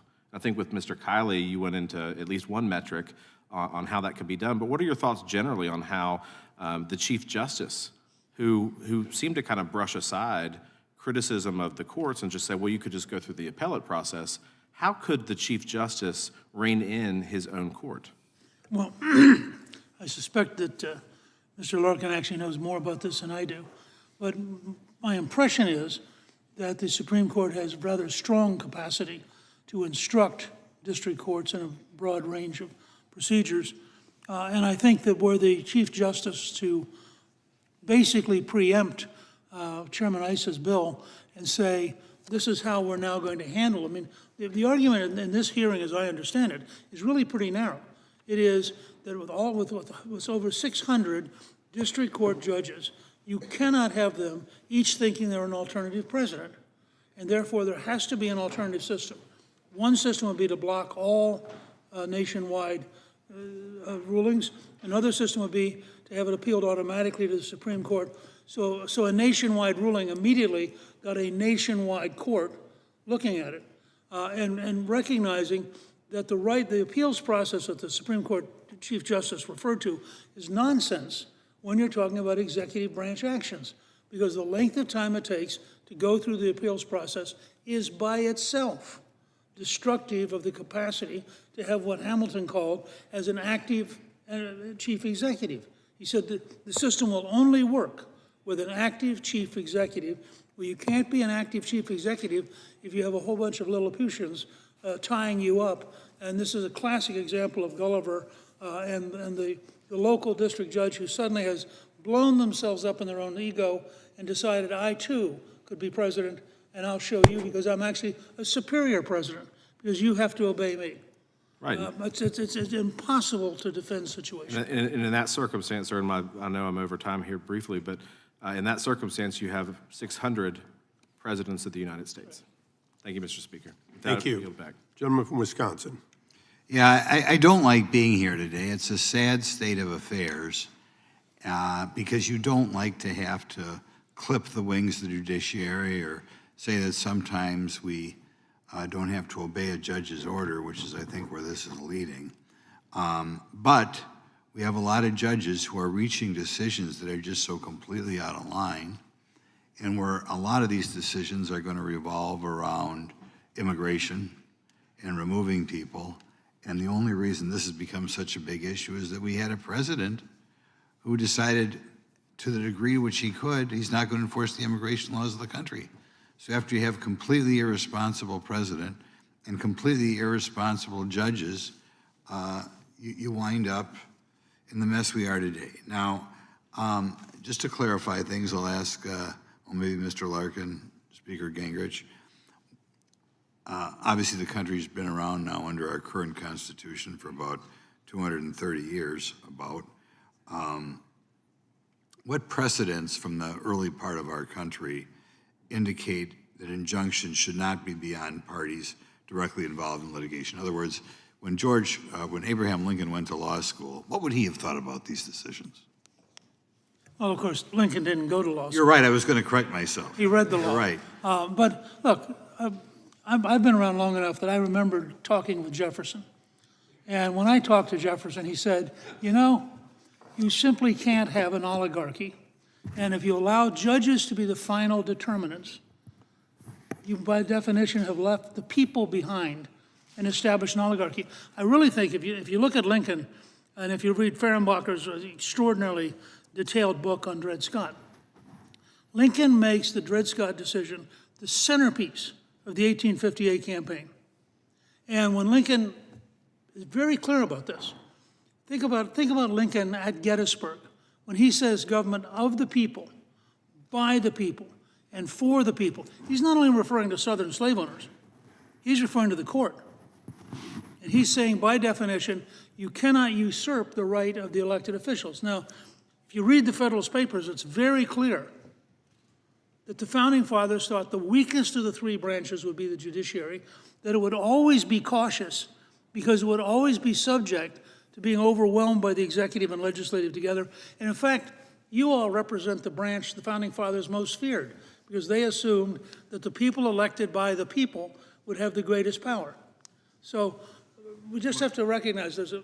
And we said they were wise. Yeah, that's right. Look, Did I we think there are good reasons to fear the institution I once led. Can I just add a short supplement to that? Sure, I'd like to say, did this issue ever come up in the 1840s or 1850s or 1860s or 1870s? No. Okay, it was just assumed, it was understood at the time? The law of equity was party-specific. If person one sued person two, the court would remedy whatever harm person one suffered. The court would not then go on and enter an injunction that tried to govern society. That was not the role of the courts. And the Supreme Court has even made that point more recently. They've said the responsibility to adjudicate a case of controversy is quite different from the responsibility to govern the society. The Lewis versus Casey, which is cited in one of my articles, makes this point. So it was not a component of equity in England or, as you put it, in the 1840s, 50s, or 60s. It happened only much later. Okay, now we're never supposed to, they tell us you're never supposed to ask the Democrat witness, but I'll break with my stuff. Ms. Shaw, what do you think is the strongest example of a case, say, before 1870, in which a district court tried to come up with a ruling that affected the whole country? We don't have examples that are of the sort of nationwide injunction that we know today. I don't think that's really in question.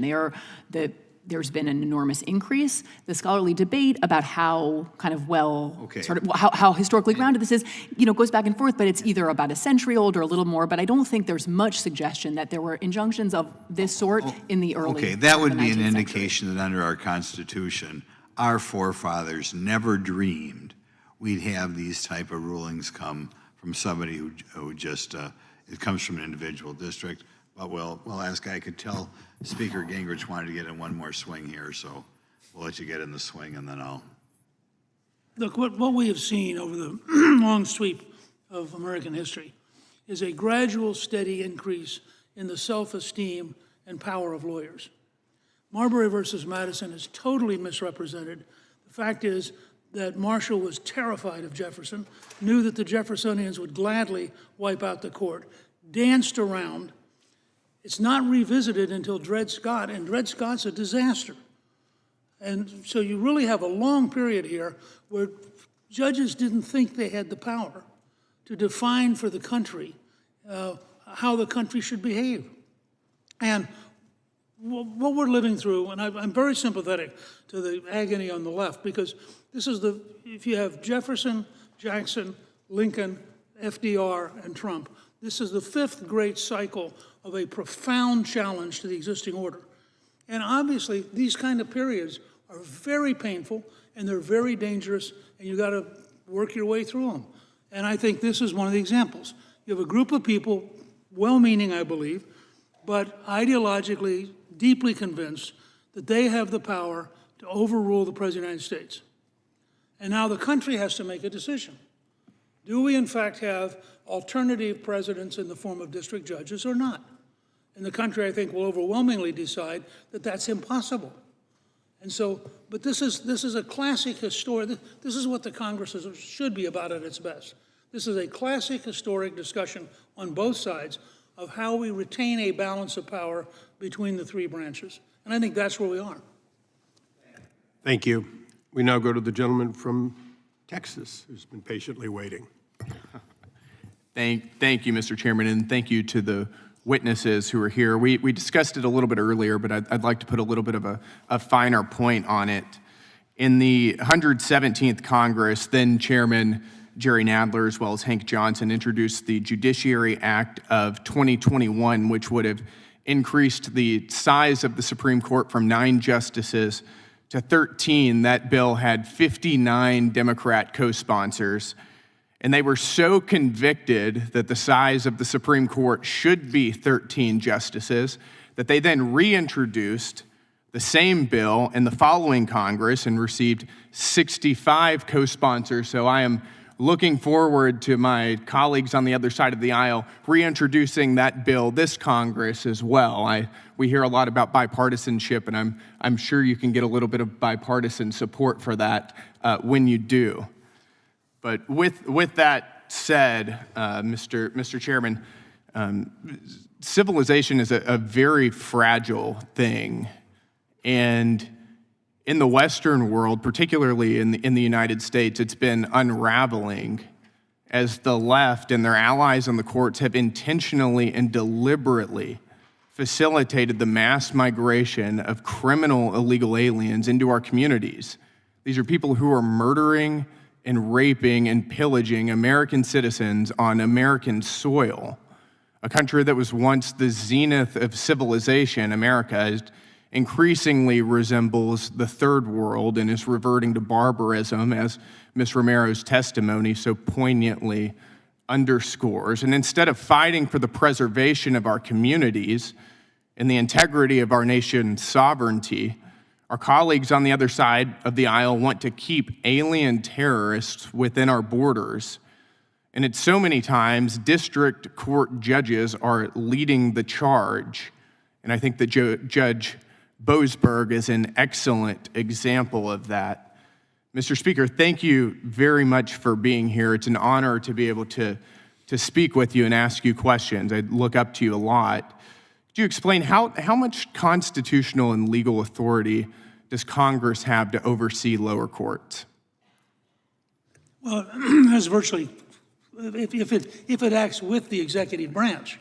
I mean, part of the theory of Montesquieu's spirit of the law, which is the base of the Constitution, is you have these 3 bodies. Any 2 outvotes the other one. So in a very real sense, the Congress and the judiciary could take on the executive, or the judiciary and the executive could take on the Congress. There's a constant revolving. President Jackson made the argument that, in fact, each of us, every elected official, has an equal obligation to enforce the Constitution. And he refused to accept the idea that the court could instruct him. I mean, they very blatantly just said, glad you think that, I don't. And then Taney, who was his attorney general, who defended that, ends up as a Supreme Court justice, in many ways leading to the Civil War by his decision in Dred Scott. So I think you have every right, if you read the Constitution itself, you create lower courts. I mean, the Supreme Court is superior in the sense that it's the one thing in the Constitution you could not eliminate except by constitutional amendment. Mm-hmm. But everything below that is a creature of the legislative-executive agreement. I'm assuming here you're not going to try to override the president, but theoretically, the Congress could decide, and if it had the votes in the House and Senate, you can override a president. Right. So the courts are actually much more subject to the policing of the elected officials of the United States than they think they are, and that's because for about 3 generations now, law schools have taught this mythology of legal supremacy based on the judicial branch alone. It's nonsense. It's one of 3 co-equal branches, and it is the weakest of the 3, not the strongest. In terms of enforcing that oversight, putting aside whether impeachment is the most expeditious or prudent means right now to oversee the courts, do you believe that it should be at least considered as an option to remedy blatant or flagrant judicial overreach from district court judges? Well, I think that Chairman Issa has exactly the right first step. I mean, look, we're in the middle of such enormous change that this will strike some of you who know my career as sort of unusual. I'm actually now in a period of thinking incrementalism may be pretty good because we've actually set an enormous shift strategically.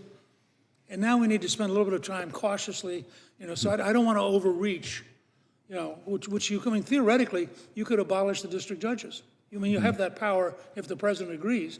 But that would be an enormous jump. And I think the country needs to educate itself. And frankly, the judges are going to get educated. If they see the legislative branch seriously moving, it's one thing to have the president say something, from the bully pulpit. It's another thing to suddenly see laws moving and realize, if we don't pull back a little bit, this could become uncontrollable. Yep. I'm hoping, that's why today I've repeatedly talked about the opportunity the Chief Justice has, because I really hope he'll realize he has the best, easiest, least disruptive solution. And for the record, I agree that I think that Mr. Issa's bill is an excellent piece of legislation that we should all be able to get behind. As a freshman, you're going to go far. The gentleman from Washington is recognized for 5 minutes.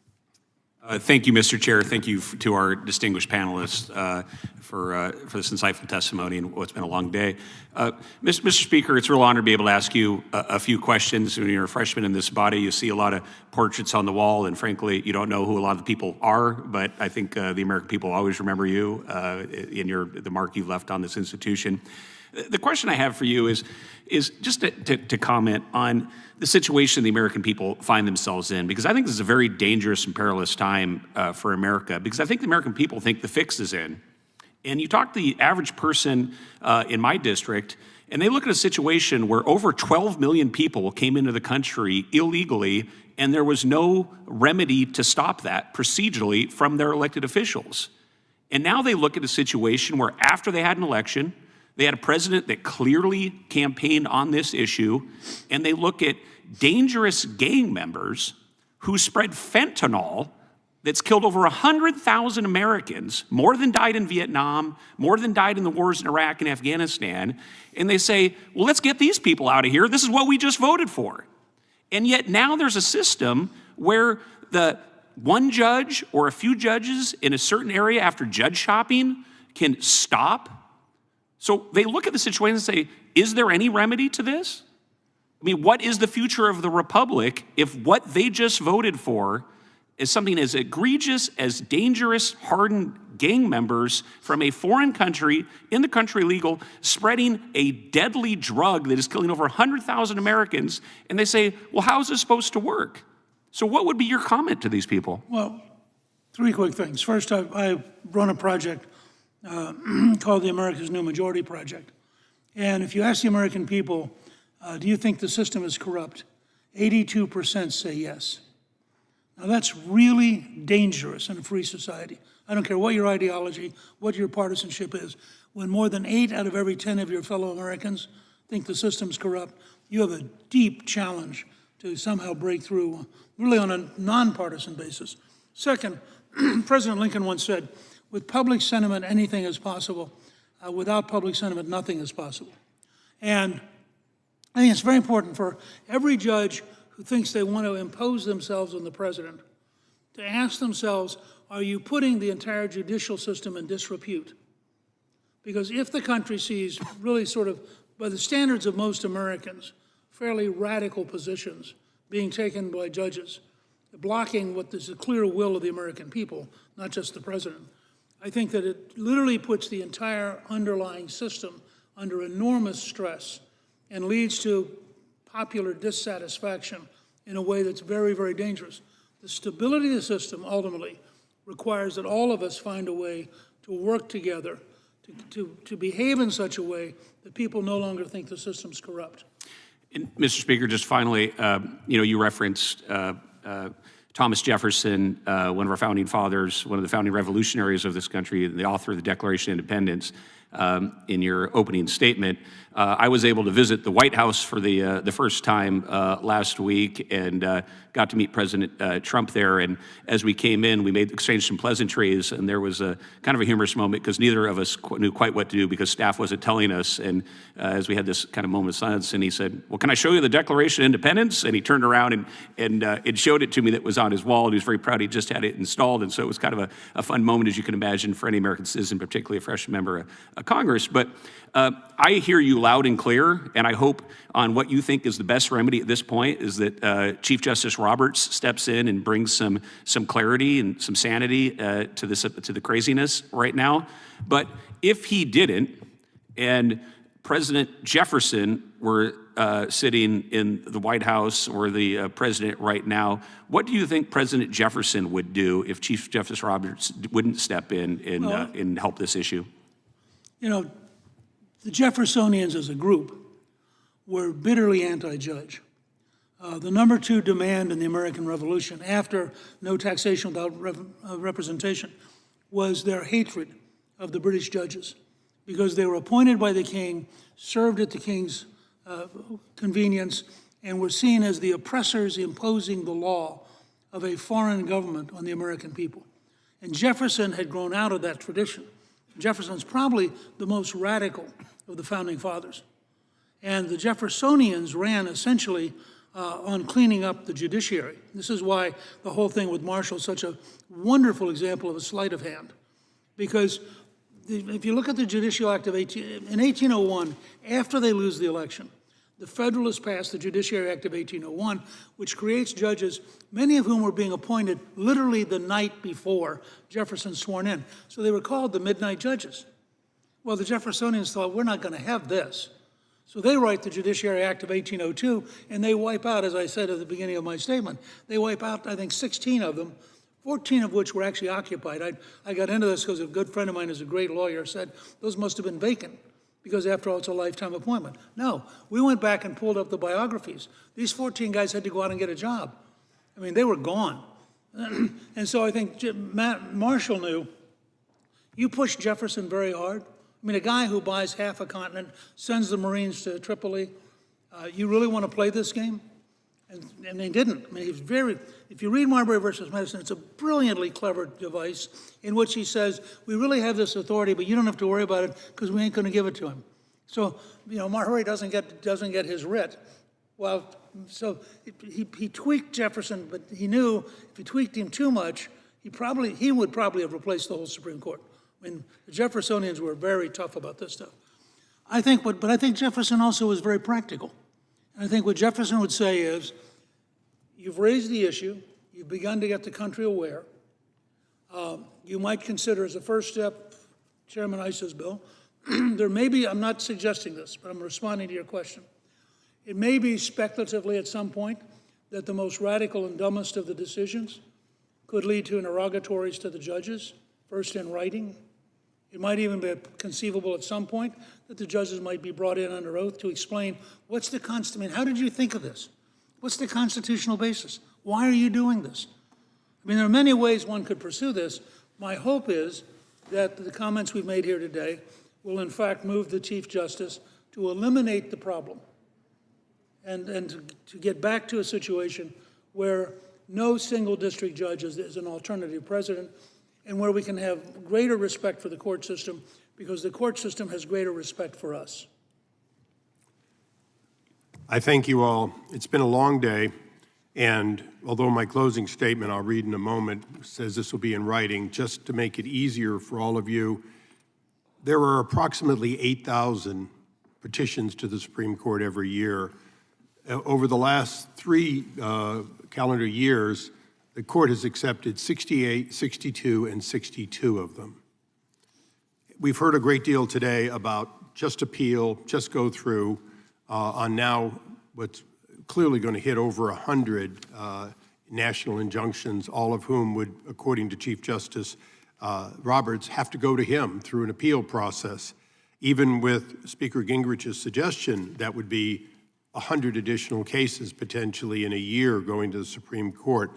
In writing, because it has been a long day, to the extent that any of you want to opine on the question of the burden to the court that comes from these many, many, many national injunctions, because we've talked about my bill here quite a bit today. We've also talked about impeachment quite a bit today, and you're all welcome to opine on that in written. But I think it's important that we also ask a lot of functional questions. Ranking Member Johnson and I, we oversee the courts. We've moved, again in this Congress on a bipartisan basis, to add 66 new judges at the district level. But we all have to be concerned of caseload, of how do we get the right number of cases, how do we get them to the judges, how do we get good decisions, and ultimately the burden that flows up to the Supreme Court.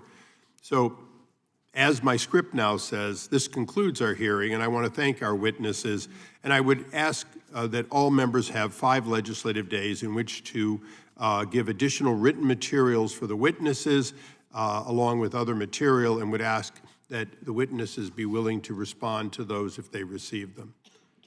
And before I gavel, Ms. Romero, you weren't asked any questions to speak of today because you weren't a constitutional scholar, but I'll leave to you the last word.